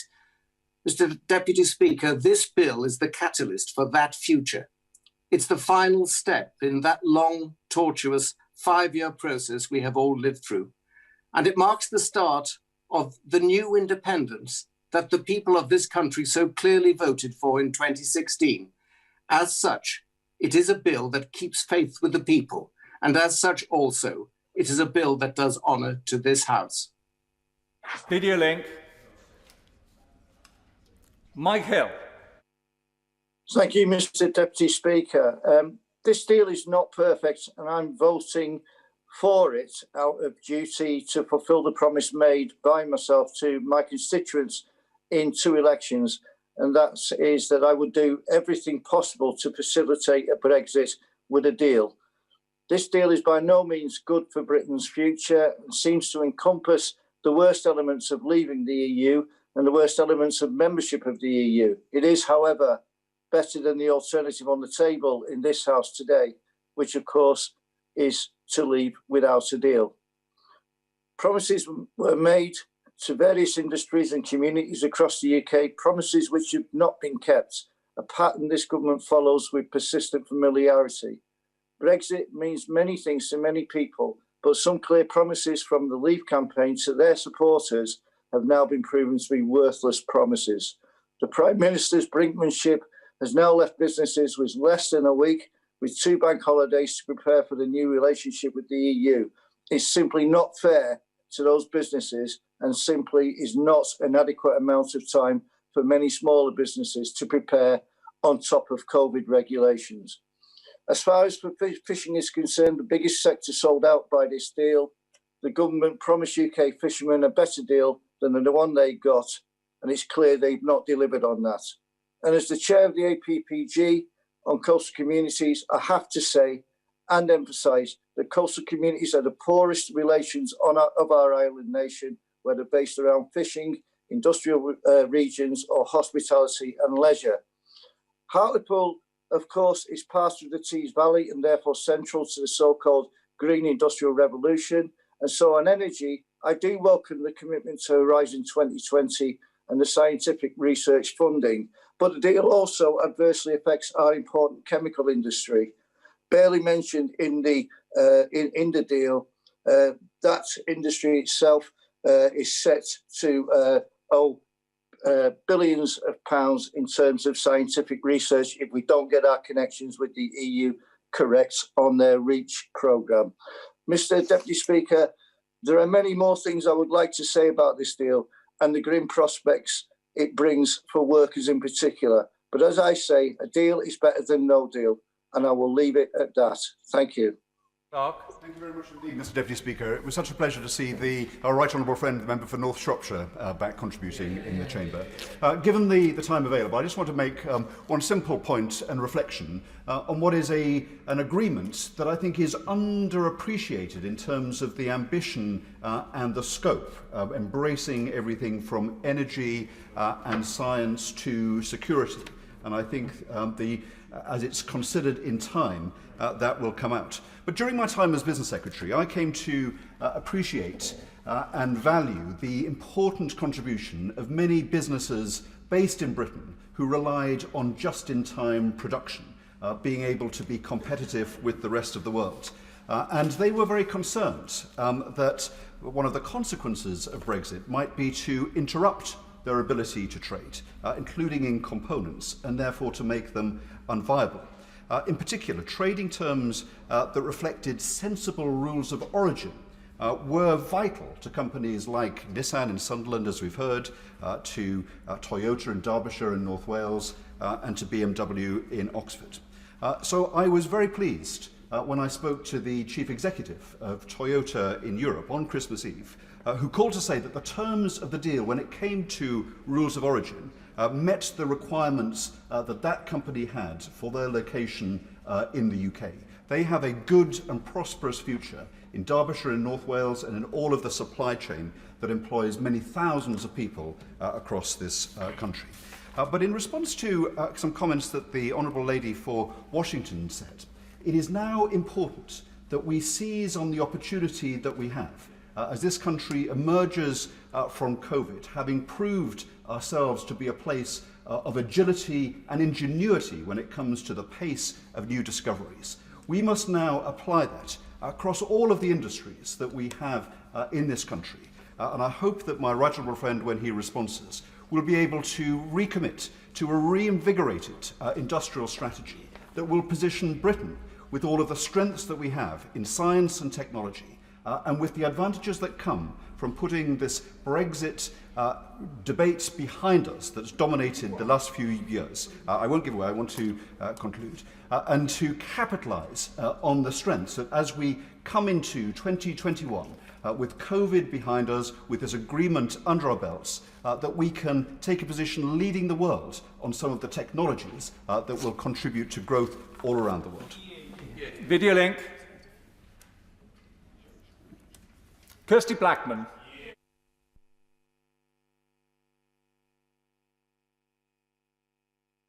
Steve, you're on mute. Try again. How's that? Can you hear me now? Thank you very much. I want to take this opportunity, Mr. Deputy Speaker, to thank the Prime Minister. In recent years, he has done more for the cause of Scottish independence than any other unionist politician. Support for independence has been increasing. 17 polls in a row have shown majority support for independence. Today's debate, today's propositions present a stark choice to the people of Scotland. The Prime Minister is offering this treaty and this Brexit. From the UK side, this treaty was negotiated on the basis of priorities decided by the Tories. At the beginning of this debacle, the UK government had the opportunity to decide what their priorities would be. They chose sovereignty, and they chose to interpret sovereignty as isolation. It suits this elitist Tory government to cement a future that keeps apart the haves and the have-nots. It suits this xenophobic Tory government to cement a future that removes freedom of movement. It suits this well-off Tory government to steal opportunities from young people whose parents are not rich. Fishing has been done to death in this debate, but the reality is that the Tory government did as they have ever done. They prioritised the needs and desires of those fishing in the English Channel over the needs and desires of those in Scottish waters. They promised a sea of opportunity and yet are delivering a cut in access. They promised a reduction in unelected bureaucrats making decisions, but this deal creates a new joint partnership council made up of unelected UK and EU officials, formed of over 30 sub-councils, each focusing on one specific area of the agreement. In fact, this bill will be going across to the House of Lords this afternoon, where 850 unelected peers will have more say than the Scottish, Welsh or Northern Irish parliaments. The SNP will always do what we have been elected to do. We will always put the people of Scotland first. The alternative we are offering is an independent Scotland in Europe, access to a market 10 times the size of the UK, the opportunity for young people to travel, to live and work throughout Europe, and for our European friends to be able to come to Scotland. We want to reduce inequality, putting well-being at the heart of our decision-making, putting dignity and respect at the heart of social security. Mr. Deputy Speaker, I refuse to vote for this dreadful deal. It's a bit like we've been drinking a lovely glass of water. The Brexiteers offered the UK a malt whisky. They're now saying that we will all die of thirst if we don't choose to drink this steaming mug of excrement that the UK government is offering us. There is no way I'm choosing to drink this excrement, nor will I be complicit in forcing my constituents to do so. Scotland's future must be in Scotland's hands, not the Prime Minister's. Order. Video link. Heather Wheeler. Thank you very much, Mr. Deputy Speaker. I'm delighted that the Prime Minister has secured this trade deal with the EU. These negotiations have been followed intently by so many people in South Derbyshire, both individuals and businesses. I do understand the strong feelings on both sides of the debate, but all that time ago, South Derbyshire and the country voted to leave in the referendum. And as a Democrat, I support the government for abiding by that vote, for these negotiations and for securing the deal. South Derbyshire is at the heart of our manufacturing Midlands. And as we've already heard today, we have the Toyota factory that exports over 80% of the cars made to Europe. My constituents also work in other great firms like Bombardier and Rolls-Royce and the supply chains to them. Making things matters to us. Exporting matters to us. So a good trade deal was crucial. And this is what our Prime Minister, Lord Frost, and the negotiating team have brought home for us. There had been lots of chatter out there that the deal didn't just need to be about free trade, but also needed to get into the deep detail about trade barriers, equivalence, rules of origin, and transition periods. Well, this deal has done that. I'm an optimist. I listened to my constituents and to the needs of local businesses and kept a steady stream of information, requests, updates and encouragement flowing to the negotiating team so that South Derbyshire's needs were represented at the table and we got what we needed. For the auto sector, no quotas. For rules of origin, we have a transition period of 5.5 years and no trade barriers. This is exactly what was needed and keeps our factories competitive and the cars flying off the production line. Even more importantly, this means that South Derbyshire Toyota factory will be in the best position ever to bid for the next generation car in a few years' time to secure work for the next 20 plus years. I'm hugely grateful for the phone calls and messages from Number 10 and the negotiating team for their assurances on these issues as the process was taking place and on its conclusion. So, Mr. Deputy Speaker, this deal is a good deal. It enables manufactured goods from South Derbyshire to be exported tariff-free, trade barrier-free. It allows our farmers to export. It allows managers of businesses to move freely around their European-based companies. It means we can drive in the EU without having to have an additional special driving licence. For UK passport holders already living in the EU, it allows for residency to continue. For holidaymakers, it allows for visa-free travel. In the more niche area of exporting, such as organic farming, it allows for equivalence and continued unfettered exports. Thank you to the Prime Minister, my friends at Number 10, Bayes, DEFRA, and the Treasury, who have all helped, who have listened to my views and the views of those of South Derbyshire businesses and residents. And to finish, Mr. Deputy Speaker, for my constituents who have had so many concerns, this deal's put it to bed. I say rejoice, Mr. Deputy Speaker.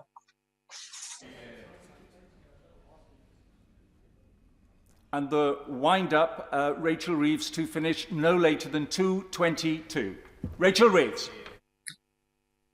Thank you, Mr. Deputy Speaker. While I am pleased to be able to close this debate today, I'm sad not to be in the chamber of the House of Commons. But like so many, someone in my family has COVID, and so we are having to self-isolate.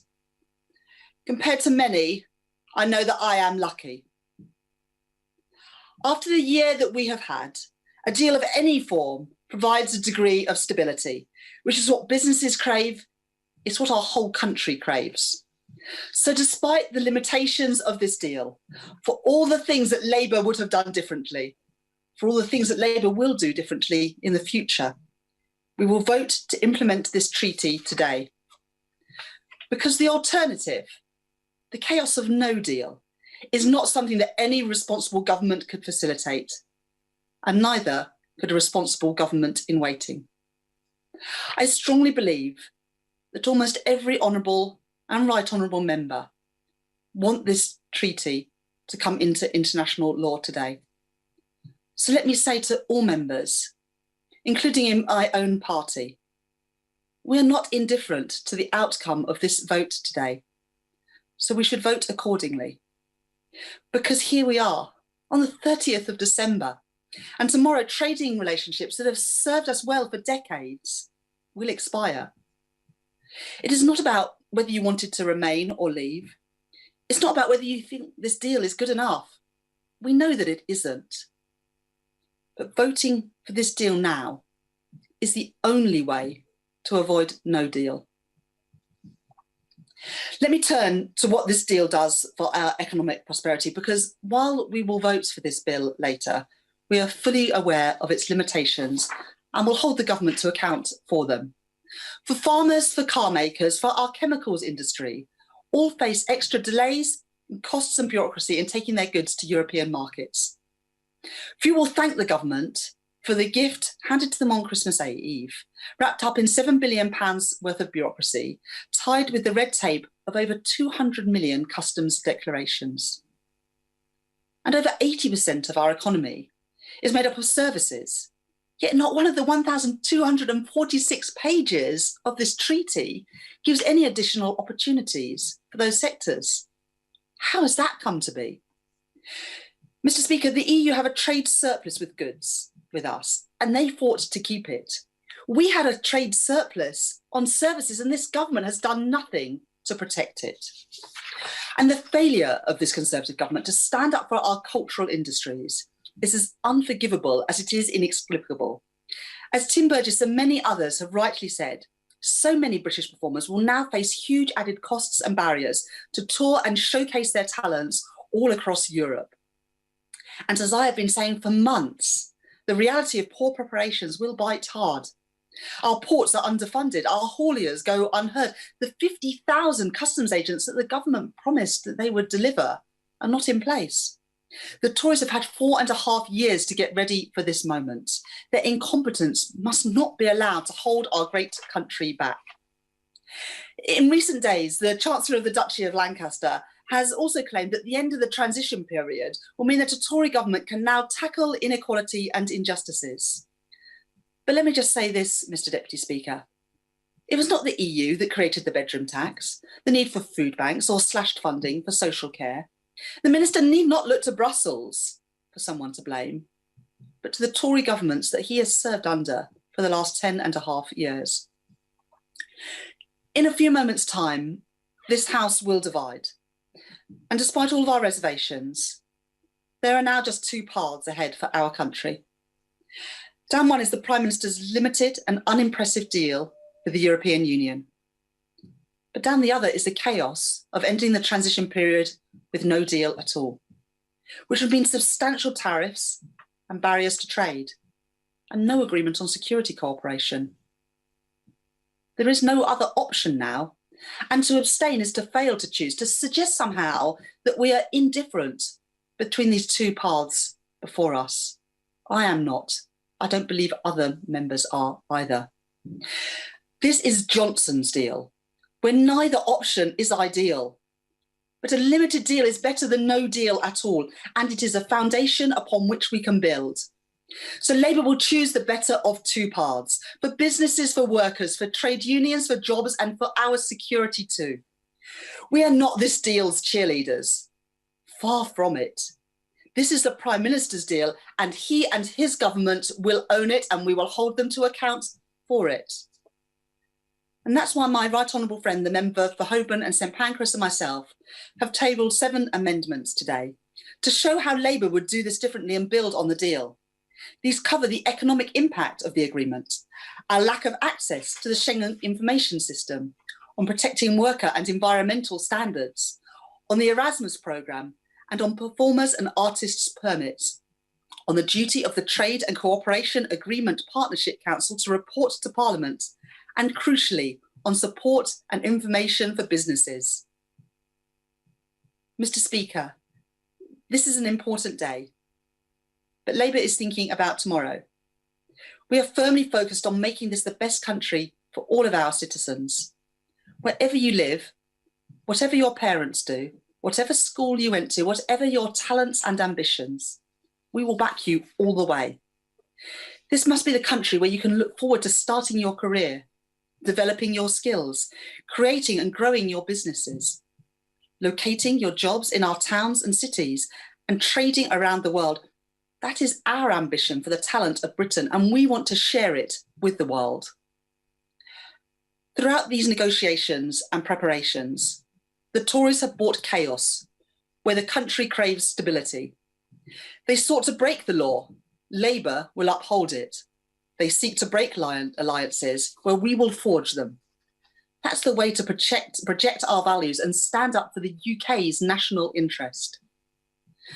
Ursula von der Leyen found solace in the words of T.S. Eliot last week. As we look to bring our country together, to write a new chapter in our story, I turn to the words of Franco-Polish scientist Marie Curie. She said, "Nothing in life is to be feared. It is only to be understood. Now is the time to understand more, so that we may fear less." Mr. Speaker, it is important that this bill passes today, as limited as it is, because no deal is no solution for our country. We vote on the foundations of a deal that Labour will build on.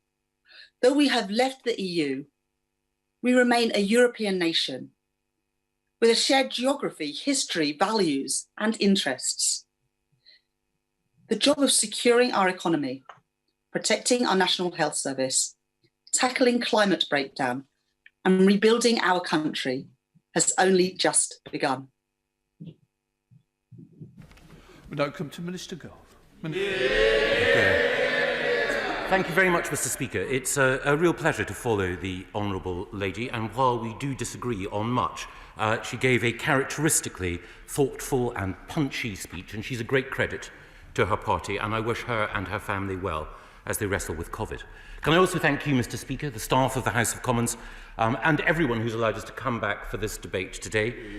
Can I also thank the negotiators on both sides who concluded this historic agreement, Lord Frost and his team, Michel Barnier and his. And can I also thank the thousands of civil servants who've been working for years now in order to bring us to this moment. I also want to thank everyone who spoke in this debate, 59 members. I want in particular to pay tribute to those who've been arguing for our sovereign future outside the European Union for many years now. The members for Stone, Chingford and Woodford Green and North Shropshire in particular. And again, our heart goes out to Owen and to his family. I also want to thank those who argued in the referendum that we should remain in the European Union, but who in this debate gave considered and thoughtful speeches and their support for the deal in front of us and clear pointers for the way forward. The members for Winchester and Huddersfield, Tunbridge Wells and Worley, Leeds Central and Tonbridge and Malling all made impressive speeches recognising the importance of democracy. And democracy is why we are here. More people in the 2016 referendum voted to leave the European Union than have ever voted for any proposition in our history. And now, 4.5 years later, we can say that we have kept faith with the people. This deal takes back control of our laws, our borders and our waters. And it also guarantees tariff-free and quota-free access to the European market, as well as ensuring our security. And it's a good deal for aviation, for haulage, for data, for legal services and financial services. And it leaves us as sovereign equals. Nope, sovereign equals with the EU. It also builds on the withdrawal agreement concluded by my right honourable friend, the Prime Minister. And it's important to remember that there are now 4 million EU citizens who've chosen to make their home in this country, a vote of confidence in Britain. It's also the case that we've concluded the Northern Ireland Protocol, an imperfect instrument certainly, but one that ensures that we leave as one UK whole and entire, so we can begin a new special relationship with our friends in the European Union. I want to turn now to some of the arguments that were made in the debate. And I want to turn first of all to the arguments made by, not quite yet, to the arguments made by the Leader of the Opposition. He spoke as usual eloquently, but not perhaps with 100% conviction this time. And that's no surprise. He argued that we should stay in the European Union. He argued for a second referendum. He argued that we should stay in the customs union. He argues still for a level of ECJ jurisdiction. At every turn over the course of the last 4 years, he's tried to find a way of keeping as closely tied to EU structures as possible. But now he says he won't put opposition to Brexit on his leaflets at the next general election. Given the result at the last general election, when he did put opposition to Brexit on his leaflets, I can well understand. Because his attitude to the European Union is rather like his attitude to his former leader, the member for Islington North. He spent years trying to keep as close as possible, and now he wants us to forget all about it. His time in the shadow cabinet, when he was arguing for the member of Islington North to be Prime Minister and for the UK to be under EU structures, presumably, in the words of Mr Corbyn, was a period when he was present but not involved. But as a good former director of public prosecutions, I know that he doesn't want us to take account of any of his previous convictions, and indeed, I'm grateful for his support today. And he was also right. He was also right in calling out the leader of the Scottish National Party. Because, of course, what the Scottish National Party today are doing are voting for no deal. Now, he's absolutely right. Now, what have they said in the past? What have they said in the past? Nicola Sturgeon said no deal would be a catastrophic idea. She said that the SNP could not countenance in any way no deal. She said SNP MPs will do everything possible to stop no deal. Except, of course, actually voting against it today. Indeed, so opposed to no deal were the SNP that the member for Edinburgh South West went to court to ensure that if the Prime Minister took us out of the European Union without a deal, he would go to jail. Now the leader of the SNP is voting to take us out of the EU without a deal. He's doing something that his own party said should be an imprisonable offence. So what's he going to do now? Turn himself in? Submit to a citizen's arrest at the hands of the member for Edinburgh South West? If his party follows through on its previous convictions, then I, of course, will campaign for him, and the cry will go out from these benches, free the Lochaber one. After the 2014 referendum, the SNP became the party that just wouldn't take no for an answer. Now that we've got a deal that they asked for, they're the party that won't say yes for an answer. Inconsistent, incoherent, even at risk of self-incarceration, the SNP are indeed prisoners. Prisoners of a separatist ideology which puts their narrow nationalism ahead of our national interest. Now, he did touch on fish, of course, the leader of the SNP, But of course, what he didn't give us were the figures. Now, I've got them here. If we look at the increase in stocks, North Sea hake up relatively by 198%. West of Scotland Saith up by 188%. West of Scotland Cod up by 54%. North Sea Sole up by 297%. All because we're out of the common fisheries policy, which he would take us back into. This deal today, this bill today, opens a new chapter. Because the people of Britain voted not just for a new settlement with the EU, but a new settlement within the UK. Free ports and fintech. Genetic sequencing and investment in general dynamics, a fair deal for farming and fish stocks for coastal communities. And of course, this deal also allows us to regulate more smartly and more effectively for the future. Whether it's artificial intelligence, quantum computing, machine learning, our participation in Horizon 2020 and our investment in science will make us a science superpower. And it's appropriate that we should think of that on today, the day that the Oxford AstraZeneca vaccine, a UK initiative, part of Britain, a global nation, collaborating with others in the pursuit of knowledge and the relief of pain, on the day that that vaccine is approved by the MHRA, let's remember the difficulties and the challenges of this year. Let's also remember how important it is that we should all now come together, that we should all recognise that there are no such thing anymore as Remainers or Leavers. What we all are Britons dedicated to a brighter future, stronger together, sovereign again, dedicated to ensuring a future of sharing, solidarity and excellence. And that is why I commend this bill to the House. The question is that the bill now be read a second time. As many of that opinion say aye. Aye. The contrary, no. Division, clear the lobby.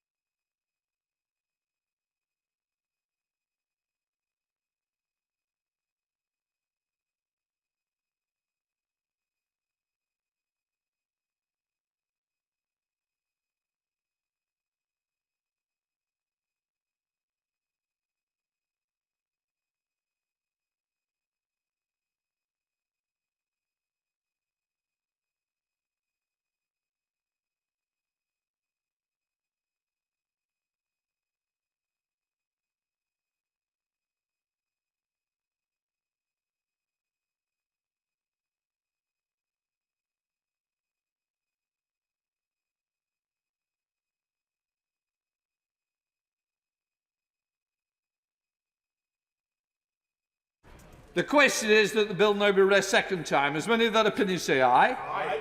The contrary, no. No. Tell us to the ayes, Mark Spencer and James Morris, and for the noes, David Linden and Owen Thompson. Thanks, folks.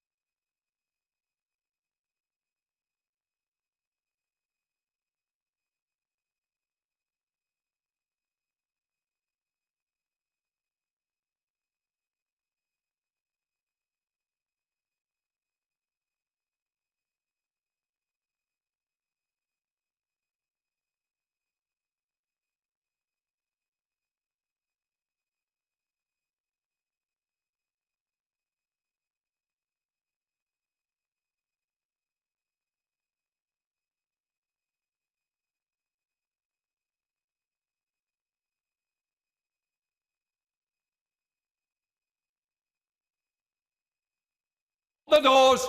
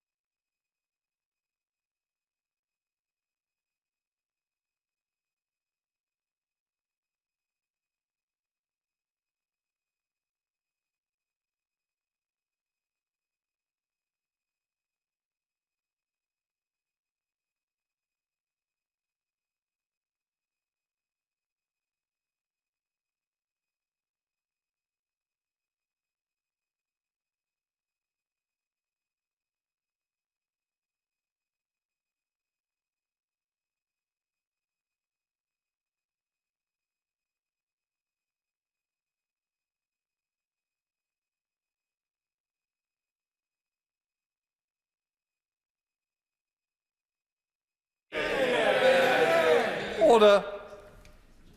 The ayes to the right, 521. The noes to the left, 73. The ayes to the right, 521.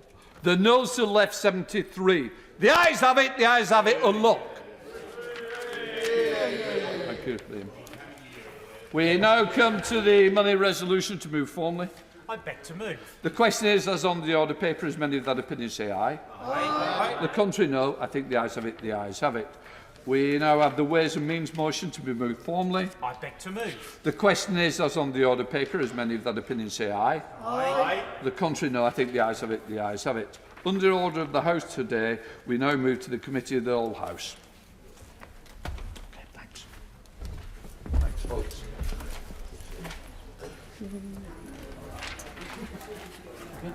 Order. Clerk to read the title of the bill. European Union. Future Relationship Bill. Point of order, Mr David Linden. Thank you very much, Madam Deputy Speaker. We find ourselves in the rather bizarre situation today when we are being told that Parliament is taking back control, where this entire charade of Committee of the Whole House will conclude without any member being able to speak, or indeed the 14 pages worth of amendments that have been tabled by honourable and right honourable members being able to be considered. So can I seek your clarity and your guidance, Madam Deputy Speaker? If Parliament is taking back control, why on earth is it that Parliament has been forced to debate this charade of a bill in 5 hours and being neutered entirely during Committee of the Whole House? I thank the honourable gentleman for his point of order, and it is a perfectly reasonable question to ask at this stage in the proceedings. But as Mr Speaker said just before he left the chair, under the order of the House today, we now move to Committee of the Whole House.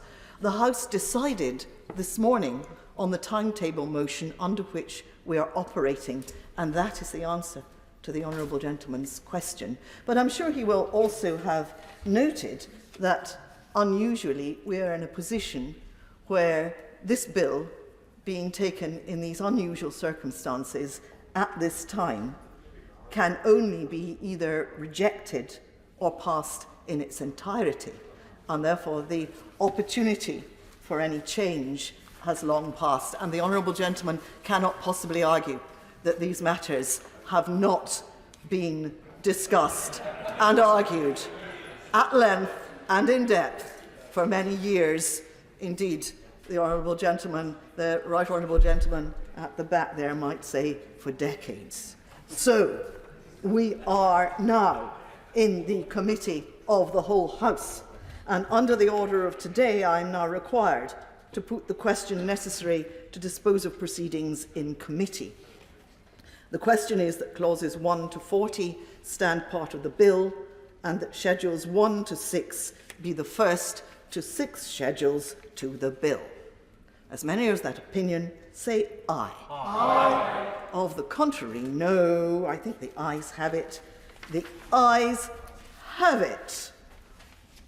Order. Order. That concludes proceedings in committee. Thanks, I've written on.